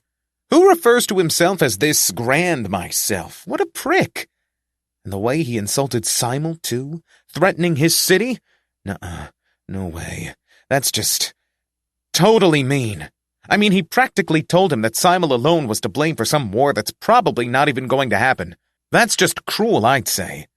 And then to say that the whole business isn't a threat? Bah! Humbug!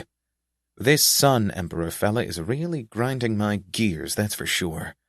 So why the heck does Simel want us to go to the Empire? If we go there, and Simel somehow tells them non-verbally that the prince is also dead, I don't know about you, but from what I've read from this Emperor guy, I don't think he'd be all that merciful. Just the opposite, as a matter of fact. So again, why are we heading toward a guy that absolutely wants us dead? Is it? Could it be? I take a glance inside the bedroom at Simel's sleeping silhouette in the moonlight. He knows me better than I thought, huh? A chuckle tumbles from my lips. Yeah, he's right. If he had asked me to my face, I'm not sure I'd agree to such an insane plan. I mean, who would? The fact that he didn't ask me directly tells me a fair bit about him, though. I assume his plan is just for us to get there, get in trouble, and once the Emperor predictably sentences the both of us to execution without the possibility of parole, I'll strike. After all, he can't want us dead if he's dead, can he? It's clever. It's ruthless. It's simple, and it makes sense. Chop off the head of the snake and the tail dies. Kill the Emperor, and the soldier ants left will be too busy scrambling to survive to care about a measly little goblin and his human companion. Furthermore, if there's already a war with some completely unrelated kingdom on the horizon, then the lack of a competent leader will be even more damning. I really underestimated Simel, and here I was thinking he just wanted to get to the Empire because, well, fulfilling his obligations or whatever. Honestly, I never thought much about it. The fact that Simel wanted a thing mattered more to me than why he might want said thing. In hindsight, that was narrow-minded of me. A friend needs to be able to give their beloved companion not merely what they want, but also what they need. I've already been doing that, but I need to zoom out and get a bigger perspective and all that. At this moment, I'm very lucky, because what he wants and what he needs seem to align perfectly in me killing the Emperor. How simple, how easy, how quaint. Finally, after so long, I am entirely certain of what the right thing to do is. And it wasn't even all that far off from my original plan. 21. Simel's Lament. Simel of Acheron, also called Simel the Survivor by those his ruling entailed, awoke from his deep sleep sometime in the early afternoon. He found himself inside a bedroom he had never seen before, with walls of Yellowstone and furniture of thick reeds. It was a simple room, one that in many ways resembled that of the inn he had resided in before their disastrous pursuit into the desert of ash. At that time, he had wanted to remain with his soldiers, sleeping in their simple tents on top of their simple mats. However, that would not do for a man of his class. Regardless, he had refused the more expensive inns their guide had suggested. Instead, he had chosen a simpler one he could remember his uncle suggesting many years ago, before he had been swallowed by a desert crawler. He had always been the explorer of the family. If, by the grace of the god of endings, he saw Simel now, he must have been having quite a laugh. The thought almost brought a smile to Simel's cracked lips. This bedroom was not like that of his inn, though. This room didn't have a bed of wool or a pillow of feathers or a finely woven blanket. No plants decorated the windowsill, and the walls were mostly bare apart from a single tapestry. The moment his eyes fell on it, Simel froze where he sat half-righted in the bed. He almost wanted to step out of bed to get a closer look, but a twinge of pain in his feet killed any such thoughts. All he could do was sit there, staring across the room at the little hand-painted tapestry portraying a small family of 4. Mother, father, daughter, son. 4. By the standards of the upper kingdoms, having nearly 2 children was almost unheard of, but Simel knew that things were different down here. Still, the sight of the tapestry did anything but calm him. It should have brought him relief. He knew of only 2 explanations for it, and one of them, although equally despair-inducing, would still have been far preferable to the other. But would he truly allow himself to hope that he had been rescued by a loving little family of 4? That the demon plaguing his life had drawn its final breath in that desert, and that instead of dying a drake's death beside it, Simel had been rescued? It was too good to be true. Not to mention that the only other option would have been so much worse. Slowly, Simel clasped his hands, pressing the fingertips of each hand to those of the other. By the grace of the god of curiosity, I ask for strength in these trying times. I ask that my people are given solace in their times of weakness, and that the Emperor of the Sun should show mercy and benevolence toward myself and my people. So too do I ask that. Footsteps. Simel's thoughts jerked to an instant standstill as he froze atop the bed, hands still clasped tighter and tighter as a bead of sweat rolled down his forehead and across the side of his face. Soft, gentle patting, like that of a Parthen wildcat. Almost inaudible, had Simel not recognized that sound more than he would his own mother's voice. In silent, wide-eyed terror, Simel turned toward the open doorway. It was dark out there in the hallway. Simply knowing that that creature was out there was enough to make the darkness all the deeper. In the brief stillness, that liminal moment before he once more came face to face with that Hoeksak, Simel let a tiny prayer shoot through his mind.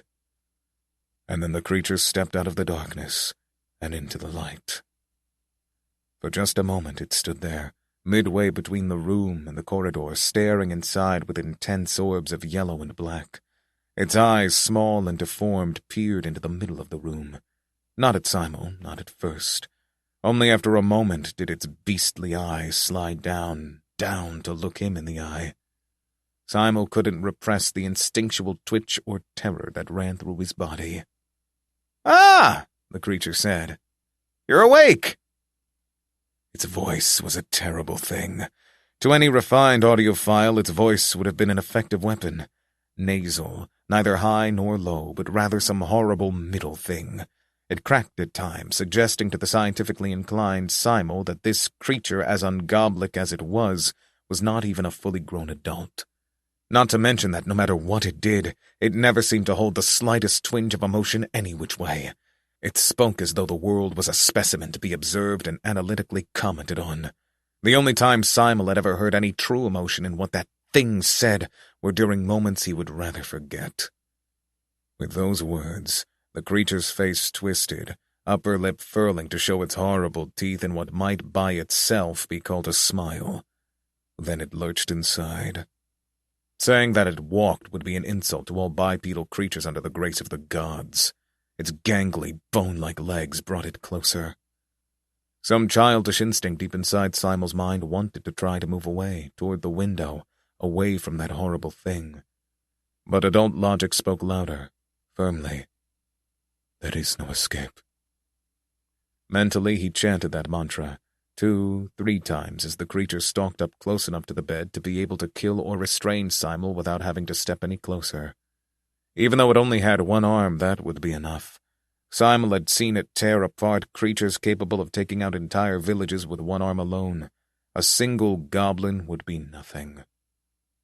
His hand trembled as the creature looked down at him, eyes shining like starving fire, and he clenched his hands to keep himself still. Showing his fear did no good. Not to this creature of no pity. It was the same as surrendering to a bear. There is no escape. For a moment the creature stood there, hunched as it always was, eyes moving about erratically before finally settling on Simel once more. Not for the first time, Simel made note of how he could not hear the creature's breathing. It sat down. Tall as it was, it almost seemed comical where it sat in the chair. It made another facial expression. Simel couldn't imagine what it was supposed to mean. He didn't want to know either. "So," the creature said. Its face split into a sort of grin, and its eyes flashed. "We made it!" Triumphantly, it raised its arm, its clawed, bone-like fingers spreading wide. When had its hand become reddened again? It was fresh blood. Simel may only barely have been able to remember the past days, but he could recall this creature being able to make it 2 days without killing anything. Now it had killed again. Killer. Always killing. Horrible thing. Never before had Simel seen such death. Its triumph was not reciprocated. The creature slumped a little where it sat. "That is, we made it to the city. You know, the one you told me to bring you to. Yeah, we're here. Great, huh?" Although he hated to take his eyes from this creature that killed without a moment's hesitation, Simel turned to look out the window. He could see a street, and people, and houses. It was as the creature said. They had indeed arrived at Sandshore. He turned to look back at the creature. It stared at him with eyes that begged for praise.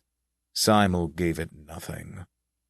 By the way it looked down and away, Simel could fairly assume it was disappointed. "Well, The creature looked up again, into a patch of air, focusing on something that wasn't there, its dark pupils moving back and forth as though reading. "Since it might, interest you, We were actually walking through that desert for almost exactly 30 days, meaning that I am now on the 14th attempt."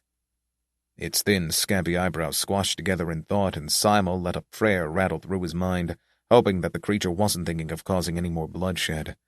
The creature burst into a smile. Simel's heart dropped. "That means it's almost been a whole year since we first met. Isn't that lovely?"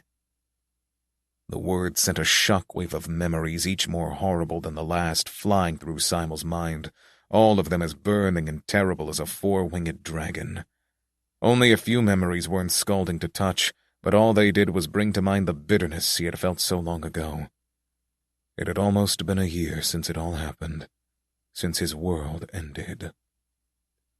The creature smiled at him expectantly, as it always did whenever it said anything. And as always, Simel said nothing. Its smile twitched. "Of course, for now, we're kind of stuck here. Oh yeah, I should have, Thinking of nothing and everything, the creature began to absently claw at the flesh of its thigh, tearing deep gouging lines that spewed blood liberally. See, you're kind of, your feet are all messed up, and my arm still hasn't fully grown back, so we'll have to stay in this city for a little while, at least until you've recovered. Because, I can make do with one arm, but you without feet would be pretty bad, I think." Stay in a city. Stay in a city. The killer of cities, in a city. Simel bristled. He turned to look at the creature, hoping a fraction of the overwhelming emotions he felt could possibly be interpreted by the creature, that it might for once understand something that wasn't itself. The creature blinked at him. "What? You don't want to stay?" Simel clenched his hands into fists. The creature's little eyes squinted. "You don't want me to stay?" And then the eyes flared open, and its face twisted again, like clay being reformed, and it made an expression like a jesting drake. "Oh, you don't have to worry. It sank back into thought. Simel couldn't tell if he was breathing anymore. It sat there, relaxed, its eyes calm as it muttered to itself. This is technically a floor, so does this city count as part of it? Well, the goblins have levels, so they should be enemies, which would mean that—" Simel could barely even hear its terrible words above the hammering of his own heart. As casually as a farmer describing the weather, it raised its eyes to Simel and said in that terrible voice, "If we're staying a while, I should have enough time to—" Its jaw suddenly snapped shut. The sound startled Simel to the point of twitching. Now it wasn't looking at him anymore. It was looking at the empty air again, reading invisible words, its wax-pale forehead furrowing in thought. Its mouth closed again, and its eyes gained focus, turning to Simel. "Sorry, but I just got a message from the god of pain that I apparently don't need to defeat every single enemy to completely clear this floor. Just the relevant ones." A smile. "So, for now, you shouldn't need to worry." Even after Simel heard that, the panic still gripping his heart like a vice would not fade. The creature absently scratched at some spot behind its head. Then, when its hand returned red, licked off the blood. It glanced into the air once before returning its eyes to Simel. "By the way, great news! I've got food and water and whatever else you may want. Now, I don't know exactly what you want. I still haven't received any telepathy skill, but I'll try to get what you need. As a matter of fact, I've currently got a pot of vegetable soup bubbling. And whenever we need more food, I can just go out and get more. Easy peasy. I can probably find almost anything else as long as it's inside the city borders. So if you just tell me what you want, I'll get it for you. Anything." And it looked at him like that again. Like a drakeling wanting a treat for being such a good boy. Obedient. Simel didn't have a single doubt in his mind that the creature was absolutely serious. And still, in the city, there was nothing he wanted. No physical item could fill the hole in his soul, nor could it complete the divine task he was set upon. Deep inside his heart, spoken loud and clear through his eyes, as obvious as a cry, Simel thought, Please turn yourself in, and let the due course of justice be done. Please let the goddess of law judge your soul. Please let the God of truth lead her hand just. Please let the God of repentance blind the eyes of the goddess of forgiveness. And let the world find peace in your due penance. Blood for blood. But of course, this blind creature of deaf cruelty heard none of this. So yeah, for now, how about I go get you a bowl of that soup I mentioned? That'd be nice, wouldn't it?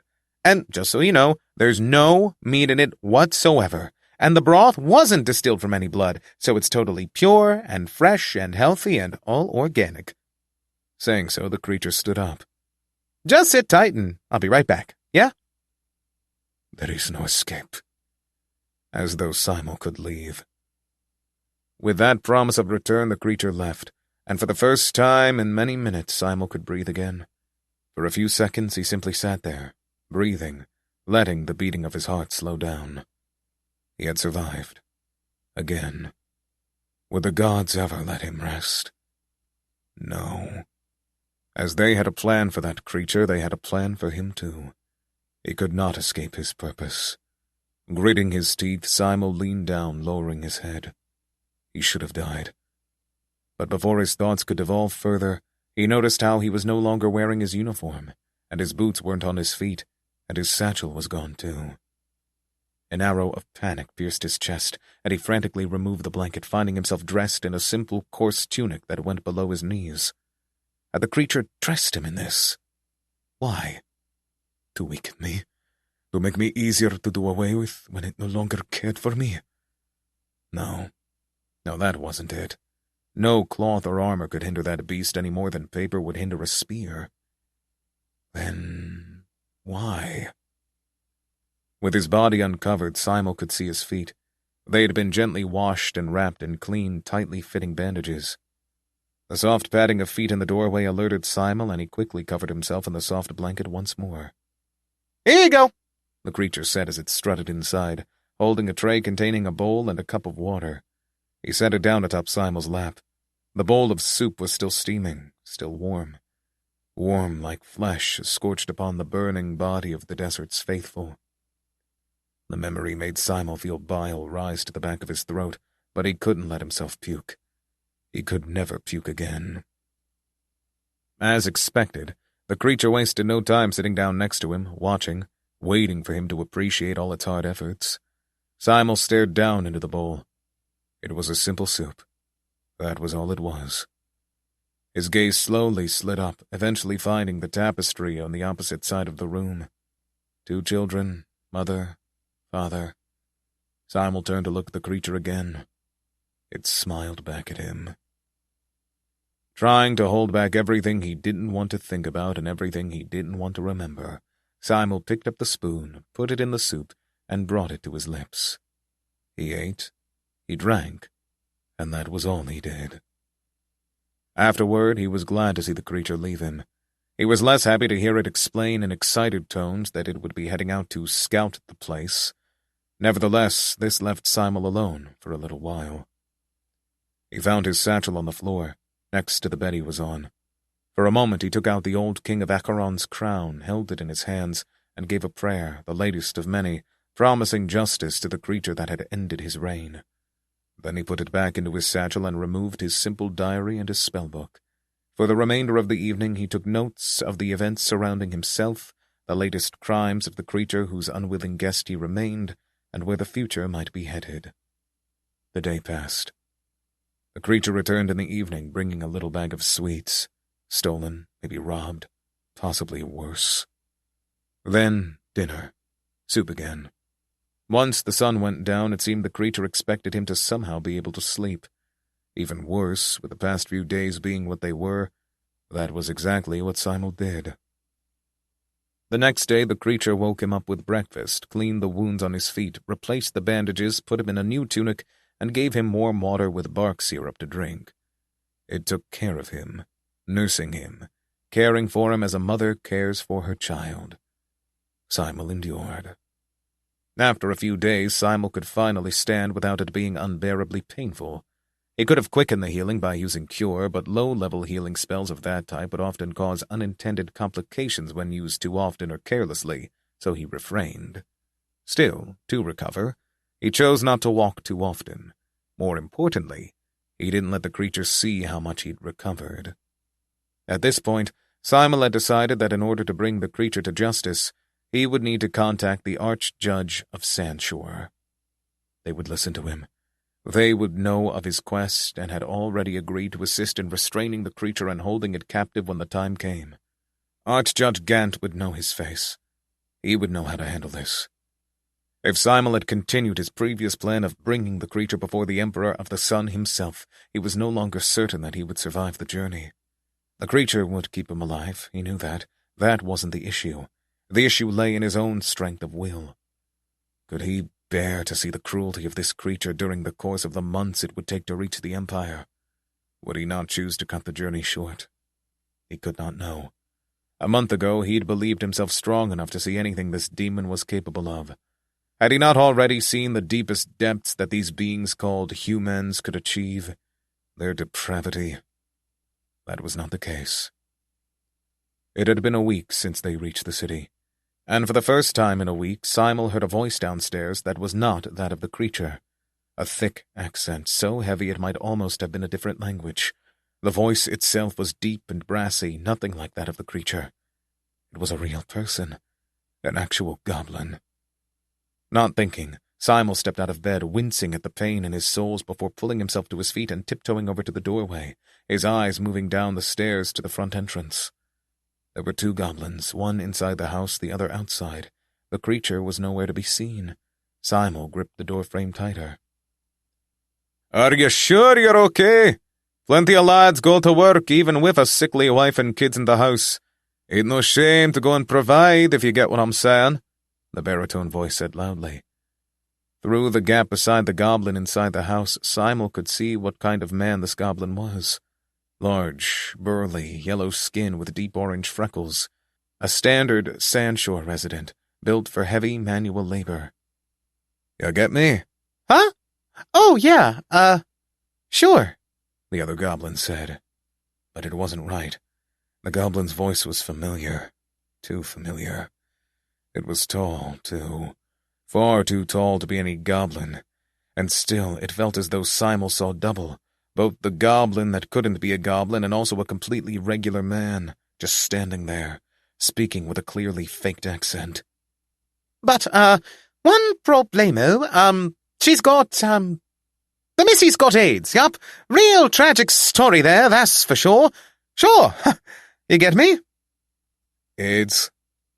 The goblin waved an arm, his left arm. The other arm hung limply like the empty arm of a shirt. "Yup, AIDS. Stands for, absolute insufferable Dumbo syndrome. Super infectious. Yeah, just opening the door like this might be getting particles all over the street. Why, right now, you could have AIDS and you wouldn't even know." The goblin outside the door visibly paled.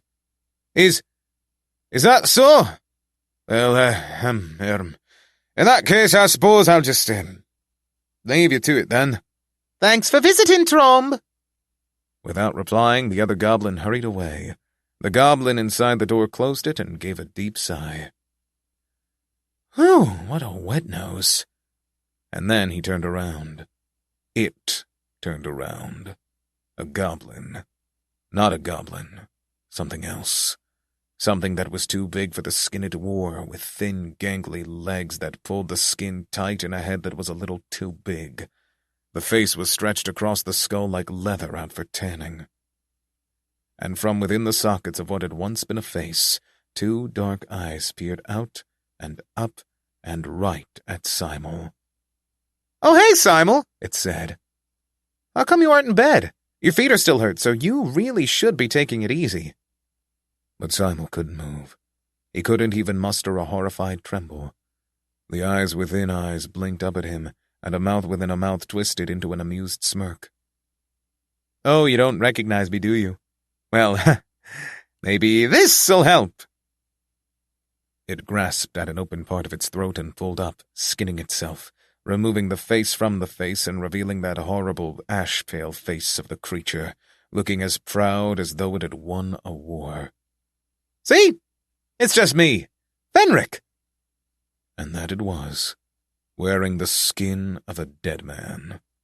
The world spun, and Simel could feel whatever he ate last pushing its way back up, but he couldn't allow himself to puke, not anymore. Fighting the urge with every instinct in his body, he staggered back into the bedroom and collapsed onto the bed. The room was still spinning. The padding of soft feet made the world freeze, still upside down. Everything all right, Simel? You look like you've seen a ghost. A pause. Sorry, I've always wanted to pull that one, you know. You understand, don't you? Silence. Then, after a while, But, I didn't know you could walk. Which, you know, nothing wrong with being able to get out of bed, but, A pair of cat-yellow eyes stared down at him, unblinking. You really should stay in bed. There's a lot of things in this house you maybe shouldn't see. You understand that, right? I'm just trying to do what's best for you, so, It ran its tongue across its front teeth. Even if you smell something rotting, don't go in there. With that, it left, leaving behind a cold that left Simel with goosebumps. That night, Simel decided to escape to get in contact with the Archjudge. The room was not quite dark. In these places, the night was never entirely dark. Not like at home, where night held its rule for all hours of the night, only unwillingly banished once the sun took her throne. Down here, the moon seemed so much brighter, and the stars were so many. The night air was cold. It streamed gently through the window alongside the little wisps of moonlight. As Simel stood by the window, he put one hand to his heart and the other to his mind and gave a short prayer to his devotion, the god of knowledge. He prayed for strength. He prayed for mercy. And most of all, he prayed for guidance. And with that, he was ready. As ready as he would ever be. He had wanted to wear his uniform or to bring his satchel, but he couldn't risk making any noise on the way down. That beast could hear a mouse sneak. The Archjudge would recognize him anyhow. If he did this right, they would have the beast restrained and in cuffs before it ever realized Simel had left. It would have to work. There was no other choice. Steeling his heart, Simel turned away from the window and toward the open doorway into the thick darkness of the hallway outside. He moved softly, walking barefoot on the Yellowstone floors. Without hurrying, he arrived at the doorway. The hallway was darker than the night sky. It was almost pitch black. The color reminded him only of the sea of tar and its dark waves. The way the pitch would cling to you like the damned souls of those in the underworld. Simel didn't dare try to swallow down the lump in his throat. What if the creature heard him? That thing could hear the beating of hearts. He wished he'd kept his ring of cover. Though with the way the creature had changed, he doubted it'd be of any help. Gritting his teeth, Simel stepped out into the hallway. Never before had he listened with such intensity. The whistle of the wind, the creaking of a neighbor's door, the howling of a yip dog. Not a sound from the creature. He knew it did not sleep. Never had he seen it sleep, not even when they first met. It seemed unbound by such simple goblic needs. It didn't need to eat, it didn't need to drink, and it didn't need to sleep. Yet it still ate flesh, and it still drank blood. But in terms of sleeping, the closest it approached such basic needs was meditation. It did that often. It sat still as a propped-up corpse, and it held its eyes shut, and then it would not move for hours at a time. Simel was certain it could sit unmoving for days if it so desired. At night, although it did not sleep, it would often meditate. Simel knew this. He had been keeping watch.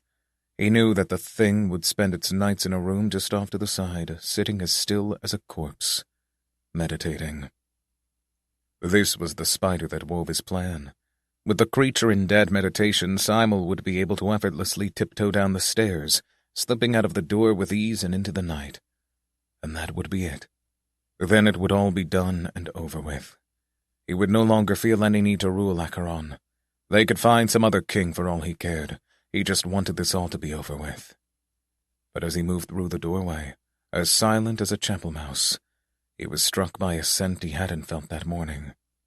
A faint odor, like that of rotting meat. He hadn't noticed it before, not in his bed nor earlier that day, but now that he noticed it, it was all he could think of. Rotting meat, decaying flesh, death. Slowly he turned toward a little door across from the bedroom, the only room in the small house that seemed to have a lock on it. He knew he shouldn't have. He should have just run for it, leaving everything and everyone else behind to finally bring this creature to justice, to finally put it on trial for all the pain it caused, to be fairly judged and not simply escape through the coward's repentance. But the smell, it lured him. It crawled in through his nose and up into his brain, where it begged and pleaded not for mercy but for recognition. His feet moved without conscious thought, bringing him to the door. But it was worse now. Meat, festering, an irritating sting of bile in his eye, decomposition, smells that reminded him of the creature, of its eating habits, of what it made and what it did. Of the tapestry in the bedroom. His hand fell on the knob, but as expected, it was locked. Breathing shallowly, he turned around once more, his eyes moving down the hallway, passing by the stairs leading down and to freedom, and instead finding themselves at the open doorway to the room he knew the creature was in. He shouldn't. He couldn't. It was idiotic. It was a fool's mission. He knew already. He didn't need to confirm it. But he had to be certain. He moved like a golem, one foot in front of the next, soft flesh on harsh yellow stone, closer, closer toward the room, passing by the stairwell and moving farther beyond, over to the open doorway. Slowly, he moved to look inside. In the light of the moons, sitting atop a table, was the creature. It sat with its legs crossed, eyes closed, face as motionless and blank as a frozen carcass out for display. But Simel wasn't looking at that. He saw something better. On a small nightstand, barely in arm's reach of the creature, clearly visible in the light of the moons, was a tiny brass key. It glinted alluringly in the light. The way it was placed reminded Simel of a spider trap, with the bait ready and the trap just beside it, waiting for someone to take it. Only a fool would head into such a trap head first and willing. For the first time in his life, Simel fully considered himself more of a fool than an intellectual. He crept inside. His eyes were in a constant state of movement, hopping from the beast to the key as he thought either of them could at any point leap up and strike him. Nevertheless, he held his composure with a steady hand. He slid through the room like a shadow, exhibiting a deftness unbecoming of a scholar. Every single sense he had was on full alert. He was close now. The brass key was in reach, and so was the creature. Slowly, with trembling hands, Simel reached out, his hand hovering just above the key, shaking only slightly, a bead of sweat rolling down his forehead, and as he let his hands fall, his fingers touching the cold metal of the brass key, one hooking around its smooth eye. His fingers slipped.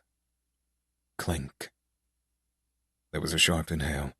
Simel froze. His eyes jerked to look at the creature. Its eyes remained closed. But it knew. He could tell. Its nose wrinkled, its nostrils flared, and then it took a deep, long, calculated breath through its nose. Sniff. A bead of Simel's sweat rolled down his cheek and dropped to the floor. His body was shock still. He was as motionless as the air around him. He didn't breathe. His heart didn't beat. He was nothing. The beast sniffed again, brief, sharp inhales through its nose like a drake smelling for prey. Sniff, sniff, sniff. Sniff. And then its body relaxed once more, back hunching and face falling back into dead apathy. He had been spared. Plucking the key from its place, Simel quickly stepped out of the room, suppressing his need to breathe until he was beyond the stairwell and back by the locked door. But when he then drew in a deep breath, he found it putrid and disgusting. The rot was there. He had no time to hesitate. The door loomed before him, almost as tall as the creature. Earlier that evening, the creature had spoken to him in some attempt to convince him not to suspect anything. "I think something crawled into one of the walls and died," it had said. "Some little animal or whatever." Simel hadn't believed him. Still didn't. His hands were gripping the brass key so hard his knuckles whitened. Hoping the beating of his heart wasn't as loud as it felt, he moved closer. The brass key fit snugly inside the keyhole, giving the tiniest sounds as it settled in. As he turned it, Each little click and clack felt like the slamming of massive instruments. Every little sound felt louder than a full war orchestra. He turned it as slowly as he possibly could, but the sounds could not be suppressed. Not fully. Finally, with the tiniest little click, the door unlocked. Simel pulled it open. A waft of horrid, putrid, rotten meat stench hit him before anything else. Ruptured bowels, half-necrotic organs, liquefied tissue, death and decay. Worse than any sewer or butcher's back alley. There inside lay 4 bloated figures, flayed, dismembered, disassembled, skinned, half-eaten, pulled apart at the seams, ripped into pieces, the only untouched pieces being the staring, lifeless heads, all sitting in a neat row, ears drooping and eye-holes filled with squirming, crawling maggots. Mother, father, daughter, son.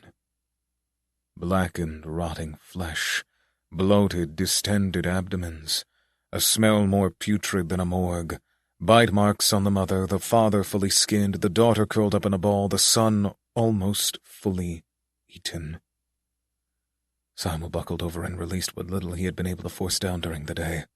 The stench stung in his eyes and burned on his throat, and even in the darkness of the hallway and the room, he could see the 4 of them with perfect clarity in all of their rancid tragedy. All he could see was them. All he could smell was them. All he could taste was them. All he could feel was the cold stone beneath his hands and feet.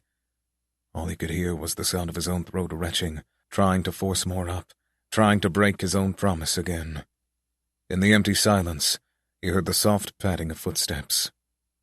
"Simel?" a voice said. The beast that speaks.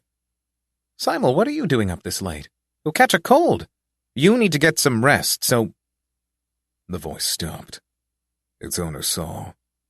Its owner knew. The voice was worse than the stench. You weren't supposed to see that.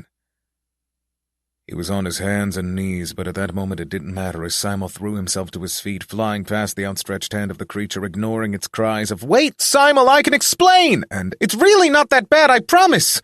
to willingly toss himself down the stairs, not caring as his battered and busted ankle gave out, leading him to tumble all the way down to fall into a heap on the floor, a heap that for some reason startled the creature as it said nothing and did not pursue long enough for Simel to pull himself back to his aching, burning feet, unlocking the door and casting himself into the cold night air. His throat burned. Their putrid stench clung to his nose. His feet felt like they were simultaneously freezing and burning all at once. As he ran down the barren street, he left bloody footprints. He had to get help. He had to find someone. Anyone. Someone to save him, to bring justice, to anything. Down an alley, he caught sight of someone. A group of 5 guards, each bearing the city crest.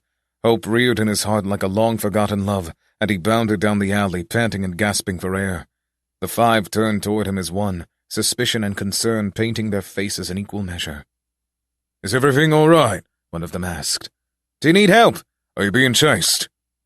Putting his hands on his knees, Simel let the relief of finally finding help wash over him, allowing him to take just a single breather. He had been running for so long. Pursued by death itself, he could allow himself to breathe for once, could he not? Once he'd gathered his scattered composure, he straightened back out, allowed himself to regain the countenance of a ruler, opened his mouth to speak, and watched as a long-limbed pale creature dropped down from above, right atop one of the guard's heads and shoulders. The guard only barely had time to register the intruder's presence, stumbling once as the weight of it settled, and then it was already over. With a single stroke of its one arm, the creature pulled the tongue of the guard clean from his open mouth, as easily as one plucks the petals from a flower. Only when the severed tongue hit the ground did the other guards recognize what was happening, but by that point it might as well have been over already. 1 arm, 2 legs, and a pair of jaws was all it needed. It was a flurry of death and blood, slices of flesh dancing through the air as it effortlessly dodged, parried, or took the guard's panicked strikes head-on. In the light of the moons, it almost seemed like a southern dancer the way it leapt and threaded on the moonbeams in the air. Graceful. It was not cruel in the way that dragons were. with their hatred and their pride. For this was a different sort entirely. When all the guards lay dead at its feet, and all that showed on its face was a vague touch of disinterest, Simel understood exactly what this cruelty was. Mere apathy. And against such cruelty, a simple city would never be enough. A single army could never do away with it. Simel had been naive to think it could be defeated so easily. No. As he watched the creature stand tall and gangly and glimmering with red in the moonlight, Simel understood that the only way to defeat such cruelty was with the cruelty of the arrogant. The Empire was his only choice. 22. The journey begins. I put my hands on my hips, hopefully only resembling a disappointed mother by coincidence. Now, why would you go and do that? He stares up at me with the same kind of look he's had the past couple of days. I heave a sigh, mostly just to show him how I really thought better of him. I mean, come on. You're lucky I went running after you, or these armed hoodlums would have had their way with you. Can you imagine that? I mean, this guy was carrying an entire halberd for crying out loud. Do you really think they'd stop at just mugging you? And of course, as usual, he gives no response. He could have died, and he doesn't seem to care in the least. One of these days I really ought to hammer into him the importance of staying alive and not giving up hope for the future. Only losers die, and I like to think that Simel, should he have been born human, would have been a certified gamer much like myself. Not that I don't understand him just a little, though. I mean, he must have had quite a spook seeing my personal pantry in that state. I knew I should have tidied it up a little. Pinching the bridge of my nose, I look down at him. He's staring up at me. What? I say. As usual, as always, he says nothing. Is it too much to ask for a little communication here? I draw in a sharp breath. It only takes 2 broad steps to bring myself to him. Crouching down a little, I lower my face to his level. You've had a big scare, I get that. But we need to get back to the house now, okay? His head is shaking back and forth. Oh, now he'll communicate, of course. I roll my eyes and put my hand on his shoulder. It's not a question, Simel. We need to go. If these hoodlums were able to get to him within like a single minute of him leaving the house, I can't imagine how many more could be hanging around. I kind of want to loot the guys who are left, but Simel really needs to get back to bed. I grab him and hoist his stiff body onto my back. He doesn't fight it in the least, which is good. My eyes fall on one of his feet. His bandages have all been ripped up by his running, and a bunch of his wounds have been torn open again, his whole sore covered in blood. See this? I say, grabbing one of his feet. You're bleeding everywhere now. What were you even thinking? Though, of course, if he hadn't left splotches of blood everywhere he went, I wouldn't have been able to find him since I can't smell him. Also, apparently, he's way quieter than I thought. As I walk back to the house, following the red footprints, I mumble to myself. Besides, that key was just to lure any snooping burglars close enough to handle. You weren't supposed to take the bait yourself. We walk back to the house. Or, I guess I carry him back. Hopefully the bloody footprints going from the house down the street won't be any issue, considering that Simel will need a fair bit longer now to recover, not to mention that my arm still refuses to regrow with any real speed. Well, all in its due time. For now, I'll just try to make the best of it. It only takes a minute or so to get back to the house. I lock the door behind us, take Simel back upstairs, pass by the no longer locked room, and put him back to bed. Try to get back to sleep, okay? I know we've both had a kind of weird night, but you still need the rest. He looks up at me. I look down at him. Sighing, I avert my eyes. You want me to explain myself? Is that it? His gaze doesn't waver.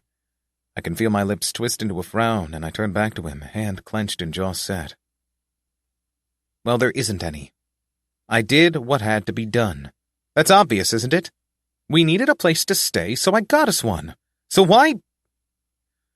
Why are you still looking at me like that?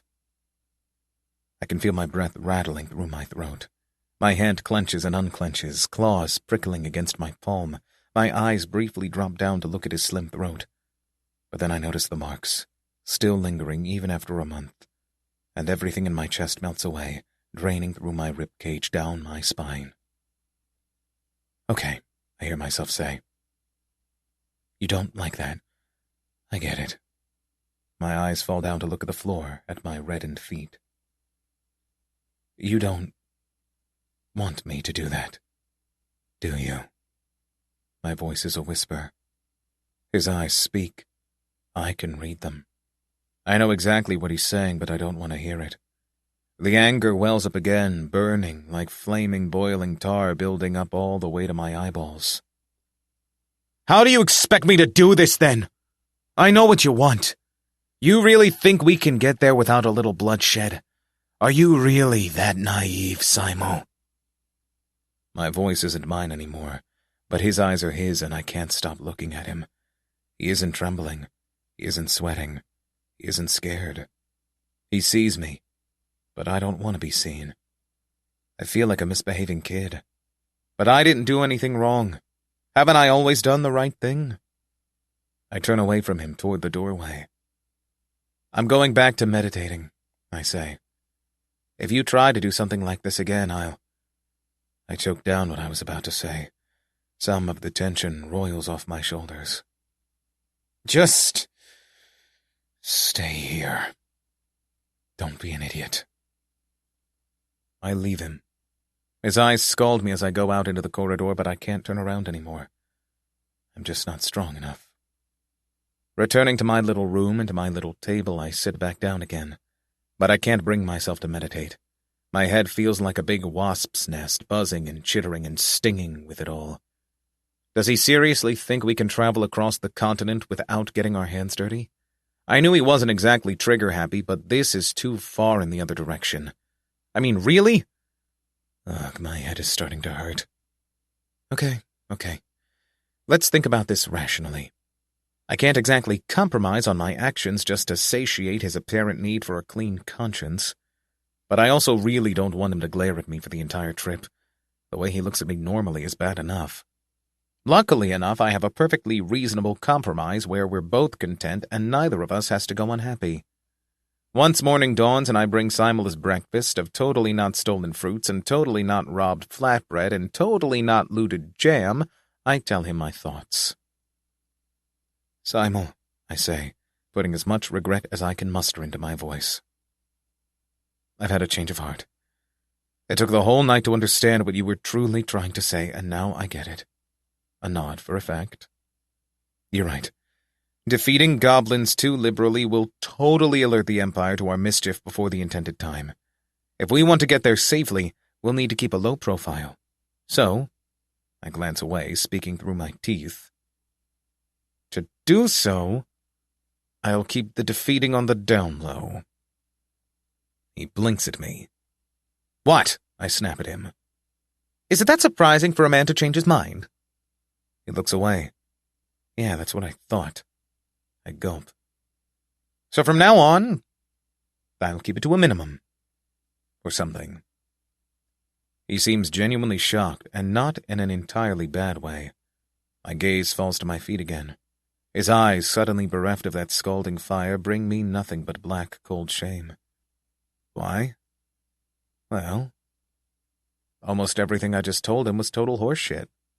I'll keep it on the down low, but only insofar as he can't see it. I'll keep it to a minimum, which I was already doing. I'll keep a low profile, like usual. That's what I say, and that's what I'll do. So the fact that he's suddenly looking at me like that, like I'm a person and not a beast, feels wrong, unearned, bad, not good. But the words have already been said. I can't take them back, not without losing the little trust I seem to have stolen. He eats. I watch him for a few seconds before leaving him. Putting on the father's skin, I head out into the streets. Hey, Tiff! Wife still sick and all? Are you sure you should be out and about, Tiff? Have a taste of the soot pears, Tiff! I pass them by. Down the street lies a little grocery shop that's been closed due to sickness for a few days now. Another necessary defeat, of course. I mean, it's not like I have any money, so... Excuse me. Tiff? It takes a moment or so to recognize that the words are for me. I turn around. You have learned. Impersonate. Level 6. A ruffian looks at me. Hoodlum. I frown at him. How can I help you? The ruffian seems shocked somehow by the way I address him. I've been looking for you. There have been complaints, Tef. First regarding a stink, and now, His eyebrows squashed together. It was a strange incident last night. 5 guards killed most ruthlessly, with the only traces being a pair of bloody footprints leading from your house. I was just on my way to speak with you personally, since we used to work together and all. I blink at him. Huh. Ah. I flex my fingers within the skin I wear. My eyes dart down to his throat and then back up to his face. But could I get away with it? We're in the middle of a busy marketplace. It's practically bustling. No, if I did away with him here and now, everyone would know, and it would become a huge thing. I could probably escape if I were alone, but I'm not. I need time to get Simel away from here. Slowly, I let my hand relax once more. I chance a smile. The guard, as this apparently is, reacts favorably. Sorry, I say. That was just my wife. She's delusional because of the sickness. She must have snuck out, found the 4 dead guards, and came back in a hurry. Sorry about the inconvenience. His face loosens a little. Really now? Oh, that's a relief. The Honourable Archjudge was considering pulling you down to the Court of Truth, so your words bring me quite a bit of relief. He gives a pause, his eyes narrowing a little. However, the bloody footprints were leading away from your house. Why could that be? Ah, he got me. I make a show of shock. Oh, that's true! Why, I didn't even... Oh, how silly of me. I smile coldly at him. You know, being an officer of the law, how about I just bring you to my house and you can ask her yourself? I'm no deductor, so I'm sure you could make much more sense of it than myself. The guard nods slowly before laughing tentatively. Well, I suppose you're right, Tef. Knowing her, I'm sure this is all just a big misunderstanding. I twist my lips into a smile. Yes, I say. I'm sure. I lead him back to the house and inside. He stops right in the mouth of the door, eyes falling to the puddle left from the father of the house. Might this ever? Oh, this is much older. Did something happen here? He seems surprised and concerned in equal parts. Oh well. I closed the door, bringing him inside. He stops right in the entrance, taking a few breaths before plugging his nose. Phew! It reeks in here. Those reports were more than right. There's something dying here. Oh! I stab my hand straight through his chest. He blinks down at my bloodied hand. What? Then he slides off my hand to collapse onto the floor. I step over his still-moving body, climbing the stairs 2 steps at a time and practically bursting into the bedroom where Simel lies writing something in his little diary.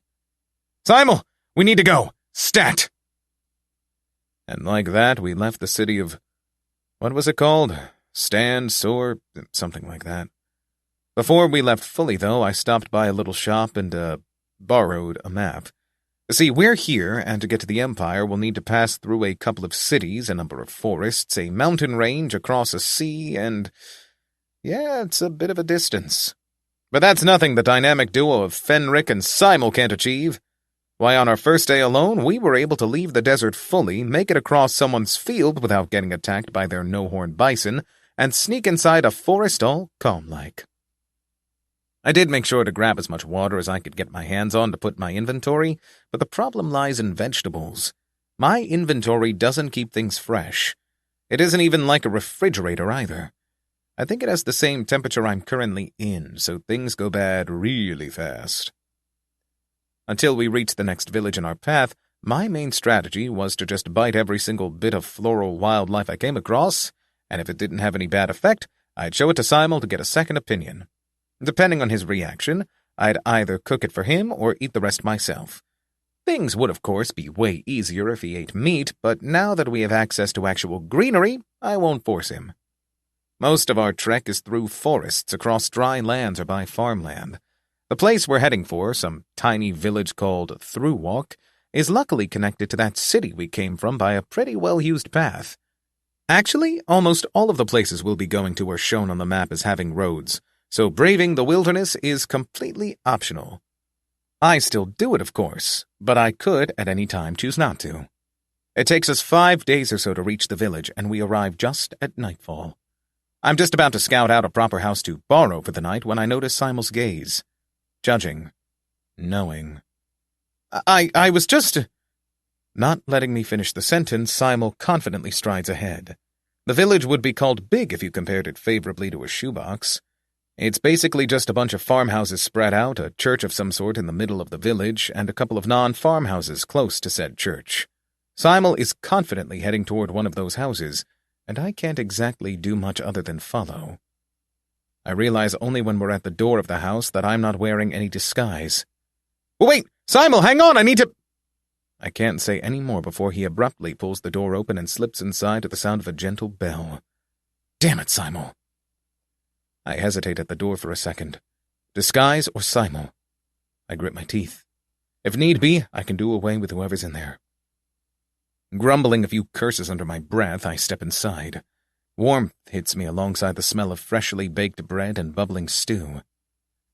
Why, it really has been a while, Your Grace. I can't say I haven't been expecting you, but seeing you like this is still a bit shocking. Though I must ask, pardon my curiosity, but did you ever find that tall thing? Her eyes fall on me. I stare at her. This place is... an inn, I think? It smells like food. There's a stout goblin woman standing behind a counter, previously conversing with Simel, now looking at me.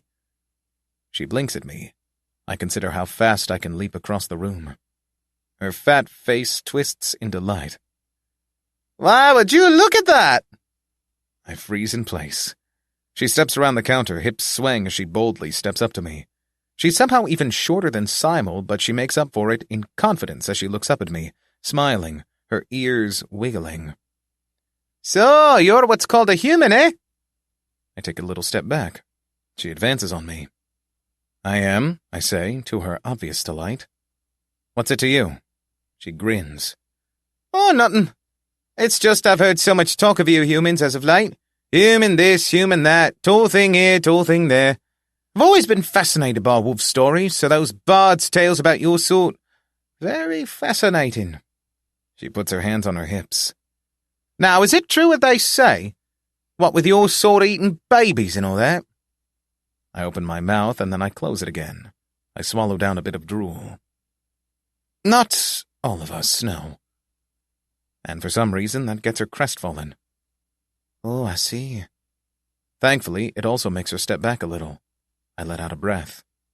Well, as I told His Grace, we are unfortunately fully booked for the night. Lots of strange happenings going on over in Sanshore. Of course, knowing it's His Grace and his human companion, I'd love to offer you our finest rooms. Best we've got right now is the stables, but I can't exactly let His Grace sleep with the farm animals, so... No, I say, quickly cutting her off before she can continue. The stables would be great, really. We're thankful to sleep in any place where we might be able to rest our weary legs. She puffs up at my words, an amused glint in her eye. Ah, haven't you got some manners? And here I thought your kind was all about bloodshed and killing demons and what's it to you? You really can't trust everything they say through the lie of iron, isn't that right? She gives a little harpy laugh, and I'm somehow able to muster a laughter to match hers.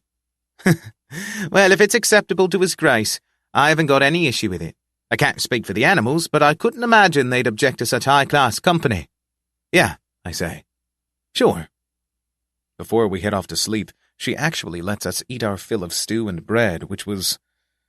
Let's just say I absolutely did not cry, because crying isn't my style, and besides, who cries over bread?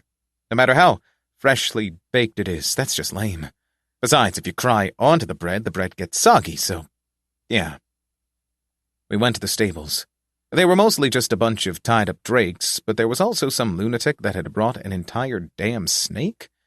For some reason, the drakes didn't like me looking at them, so we were able to procure a pretty good spot, with the drakes seemingly fully intent on staying as far away as possible. Interesting.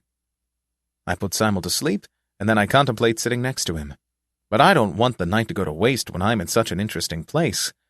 I have a few things I want to do while the sun is down. I give the drakes a few suspicious looks. They somehow retreat farther away, straining their tethers and whimpering in their mouthguards. Oh, yeah, Simel should be all right. I'll know if they get close to him. Still, if only to prove a point, I grab one of the thin-necked sprint drakes, twist its neck, and disassemble it so fast the flesh didn't even have time to go cold. Once I've put all of it into my inventory and licked the blood from the floor, there isn't even a sign left that it was ever there to begin with. The drakes stare at me. I glare at them. Got that?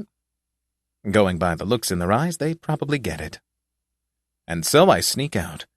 The night air is cool, and for just a moment I let my eyes linger on the seemingly endless starry sky, and the moons and the constellations. I take a deep breath through my nose, taking in the exact position of every single warehouse and pantry in the village alongside what they contain. I've been in this world enough to know what's normally eaten. All right, time to head out and get Simel some grub. I head toward the farthermost place purely by instinct. The farm is basically just 3 houses, each placed at an angle from the others to form a courtyard in the middle. This also happens to be what almost every other farm I've seen so far has looked like, so I'm not surprised. One of the houses is a stable for the thick, stubby drakes they use to pull their hoes and things. The other is the house that the family itself lives in, and then we have the storage house. Fun fact, for some reason there are some goblins that also sleep in the stable. Well, no idea what they're doing in there. Also, this is probably one of the 2 biggest farms in the village. The smaller farms don't have their own stalls and storage houses, but this one does, so here we are. The storage house is locked, but that's nothing my claws can't help against. Of course, it's not like I can cut through iron, but if I just shove my nails in the hole and jimmy them around just a little, then... click. As easy as that. Smiling to myself, I head inside. All right, we've got a bunch of grains, some pea-like stuff, a bit of dried meat, and some salted meats. I drool a little. I start shoving things into my inventory. I don't think Simel would be too interested in eating the salted meats, but they'll last for way longer than raw meat, so it's worth it to grab them anyway. And then some grain, and some of this, and some of that. Now this is the true meaning of looting. Oh, I miss playing video games. But this is almost as good. It might actually be a little bit... Who's there? I freeze in place. Sniff, sniff. I turn toward the open door. Goblin, level 7. It's a young woman. Goblin. A young goblin. It's holding a little candle, dressed in a dress that's too big on it. I usually can't tell the ages of these things, but this one is clearly young. And it's just caught me in a pretty bad situation. I stand up properly. I begin to walk toward it. It takes a few steps back, but it isn't enough. Please! What? Its yellow eyes flash in the moonlight, and it sees me. Of course, by that point, it's already too late. I do what has to be done. Did you hear what happened last night? Nasty business, the innkeeper says in greeting as I step up to the counter. A number of goblins are already seated in the dining room, not a few of them giving me looks that can at best be described as unsavory. They're looking at me in the same way you'd look at a loosed tiger. Suspicion. That's it. What business? I say, somehow managing to not stammer. From the corner of my eye, I notice a few of the patrons' eyes widening a little at my fluent speech. She shakes her head, handing me a pitcher of beer. For breakfast. Excuse me? Oh, it's a right story. Old Tiller's serf, this young pretty lass, went missing. Took a good lot of his harvest, too. And to make things worse, she even went and stole one of my patron's sprinters to get away as well. Can you believe it? And I always thought her a mature, well-bred girl. Her eyes gleam, turning to look at me. You didn't happen to notice anyone enter the stables, it's a tall thing. I glance away. Nope. Nothing like that. The smile slips off her face. Oh, well. I suppose a lassie running off with a bunch of crops isn't an inch as interesting as whatever you've seen. Maybe not. Taking the brew, I head off to the table Simel's sitting at. His wooden bowl is filled with mainly stew alongside a piece of bread. Same as my own breakfast, that is. I sit down across from him, putting my large mug of beer next to the one he has. He's already half-emptied his own, though. And he's made good progress on the little bowl of brandy the innkeeper brought us. It's not something I've seen before, but it's basically just a small bowl of what seems to be brandy with a single spoon in it. Going by how Simel uses it, you're meant to just take a spoonful, drink it, and then put the spoon back in the bowl. Yeah, I'm not doing that. Even drinking an entire mug of beer first thing in the morning is a bit, Then again, technically speaking, this isn't even beer, because it isn't made with malt or wheat or anything like that. It's just that the process is basically the same and the taste is very similar, so that's what I'm calling it. The same with the brandy. I look at Simel. He doesn't look up at me. So, I say, did you hear about that nasty business with the surf? He takes a shot of brandy, wipes his mouth on his shirt, and gives me a look that shuts me up in an instant. I look away from him, accidentally meeting the eyes of one of the goblins in the inn. They look away. When I look at another one, it doesn't want to make eye contact either. Right. We finished breakfast, returning the bowls and things to the innkeeper. Simel was able to fully empty the brandy bowl all on his own. It feels good to return nothing but empty bowls and mugs, but I'm still a little worried about Simel. I clear my throat and glance at Simel. Now, I'm not sure if we have money, but— "Oh, don't you worry about that, dearie," she says, beaming. What the heck did she just call me? "Just being able to meet a human is payment enough. Besides, it's not often you get to lodge a man like his grace in our stable of all places." She gives a wink. "When the bards come asking for all the details to tell your tales, I'll be sure to tell them all about it. You've got my word." Okay. Since I don't really know what else to say, I thank her for the lodging, and then we head out again. The next time we get to a village, Simel doesn't want to enter it. Rather, he makes us walk in a wide arc around it. Or, well, he makes me walk it, since he's still too hurt to walk on his own. He also refused to eat the grains I presented him with. Sometimes I really don't understand this man. We make it along pretty well, though. When he doesn't see it, I often sneak back to steal a bit of food and grain from the villages we pass. Eventually, we reach the next city. This time, Simel is okay with us entering it, but he gives me a long look before we do. Also, unlike the last time, I put on a proper disguise before we enter. For some reason, being recognized as a human felt weird. I'm much more used to this, although Simel didn't seem to like me wearing it. We spent a day or two in the city, and then Simel insisted on us leaving again. And that's how it went, mostly. We avoided villages, spent only a brief time in cities, and then continued. And just like that, 3 months passed. It would probably have gone a lot faster if we'd borrowed a drake or hitched a ride on a caravan or whatever, but Simel always seemed against it. Nevertheless, I didn't really have anything against carrying him much of the way, so it was all right. 3 months, and we have finally reached the port city of Ullum. You mean to tell me that the next boat to Yaddis Bay leaves in 2 weeks? The guy on the pier, some old sailor-looking dude currently scamming us, merely shrugs. That's the best you'll get at this time of year. Frankly, lad, you're lucky any boat's leaving at all, what with the whole war business brewing. He takes a puff of some sort of glass pipe I still haven't gotten a proper explanation of. Nothing's stopping you from going there by carriage. Shouldn't take more than a month or so to travel there by land. I wipe my face, unfortunately only wiping at the face I'm wearing. Okay, listen. I'll get you twice the money if you take us there like today. You need Vera? We've got Vera aplenty. That not good enough for you? I've got plenty. I've got Lent, Or, Fra, Holdings, name your price. Come on. He looks me up and down, his thick eyebrows quirking a little. You've been places, haven't you? Okay, that's it. That's it. I can't. Simel glances at me. I return his look. Seriously? Okay, fine. I turn back to the old sailor. Fine. Okay. We'll go when you go. How much are you asking for? He holds up his hand, showing 4 green fingers. What? 4 Vera? He shakes his head. No way. You can't seriously expect me to pay 4 Virae for a simple boat ride. He shakes his head again. I can feel my eye twitching. Now just you hold on. Viru? Are you serious? 4 Viru? Do you know any other boats leaving for Yaddis Bay? Oh. Is that how he wants to play? Is that it? Oh, Simel shakes his head at me. Damn it, every time! Leaning down, I turn to him.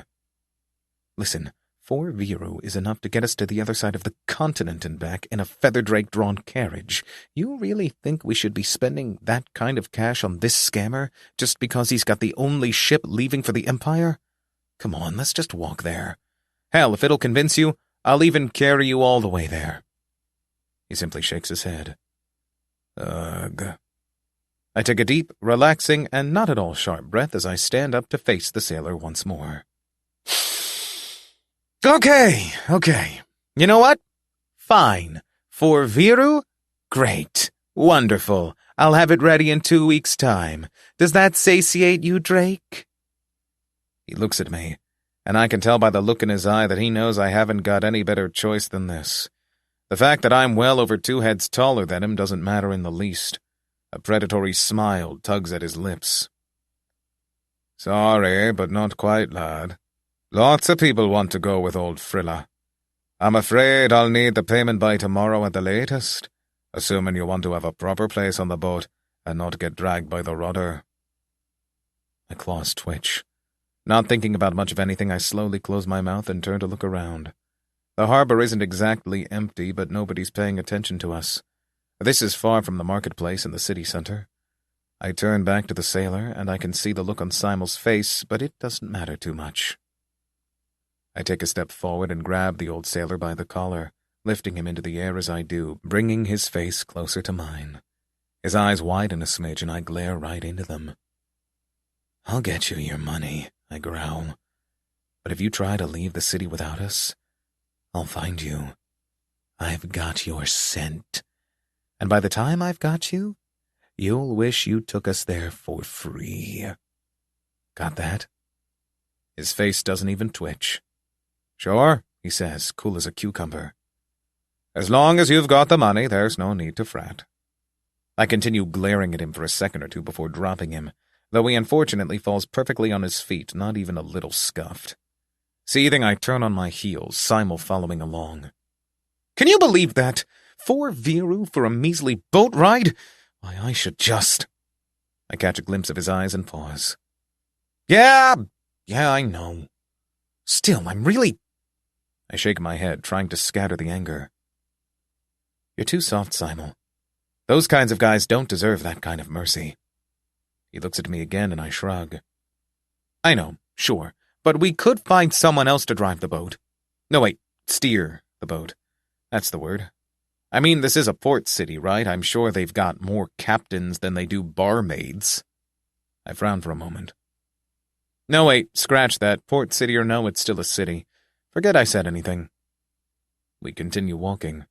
We have been living at an inn for the past couple of days, but if we'll need to stay here for 2 entire weeks, we may need something more. I look at Simel. Simel looks at me. I wasn't going to, I say. But he already knows. He always already knows. I don't know when he learned to read my thoughts, but it no longer scares me. Still, I do think that... We step into the marketplace. It's bustling, more than usual. People are crowding by, chattering in hushed tones among each other. All I hear from the snippets of conversation is execution and human and child-eater. And that's all I need to hear. I share a look with Simel, and we allow ourselves to be pushed along by the stream. Being taller than the goblins, I have a good look at it all quite far ahead of time, giving me an excellent view of the platform before we actually reach it. It's large and wooden, raised high enough for all to see, and atop it stands a goblin dressed all in white, holding an axe. Next to said goblin is a man. Not a male goblin, nothing like that. A human man. An actual human. The fact that it's a human isn't completely self-evident, because at this time said human is hunched over, head lowered onto a wooden pillory. He's completely naked, allowing his pink skin and long limbs and stubby ears to be on full display to the horrified populace.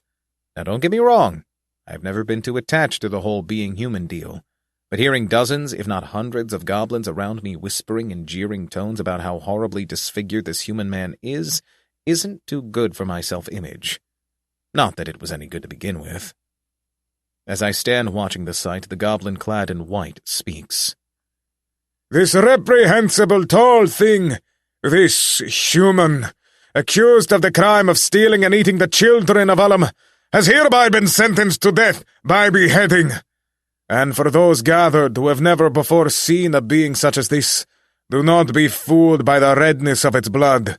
These humans, as they call themselves, are not so much goblin as they are beast. A human burned the city of Acheron. A human brought war to this peaceful continent. And this human before us stole and ate children. For that, it shall now find penance in death. Huh. Stole and ate children. I wiped the drool from my chin. Didn't know there was another man of taste in this city. Maybe I should have been more observant. Please! The guy shouts. The human guy, that is. I don't know what's happening. Does anybody here speak English? Oh God, please, I didn't do anything. I was just passing through. I have no idea what— Listen to its incomprehensible language crafted by no god. Hear the sounds of its sinful throat, bobbing and clucking like a lay egg. The goblin in white raises the axe. Now we shall see if it still speaks without it! With impressive strength, the goblin brings down the axe on the guy's neck. It got an inch in at most before getting stopped.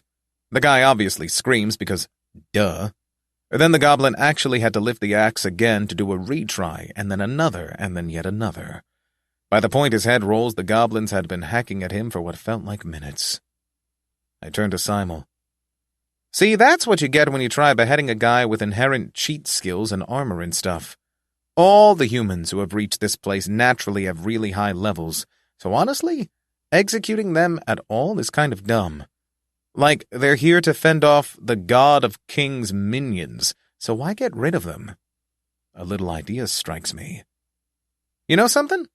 Back in the day, on Earth, sometimes, instead of killing a guy, they'd just brand him for life. You know, so everybody could see that they were a criminal. Very effective. Just like with your lizard. Simel eyes me coldly. I shrug. Just an idea, of course. Nothing more to it. Getting the money to pay for the boat was pretty easy. The problem was convincing Simel that I wasn't going to kill, rob, or loot anyone to get the money. But I was able to cook up a pretty good half-truth.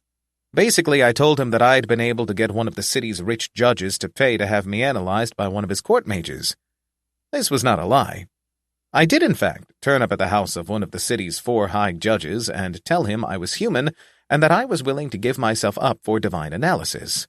Furthermore, he did accept it. I really hadn't expected that one, but sometimes life does have its perks. What I didn't tell Simel was that I then pocketed a few of the judge's items and sold it to this one guy I found in a back alley at one point. If you're wondering why I didn't kill the judge, it's because, duh, it's a judge. I kill one of those and the whole city's guards will be after my ass like I'm a PlayStation on Black Friday. Anyway, but then that guy refused to give me all the money I needed, so I killed him and took his organs to this other guy I met in a different back alley who made a living selling the things to reputable healers and temples, but then he wouldn't give me enough money either, so I got the names of some of his clients, blackmailed one of the richer ones, and just like that I had enough money to buy a boat seat. Yippee! But explaining all of that to Simel felt like a bit much, so I kept it brief. With the money in hand, I paid that damn sailor, but not before taking a deep whiff of his smell. And for the past close to 2 weeks, that smell is all I've focused on. I've been able to tell every single movement he's made. Where he lives, where he works, the people he talks to, his family, his child. I almost considered giving him a note saying if the ship didn't set out, I'd eat his family, but as it turned out, I didn't need to. The ship was all ready to set out when Simel and I arrived, meaning that I would not have reason to do good on the aforementioned threat.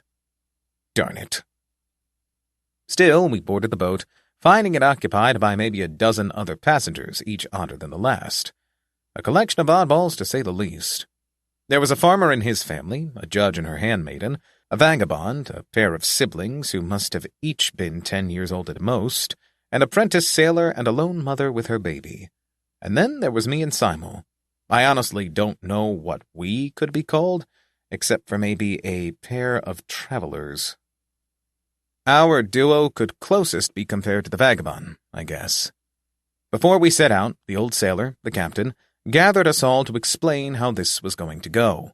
First, the trip would take a month or two, or however long the god of seas deemed it proper to take. Second, we were not passengers, we were cargo. If we did not like the treatment received, we would be tossed overboard like cargo. Third, we would receive 3 meals a day, at 9, 1, and 7, respectively. If we did not show up at these times, we would not eat. Tyrannical? Yes. Our only choice? No, but that's not what Simel thinks. Regardless, all I care about is making it to the Empire without Simel dying. A captain being high on his rulership doesn't really matter to me, no pun intended. The judge wasn't too happy about the rough treatment, but since this is the only option, she had no choice but to shut up. It was actually kind of satisfying to watch, but anyhow. The captain ordered his few shipmates around, and after a few hours, the ship set out fully.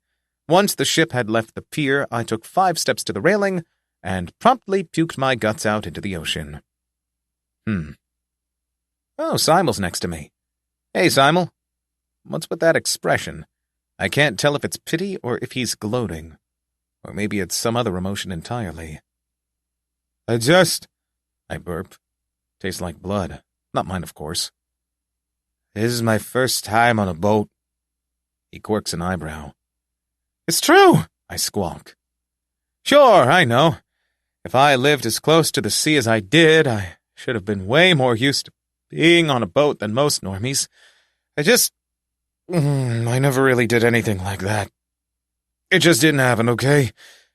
I feel my stomach clench, and I lean over again, emptying out a bit of bile I didn't know I had left. Ugh. Everything all right, sir? Someone asks. I glance over. Oh, hey, it's the sailor in training. Are you seasick? Yeah, don't worry, I feel something rise again, but I swallow it down. As long as I don't think about the gentle bobbing of the boat, the lurching of the waves, and the rocking of the hull, I should be fine. I should be... Easy there, the young sailor says, patting me on the back. The touch makes me jolt a little, but I stop myself before I do anything bad. He smiles at me, all innocent. He's got dimples. His mane is carefully braided, much like most sailors. Everything about his face feels simple and easy. Here, how about you sit down, sir? My father always told me that to sit in the shade and breathe a bit was best for seasickness. And if you permit me, sir, I could surely fetch you some trip seeds for you to chew on. It does wonders, that I can swear. I furrow my brow at him. Sure, I say. Go ahead.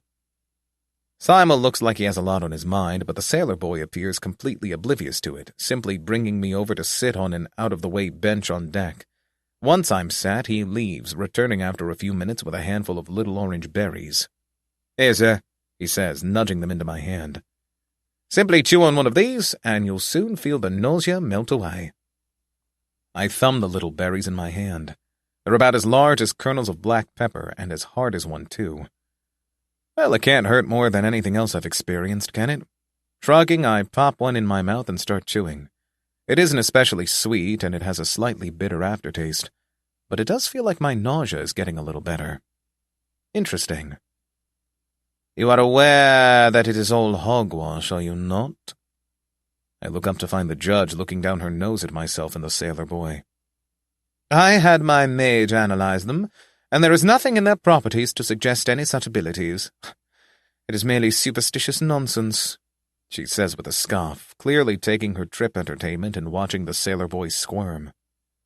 Didn't your father tell you that, boy? The sailor boy makes to speak, but I'm a bit faster. Okay, listen, yeah, but you can't underestimate the power of the placebo effect, which you clearly haven't heard of, or you would have let me keep chewing this thing, because I actually read a study about how at times the placebo effect could be just as strong as the real thing. So even if it is just superstition or whatever, it is still helpful in this moment. Also, just so you know, it's still effective even if you know that it's a placebo. Yeah. She stares at me. The sailor boy stares at me. Simel sighs and looks away. Do you happen to be a learned man, sir? The sailor boy asks. I don't have the heart to tell him that I'm probably younger than him. The judge shakes her head. If you would rather believe in superstition than fact, then you are clearly not a man of the gods." And with those devastating words, she leaves. I keep chewing the seed, and then I swallow it. The sailor boy slowly composes himself. "Well, there's all types of people, aren't there, sir?" As he watches her leave, his eyes suddenly widen, as though remembering something. "Oh, forgive me, I almost forgot. But once you've finished chewing it, please spit it out, since the skin may cause the nausea to—" While he's speaking, I carefully stand up, move to the railing, and empty the last of my stomach's contents into the sea. Worsen. "I'm all right," I mumble. "I'm fine. I just need to—" I puke again. I think this is my blood. Not sure. "Okay, yeah. I think I feel better now." The sailor boy seems beyond worried. "Well, He holds out his hand. "If it isn't too much of a bother, would you mind if I introduce myself?" I look down at his hand and up at his face. I wipe the sick from my lips and the lips I'm wearing. "Lo," I say. "Lo Fennrick. Lo Fennrick, that's my name. Fennrick." He blinks at me. "Oh! Sorry, I was worried for a second that you were about to vomit again. He returns his hand to his side. "It is a pleasure, Sir Fennrick. I am Van, son of Patere." I wave my hand. "No need for all the sir stuff. We're like the same age, dude." "You are?" He looks me up and down. "Pardon me, sir, Fennrick, but you don't, oh wait, yeah, I'm wearing the skin of an adult. Yeah, I've got this, skin disease or whatever. People tell me I look like a 50-year-old all the time, but I'm really only, Squashing my eyebrows together, I count my fingers real quick. 18. I'm 18. Still 18. He seems thoughtful for a moment, his eyes falling to the deck below us. "You're younger than me." I purse my lips. Yep. Going by the look in his eye, it would be fair to assume his world has just been shattered. Interesting to see. After a minute or so, he finally composes himself enough to give a polite smile. "Well, Fennrick, it is still good to make your acquaintance, and I hope our ride will go well."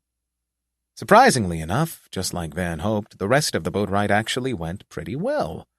I'd sort of expected to have to fight sea monsters at some point, or at least a few pirates, but none of that happened.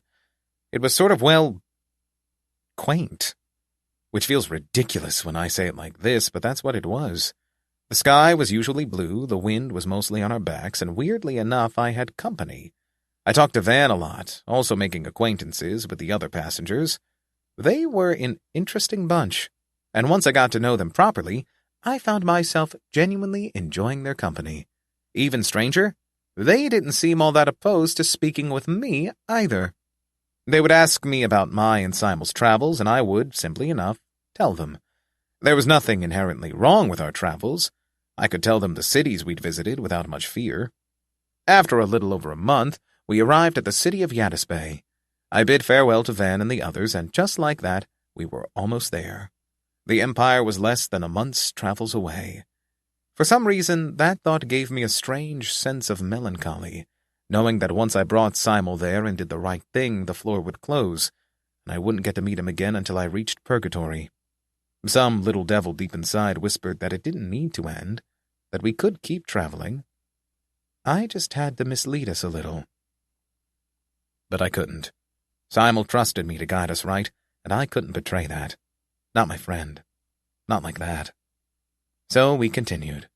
Of course, before we left fully, I made sure to sneak away in the night to get a bit of well-earned revenge on the captain. I had grown to miss the taste of goblin just a bit too much. Nevertheless, with that, my business with all of the ship and all that was concluded. The Empire was at hand. 23. It's me, your prissy princess.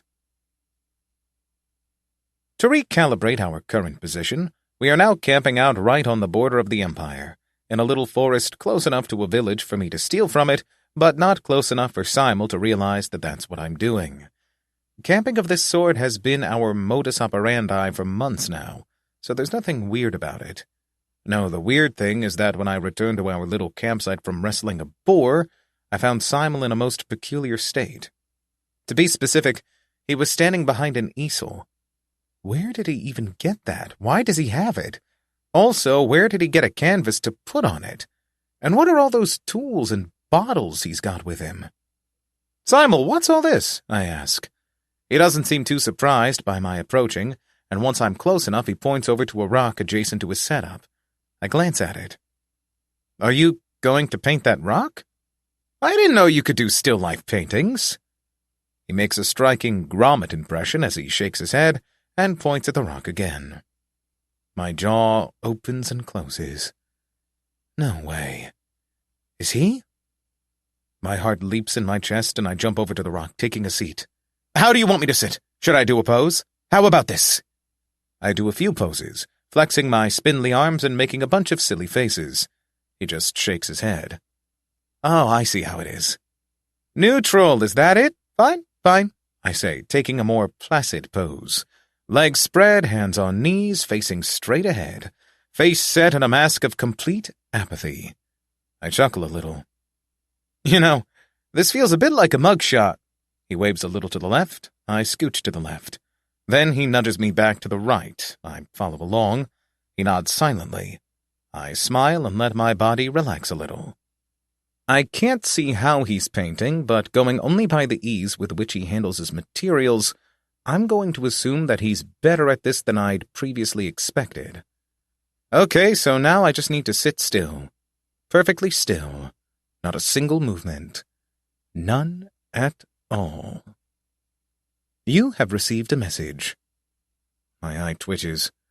It's probably just another hate message. I've been getting a bunch lately about staining the reputation of all humans or something. Making a mountain out of a molehill, as haters always do. Yep. So since I already know what it is, there's no need to check it out. No reason for it to be from anyone I would actually want to get a message from. Not at all. Not at all. I gulp. I glance up at Simel. He's mixing colors. I look back at the empty air in front of my eyes.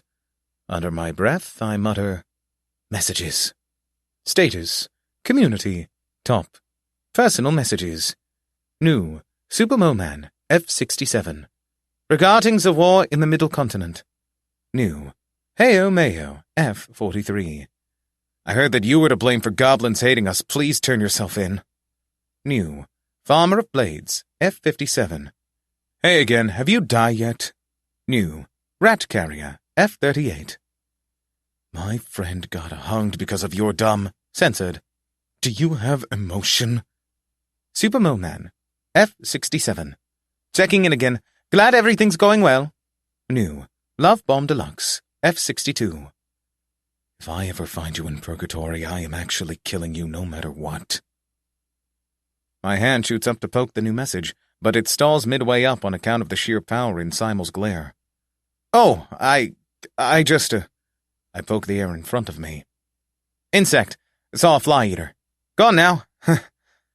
He looks back at the canvas, and I watch him for a second or so before letting my gaze fly down to the message I was able to bring up. Super Moleman. F67. Regardings of war in the Middle Continent. Hey, Kitty. I got your message.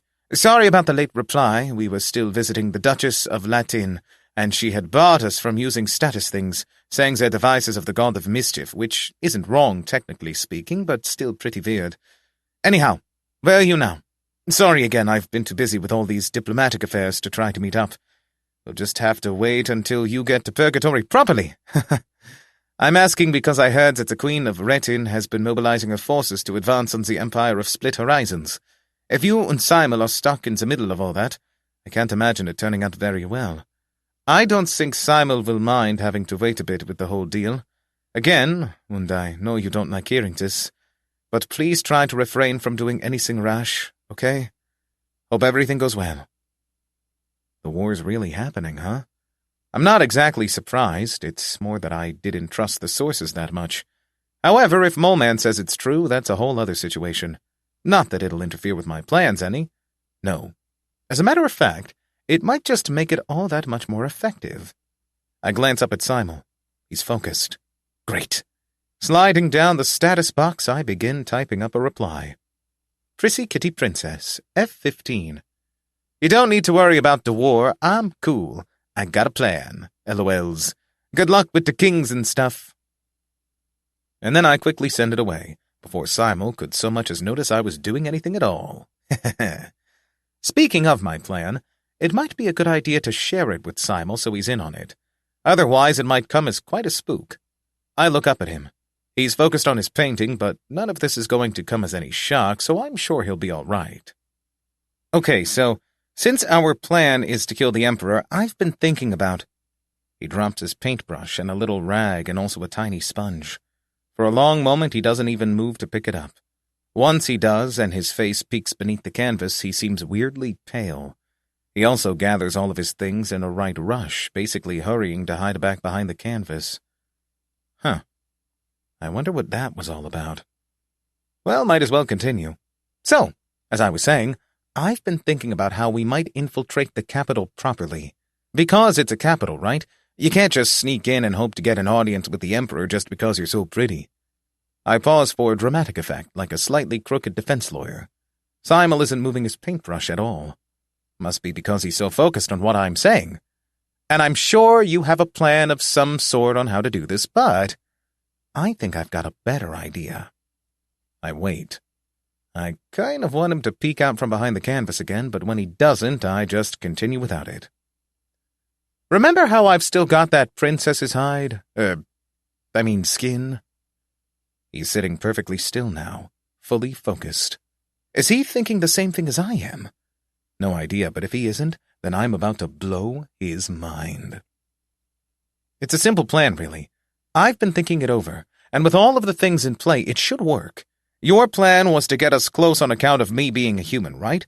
We'd both get in trouble, and then I'd beat him, etc., etc. And sure, that might work, but then the guy would be surrounded by guards. I mean, what kind of ruler would go before a convicted prisoner without a bunch of guards at his side? Exactly. However, I grin a little. So simple, so easy, so quaint. What if I approached in the skin of a regent thought to be dead? Now Simel trembles. Excitement, no doubt. His plan may have been good, but now he sees how close-minded he had really been. We'd be greeted with a parade, orchestras, jubilation. The Emperor would have no choice but to meet us as a diplomatic envoy of peace. He doesn't want war, so this would be a godsend. And sure, his dear prince would still be dead, but that's already been mourned aplenty. And besides, we'll still be returning the crown, so it's fine, right?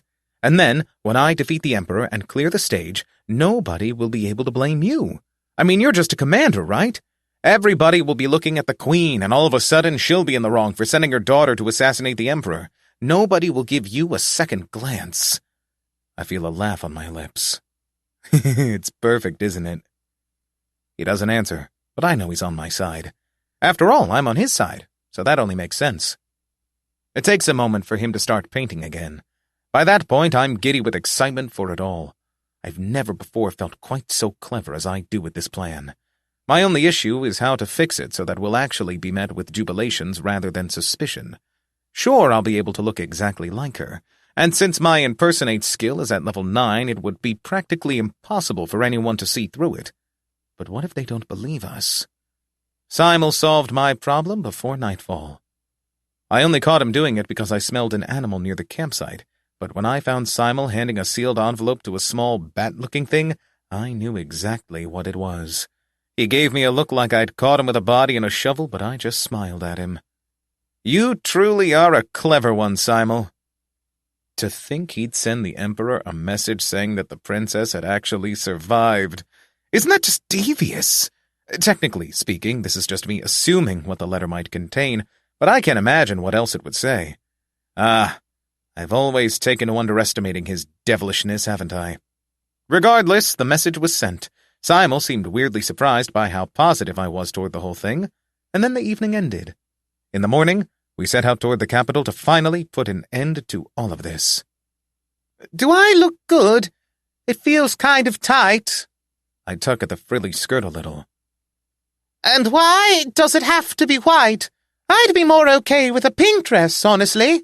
A pink dress? Don't be silly, your highness. Such cheap, half-dyed articles could never properly fit your gracious form. This pristine white, on the other hand, shows the gentle purity you are so known for. My nose furls. Was that what she was known for? An image of a vomiting chimera flashes through my head. Yeah, no, I'll have to disagree. Turning away from the seamstress, I look over at Simel instead, where he stands in the doorway of my assigned room, looking markedly pale. I catch his gaze. What do you think, Simel? Do I look like a pretty princess to you? He averts his gaze. The coward's way out? Possibly. I think pretty would be an understatement, your highness, the seamstress comments with what I think is absolute honesty. Wonderful woman, really. Then she continues placing pins here and there to refit more parts of the dress. Just so we're all on the same page, this is the first time I have ever worn a dress, and I am only wearing it to complete my princess disguise. Of course, to be completely honest, the disguise had worked wonderfully even without an overly prissy gown. It had almost been too easy to get in. For the sake of my disguise, we borrowed a drake to carry our things and myself. Combined with a dress I looted from a totally willing and breathing villager, as well as the princess's very own crown supplied by Simel, I made quite an impression when we rode up to the city gates. Isn't that? But I heard she was... It's her! It's Princess Swee!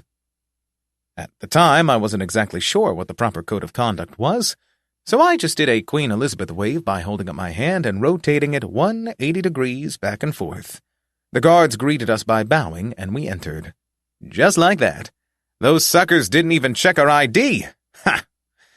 I kind of hadn't expected it, but we did successfully accrue a parade of sorts. There were guards riding behind us on big buff drakes, more guards at our front and sides, and the whole thing was eye-catching enough to form a crowd of a sort I hadn't seen since the 3rd floor. We even got a little guide feller of some sort walking at our side, telling us the way to the Emperor's palace. Crazy stuff. By the time we got there, my wrist was kind of dead from all the waving. It'd probably have been better if I'd gone to a jazz hands competition. Once we reached the palace, I had sort of expected that we'd get brought straight before the Emperor, but not so. Someone, I can't remember who or where, had said something along the lines of, "We can't possibly let the princess greet the exalted Emperor in her travel clothes." And then I'm pretty sure I heard someone whisper to Simel that, "The exalted Emperor is not quite ready for your visit. Please distract the princess while his grand self prepares the final aspects." Which is kinda weird, but okay. I mean, don't get me wrong, just getting a procession of what feels like half the Empire's army is great and all. But shouldn't he at least greet me now that we're here? Then again, this was on a mere day's notice, so yeah. And that is why I am now in a little room off to the side getting the final bits of a dress fitted. During this, the seamstress had commented on my height, my slim figure, the weird scars here and there on the princess's skin, and how cold I am. Luckily, she made no mention of the fact that I smell like rotting flesh, which might be because that's what I'm literally wearing. I've been wondering for a while how long a skin can sit in my inventory before it no longer works as a disguise, and going by what I'm currently wearing, it might actually take years. Insane. A butler pops his head in through the doorway Simel's in, his eyes falling on me and then back at Simel. He steps inside, bows to the both of us, and says, "Your Highness, Your Majesty, His Excellency the Emperor of the Sun, blind of the 7th heaven, is now ready to greet you." I smile at him and lick both of my pairs of lips. "Oh, that's great!" As I step off the little fitting pedestal, the seamstress hurriedly removes the final few pins here and there, tying invisible knots of thread faster than I can see. I turn to Simel. "Shall we go, then?" After a moment's hesitation, he nods back at me with an odd look of determination on his face. We walk through the hallway, surrounded by what has to be at least a dozen guards, some in full armor. I'd be more flattered if the clinking and clanking of the metal weren't so annoying. But I can't kill them now. Hopefully, with my speed, I shouldn't need to face them at all.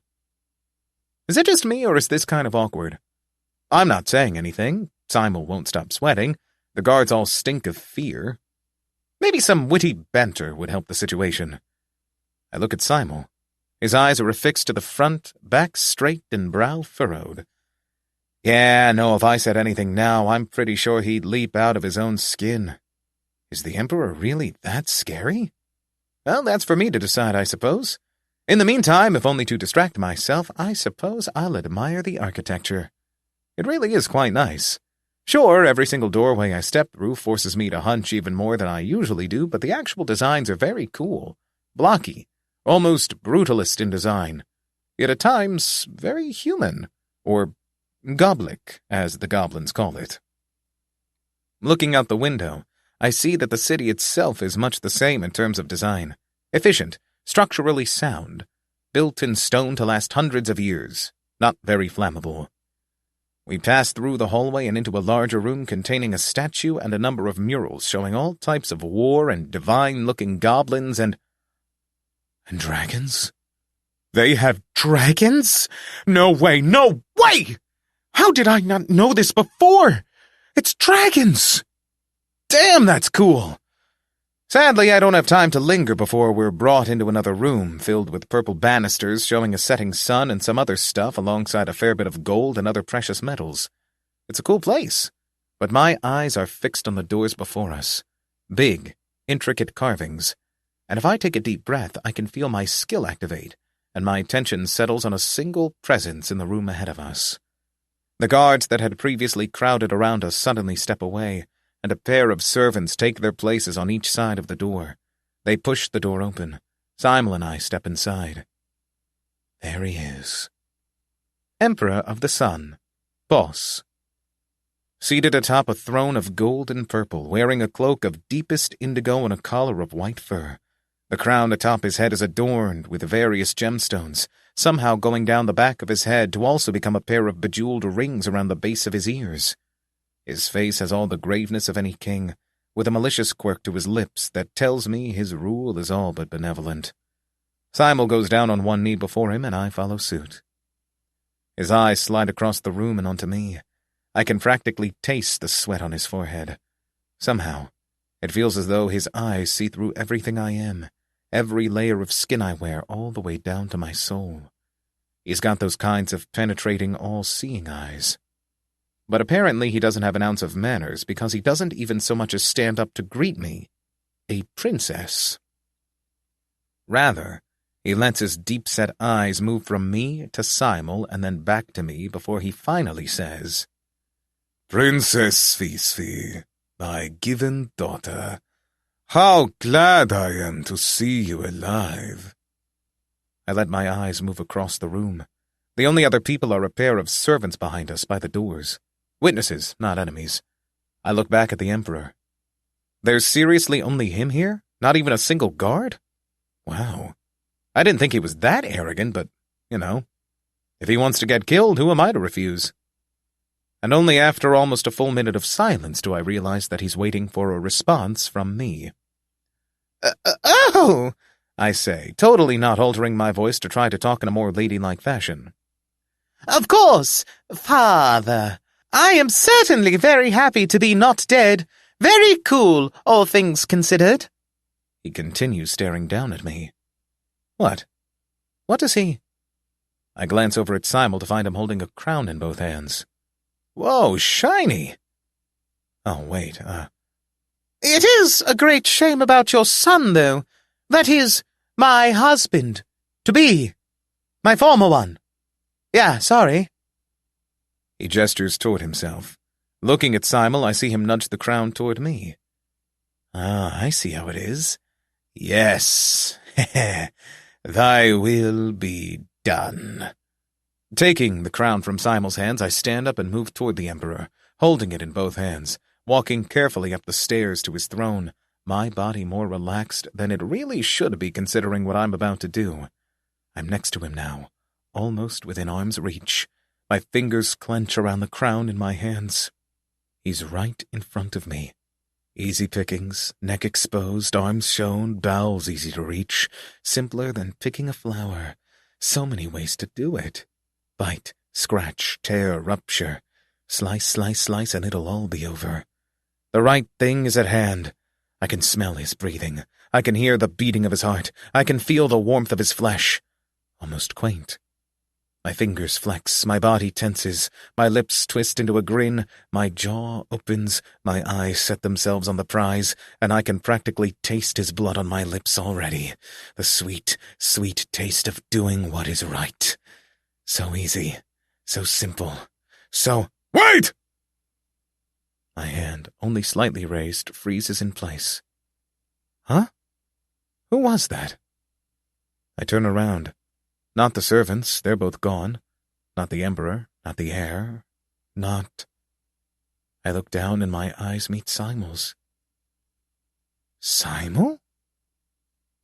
A pair of doors slam open and there's a rush of heavy footsteps, but I remain frozen even as a loop of barbed metal hooks around my throat and drags me down, spikes stabbing into the flesh of my throat as I crash to the floor, not even having time to realize what is happening before more such loops, each connected to a long metal pole, stab to grab all 4 of my limbs, pushing down my ankles, my wrists, my forearms, and my legs, all the while yet another slips around my thin waist. Man-catchers. Hold it down! Don't let it get up! More men on the legs! I'm pinned to the floor, but I can't fight back or think because all I can see is Simel where he stands across the room, atop a fine mat of purple, his chest rising and falling, looking at me as though I'm a wild beast that's finally been caught. Well and proper. 24. As charged. I didn't fight back. They put chains on me, around every limb I have, and then they dragged me down to the dungeons, to the black of the down there, and they chained me up. Only when the gate to my cell was closed and locked did I finally snap out of it. What is happening? What happened to the plan? Why would Simel— I glance outside the cell. There are 5 guards in my immediate vision. Going by smell, there are several dozen more, leading all the way up and back to the throne room. I look at the bars themselves, and then at the chains I'm wearing. It wouldn't be impossible. Far from it. Almost easy. Simple. Wait. I freeze up where I sit. It was his voice. I know it was. I heard it loud and clear. He spoke. He can speak. Could he always speak? Why did he only do it just now? I don't understand. I don't understand anything anymore. I wish I could smell him so I'd know where he was, but the world is too cruel for that. Instead, all I can smell is the Emperor moving here and there with no real logic. What should I do? Should I escape? Should I fight my way out? What else is there to do? I shake my head. I can't allow myself to fall into despair. The first mistake I could make right now would be to assume that the plan has ended. This is not the end of the road. It's just a little bump, that's all. There has to be a reason why Simel stopped me. But why? Why would he possibly want me to not take the chance? It would have been so easy. Could it be that he had some other plan? A shock of realization zaps through me, and the despair and uncertainty melt away in an instant.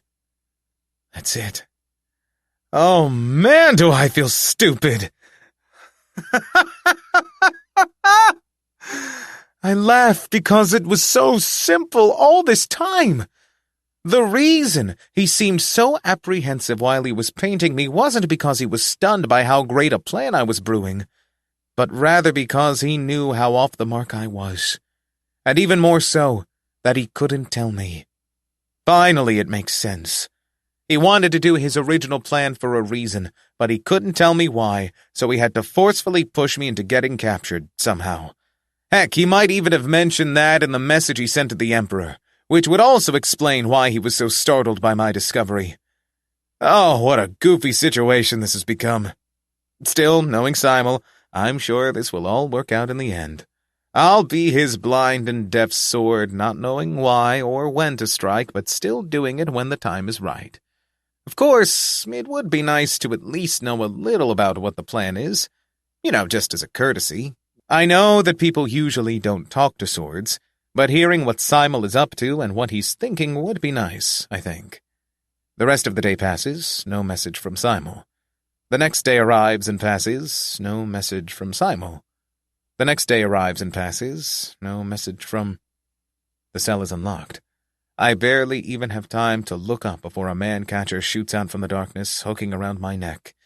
Now that I'm looking at it properly, the man-catcher in question is actually held by 4 rather burly goblins, and while I'm mentally considering whether I can take them all on, one of them whisper-shouts to the others, "It may look like Her Highness, but that's an illusion. Stay strong, brothers!" Oh yeah, now that I think about it, I'm still in my disguise. Not that it seems to have been effective in the way I wanted it to be, though. While I'm thinking, the goblins holding the man-catcher drag me to the feet by the loop, while a number of other guards, each of them reeking of fear, rush inside the cell, undoing my chains and redoing new ones, until I'm probably wearing more chains than I am clothes. Still, if I really tried, I think I could make it out of them. But that might hinder Simel's plans, so I present myself as passive while they grab the chains and pull me out, giving me no room to walk on my own. Is it a bad thing that it feels slightly nostalgic to get yanked around like this? Nevertheless, they drag me out all in a big rabble around me. I can't tell exactly where we're going, but considering how we seem to be getting closer to the Emperor, I think I might just be getting myself a second chance at doing the right thing. That said, wherever it is we're going, there really are quite a lot of people, aren't there? It's choked with breathing and stuffed clothes and excitement and sweat. Once we get there, I realize what this is at a moment's glance. It's a courthouse, inside the castle. The whole thing is arranged almost like a church, with us entering through a large pair of doors to first bring us down a gallery of close to 100 goblins, each dressed in fine robes of yellow and blue and orange. Are these the aristocracy? Wow, I don't think I've ever seen this many judges in one place. The way they stare at me like I'm a barely chained tiger almost makes this whole thing worth it. Still, a few of them view me, or rather what they think I am, with confused pity. The guards parade me through the gallery into the main courtroom. There's a raised platform where 2 archjudges and a sentencer sit at their bench, alongside... The Emperor? Why is he sitting with the archjudges? Don't tell me he's part of the Verdite. Oh, and then there's also a woman on the other side of the judges, dressed no less extravagantly than the Emperor and just as hard-faced.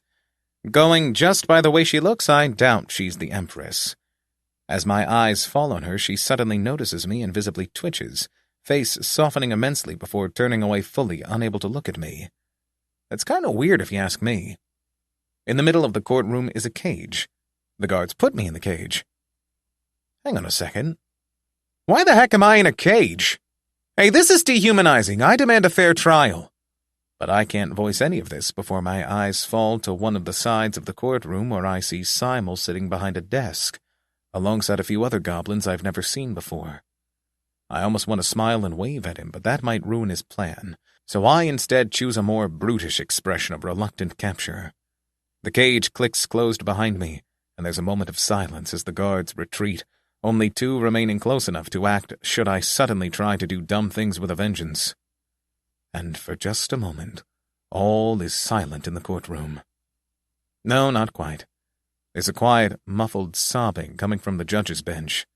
Looking over, I see the woman in the crown cry just a little harder at seeing my face. Or rather, the face I'm wearing. One of the 2 archjudges glances at her before turning to one of the guards close to the cage. "Plaintiff, would you please remove..." He shakes his head. "Reveal the demon that hides in the flesh of Her Highness, Svisvi." The guard looks over at his colleague before reluctantly moving closer. He doesn't even seem like he knows where to start. Do I need to do everything? I bore my eyes into him. "My neck," I say. "There's a crease there." He gulps and clenches the halberd closer. Nevertheless, he reaches out, arm trembling. His hand touches my neck, and I can see in his eyes how he can't align what he sees with what he feels. His fingers grope and eventually hook around a bit of open flesh, and I feel him twitch. He grabs the skin between his fingers and pulls up, peeling the skin off my head, removing the whole thing like the mask of a Scooby-Doo villain. The crown that previously sat atop my head falls to the floor with a melodic clink, and for just a second, nobody speaks. A scream pierces across the gallery, instantly followed by exclamations of fear and disbelief. The only person in the room with no strong reaction is Simel, sitting off to the side, who simply stares at me. I give him a look in all the hubbub that strangely enough makes him wince, and then I turn back to the guard in front of me, still holding the princess's face. Ah, he's all frozen. What's wrong? I tease. I'm not that ugly without makeup, am I? And, get this, at that, he actually drops his halberd, falls on his ass, whimpers, and scrambles away. Wow. I guess a uniform doesn't make a man after all. I turn to the archjudges and smile. So is anyone going to get me out of the rest of this skin? It's kind of tight, and the dress is... Well, honestly, the dress is pretty comfortable, but not while wearing a literal skin suit. My joke did not land. Ouch, tough audience. Guess I'll just have to make do. The same archjudge stands up and bangs his gavel, bringing silence over the gathered judges. Silence! His hawk-like gaze slowly moves across the entire gallery before finally falling on yours truly. Since the accused has now been revealed in its full, horrible glory, he spits, we shall now begin this session properly. His eyes burn into me, but I meet his gaze with even interest. Hey, it's not every day you get to be at a real court session. You stand before this court accused of the murder of the former king of Acheron, Paris the Blessed of Two, alongside the killing of the capital of Acheron, the killing of Princess Phisvi of Retin, and the killing of Prince Chapert of Split Horizon, alongside innumerable other offences to all 100 gods. How do you plead, human?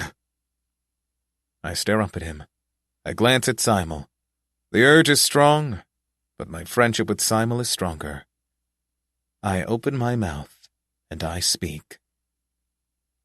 Guilty. Mutters ripple through the courtroom again, silenced by the banging of a gavel. The archjudge's eyes train on me, alongside probably every other pair of eyes in the entire room. You admit to your guilt, human? I shrug and point a finger at Simel.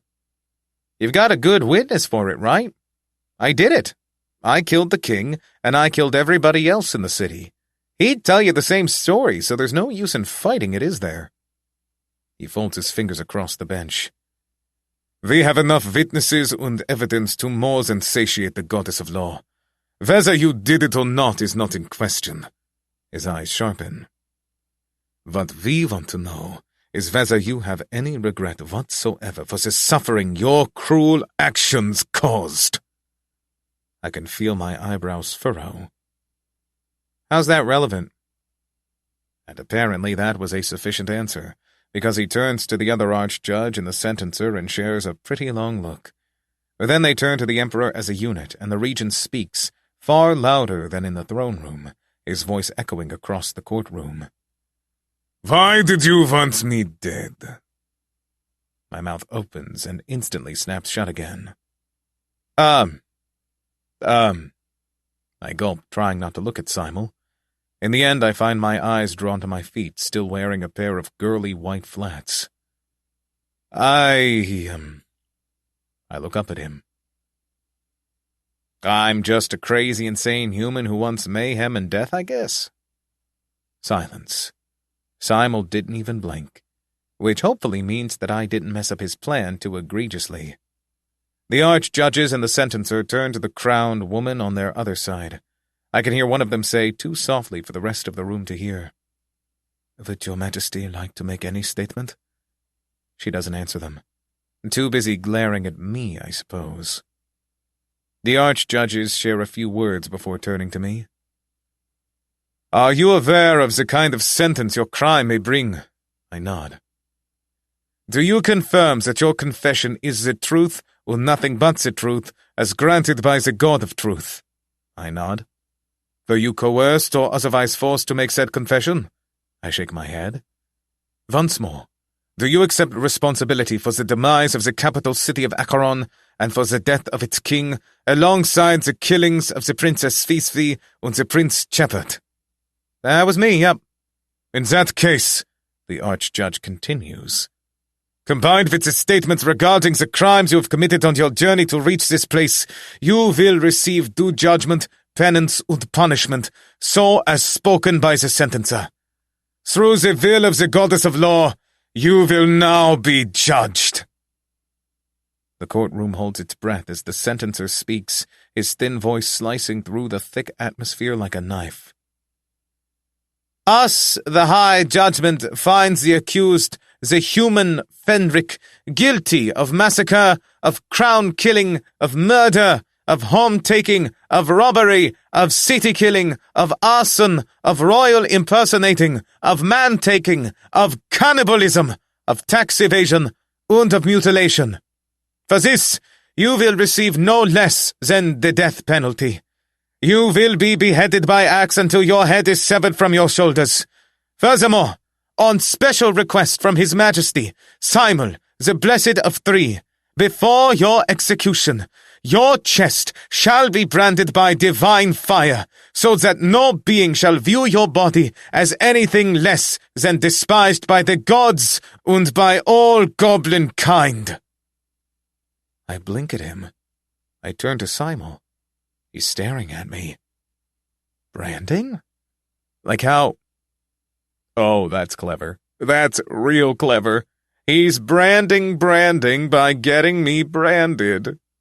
In that case, I assume his plan is not to have me escape right here and now, but rather to get branded first. I can just tear off the branded flesh later, so it's not permanent or anything. In that case, this'll work out just great. I'll get branded, he'll save me, and then... yeah. Sometimes everything really does work out for the best, doesn't it? And with that, the court is adjourned. What a quick and simple situation. They take me out of the cage and walk me back through the gallery with all of the judges staring at me like I'm some exotic predator out for viewing. I chance a grin at one of them and watch with glee as its eyes roll up and it just passes out. No skill needed. Wow. They bring me back down into the dungeons and chain me up once more. And just like that, I'm left to my own devices. The slightly funny part is that they didn't even tell me when they'd have me executed. It could be days, or it could be months, or even years. Who knows? Well, considering that they somehow got the entire Queen of Rettin to come watch the court proceedings, I doubt they'd want to force her to stay months just to watch the one who killed her daughter get due justice. I wonder if this'll cause that war they were having to end. I mean, the Queen of Rettin is literally at the capital of the Empire. I assume that means they aren't on that bad terms anymore. Could it be? Did Simel solve the war by getting me sentenced? Whoa, okay, now I understand his line of thinking. See, this is why open communication is key. If I'd known that he'd try to solve the war by using me as a through line, I'd be down for it in a heartbeat. Instead, now we've got a bunch of miscommunication and dishonesty, which is the bane of all relationships. He keeps proving me wrong about him. Even when I think of him as basically a demigod, he still ends up outshining everything I previously thought of him. Wow. I really couldn't ask for a better friend, huh? Smiling, I lean back in my cell, only now remembering what I'm wearing. Oh yeah, skin suit. Ugh, it reeks. I may be almost fully tethered to my place, but that isn't stopping me. With all the agility of a cat, I begin gnawing off the princess hide bit by bit, carefully avoiding tearing my dress because, well... Okay, listen, how often do you think I'm going to get my hands on a dress of such high quality? When I beat the floor, I bet it'll sell for thousands of points. Ah, I can't wait. For some reason, a few of the guards outside my cell are staring, but none of them dare to say anything. Interesting. In the end, I'm left sitting in my cell, wearing a dress and exactly nothing else. Even worse, in my own personal opinion, I don't look too bad in it. Just saying. And then, not much of anything happens. Time passes. I spend it by meditating, doing some resistance training, and meditating more. A few days pass. I was starting to fear it'd take weeks until the execution went underway, but apparently I was just a bit luckier than I thought. The guards that come to fetch me for the execution are dressed in much fancier armor than the normal ones, but it doesn't hide their faces, meaning that I have a perfectly good look at the expression they make when they see the pretty dress I'm wearing. A glare was enough to keep them from saying anything about it. They do the old man-catcher routine, chain me up, and then off we go to my execution. The whole palace stinks with fear, but as we move through it and to the outside, I get a whiff of fresh air, one that's practically thick with excitement. There's a platform made of wood raised just outside the palace, next to a shining statue of some big goblin woman. Atop the platform stands a goblin clad in white, carrying an axe alongside a pillory made with what seems to be marble. The funny thing here is that the platform is actually so big that it even holds 3 literal thrones, all with a front-row view of the action. All 3 are occupied. There's the Emperor, with a few other crowned spawnlings standing at his side and back. There's the throne of the Queen of Retin, and then, next to her, my eyes meet Simel's. He looks so regal. He's wearing an actual uniform of some sort, alongside a fur-collared coat, and on his head sits a crown. No, on closer inspection, it's not just any old crown, but rather the one I saw in his satchel back in the desert. Not to mention that he seems to have a little royal sword of some sort, kind of like the Poet King. Would you look at that? Simel. King. Would it be wrong for me to be proud of him? I can't know, because before I have time to think any more about Simel, one of the guards pushes me along toward the pillory. But he stops me before we get there, shoving me to the floor by having the goblins holding the man-catcher around my neck put their weight into it. I fall to my knees, and then no farther. My chains are loosened for a moment, but only to fasten me directly to the platform itself. And here we are. I look out across the crowd gathered. Wow, there must be several tens of thousands of goblins gathered here, all to watch me do the right thing. Interesting. They're sure to have a memorable afternoon, that's for sure. I glance at Simel where he sits. I chance a smile at him, but he doesn't react in the least. Ah, poker face, is it? I get it. The Emperor stands up. My people, before you kneels the dreaded killer of Acheron, who burned to cinders that which lived, killed its rulers and felt no remorse, not to mention its heartless slaughter of my given daughter and my own son. To those that have heard of or even met a human, the existence of this horrid demon is all the proof you need of the nature that governs all humans. However, you ought not to view these creatures' invasion as an unstoppable assault of demons. This creature was captured, and so will be all other humans who dare encroach on our divinely appointed land. They too shall face judgment. I watch in mild interest as a goblin carrying a branding iron steps up to Simel. Going by the way he's holding it, it's clearly not especially hot. Curious. Although this glorious empire places no faith in the hocus-pocus of so-called magicians, we now employ the assistance of Simel of Acheron, its current king, to imbue this branding iron with divine properties. As sin has branded this human, so too will this iron brand it, purifying the flesh from the evils of its soul. The Emperor continues speaking, thanking Simel for bringing me here and how the country should still mourn the prince and the princess or whatever, but I'm distracted by whatever kind of ritualistic magic Simel's doing. First up, he's not using a ring or something small like that, but rather an entire damn sphere, which looks much closer to a sovereign's orb than a crystal ball despite it being crystalline. It's encased in strands of finely woven and engraved metal, designed to look like crawling vines, I think. As Simel holds it in hand, he puts his other hand on the branding iron and begins chanting. With every word he speaks, the branding iron clearly grows hotter, turning from its normal bronze color to a brighter yellow until it eventually becomes a pure, horrible white. Weirdly enough, it doesn't look hot. Simel is still touching it, and the goblin holding it doesn't seem perturbed in the least. Odd. Made of dragon heart, this branding iron will only brand the one culpable in the eyes of the goddess of law. Let us now see justice rendered unto this demon. The guy with the branding iron steps closer to me. Someone rips up the entire upper part of the gown I'm wearing, exposing my chest. Hey, that's my dress. It's not going to sell for anything if you rip it up, Dumbo.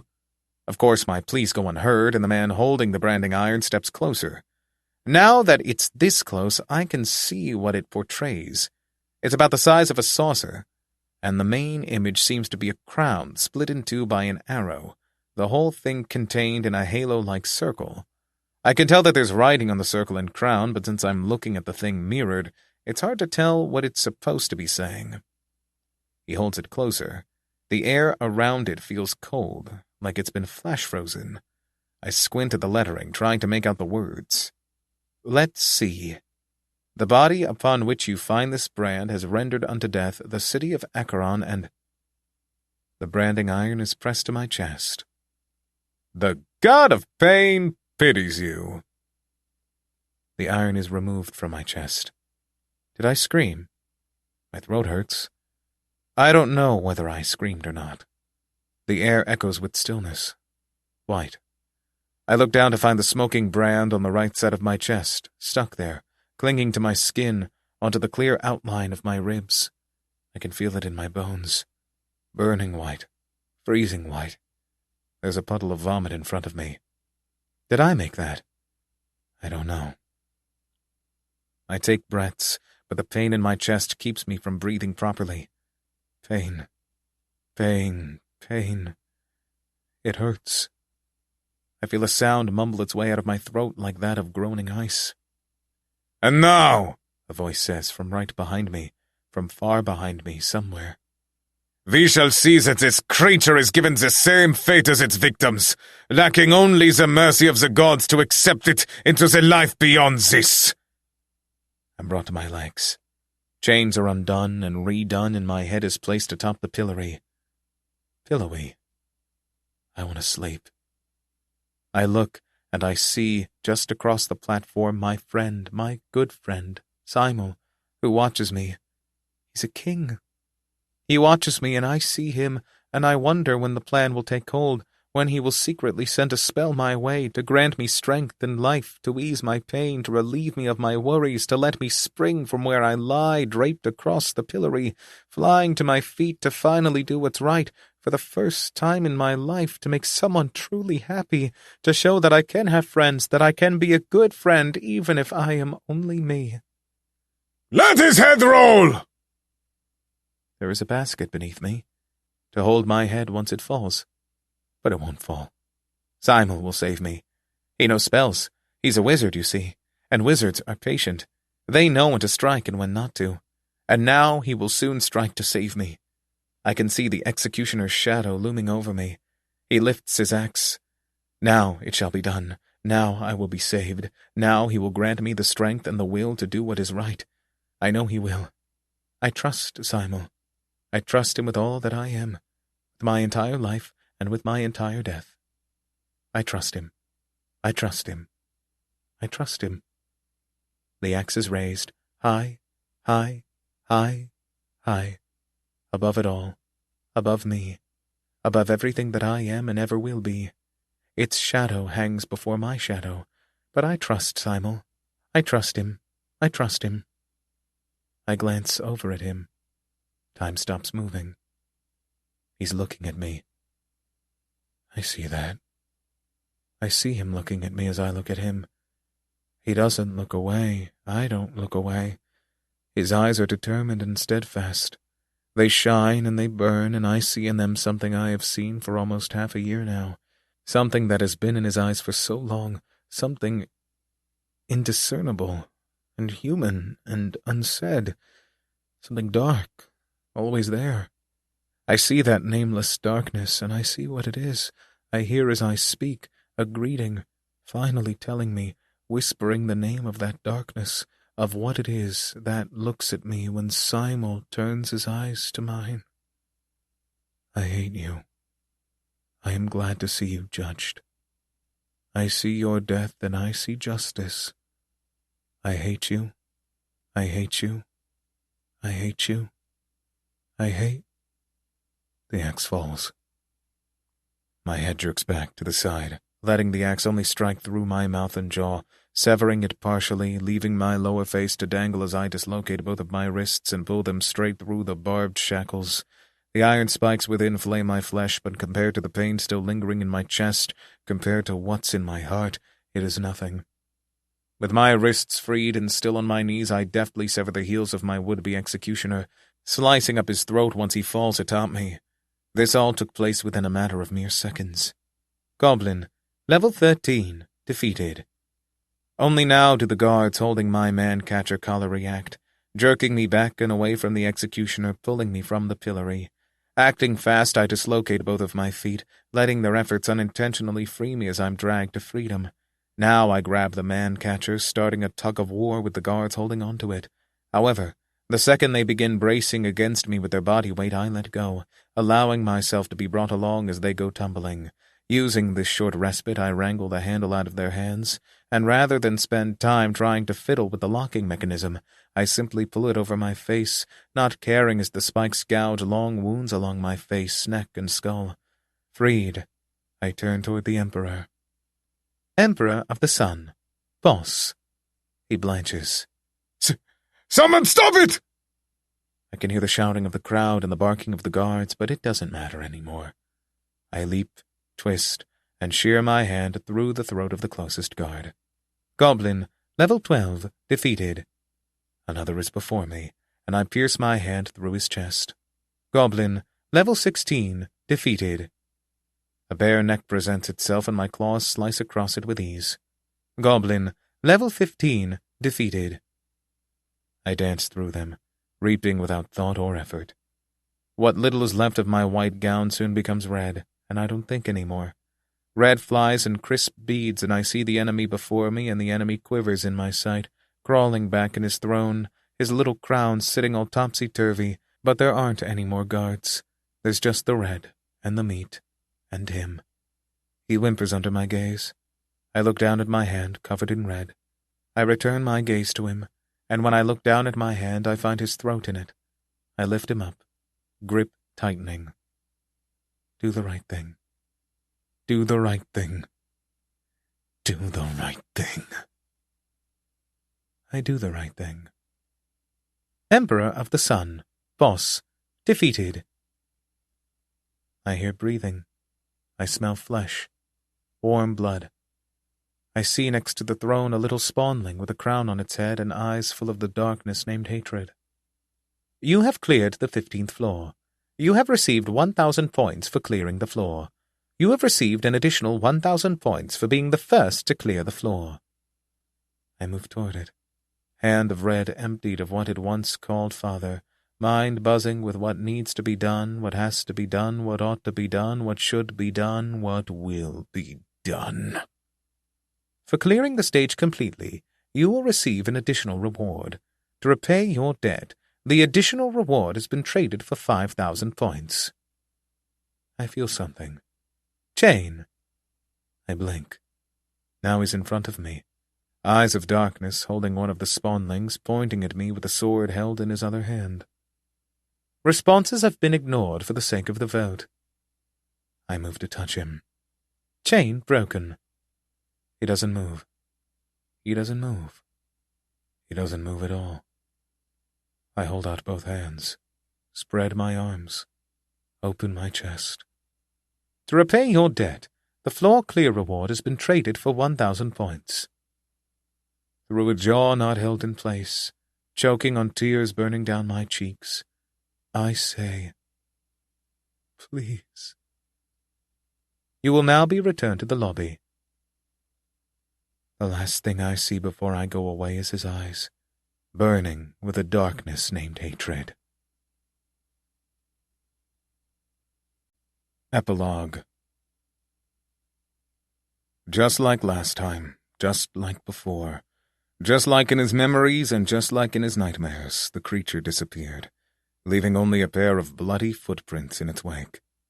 And still, although he knew that the creature was gone, that it had been taken back, however briefly, to the hell it called a lobby, Simel did not move. He continued holding Trig, the fourth son of the Emperor, as tightly as though he might at any time be swept away by a dragon, pointing a sword at the empty air. Dad! Only when Trig gave such an exclamation did Simel finally allow the boy, only 8 this summer, to cast himself from the older man's arms, running across the drenched execution platform to fall at the side of his father, where he lay tossed to the side. Please, Dad. No! Only now did the world begin to turn again, as the other princes, 6 in total, ran to the Emperor's side as well. The oldest, Hark, simply knelt at his side, holding the others back by unspoken authority. He rolled him over. A deep, purplish bruise in the shape of the creature's hand stained the Emperor's neck like a patch of mold. Hark looked over his shoulder, toward Simel. "Your Grace," he said, voice heavy yet as clear as the chime of a church bell. "Could you do his last rites?" For the first time in several minutes, Simel felt himself breathe again, and he stood up, righting himself. He staggered across the platform, kneeling beside the prince to put one hand to the Emperor's heart and one to his own.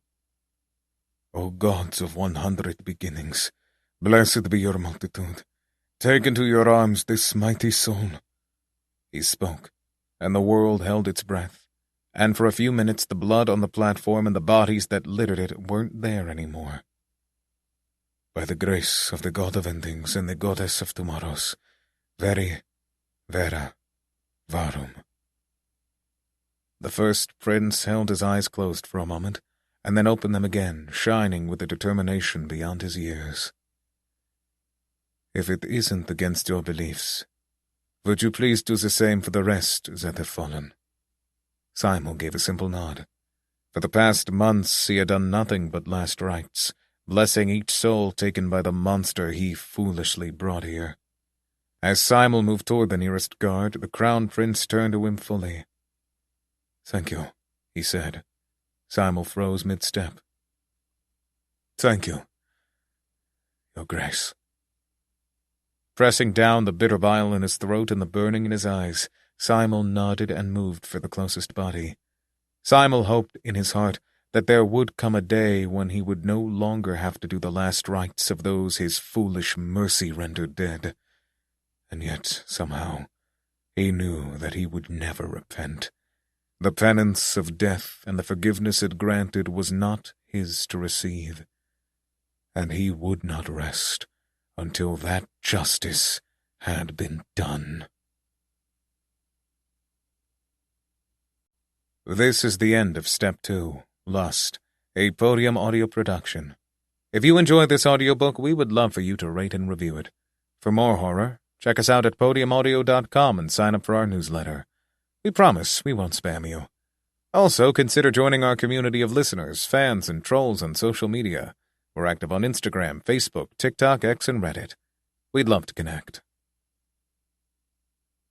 You have been listening to Step 2, Lust, Book 2 of A Gamer's Guide to Beating the Tutorial, produced by Troy Odie, written by Palt, performed by Daniel Wisniewski. Text copyright 2024 by Palt. Production copyright 2024 by Podium Audio. All rights reserved.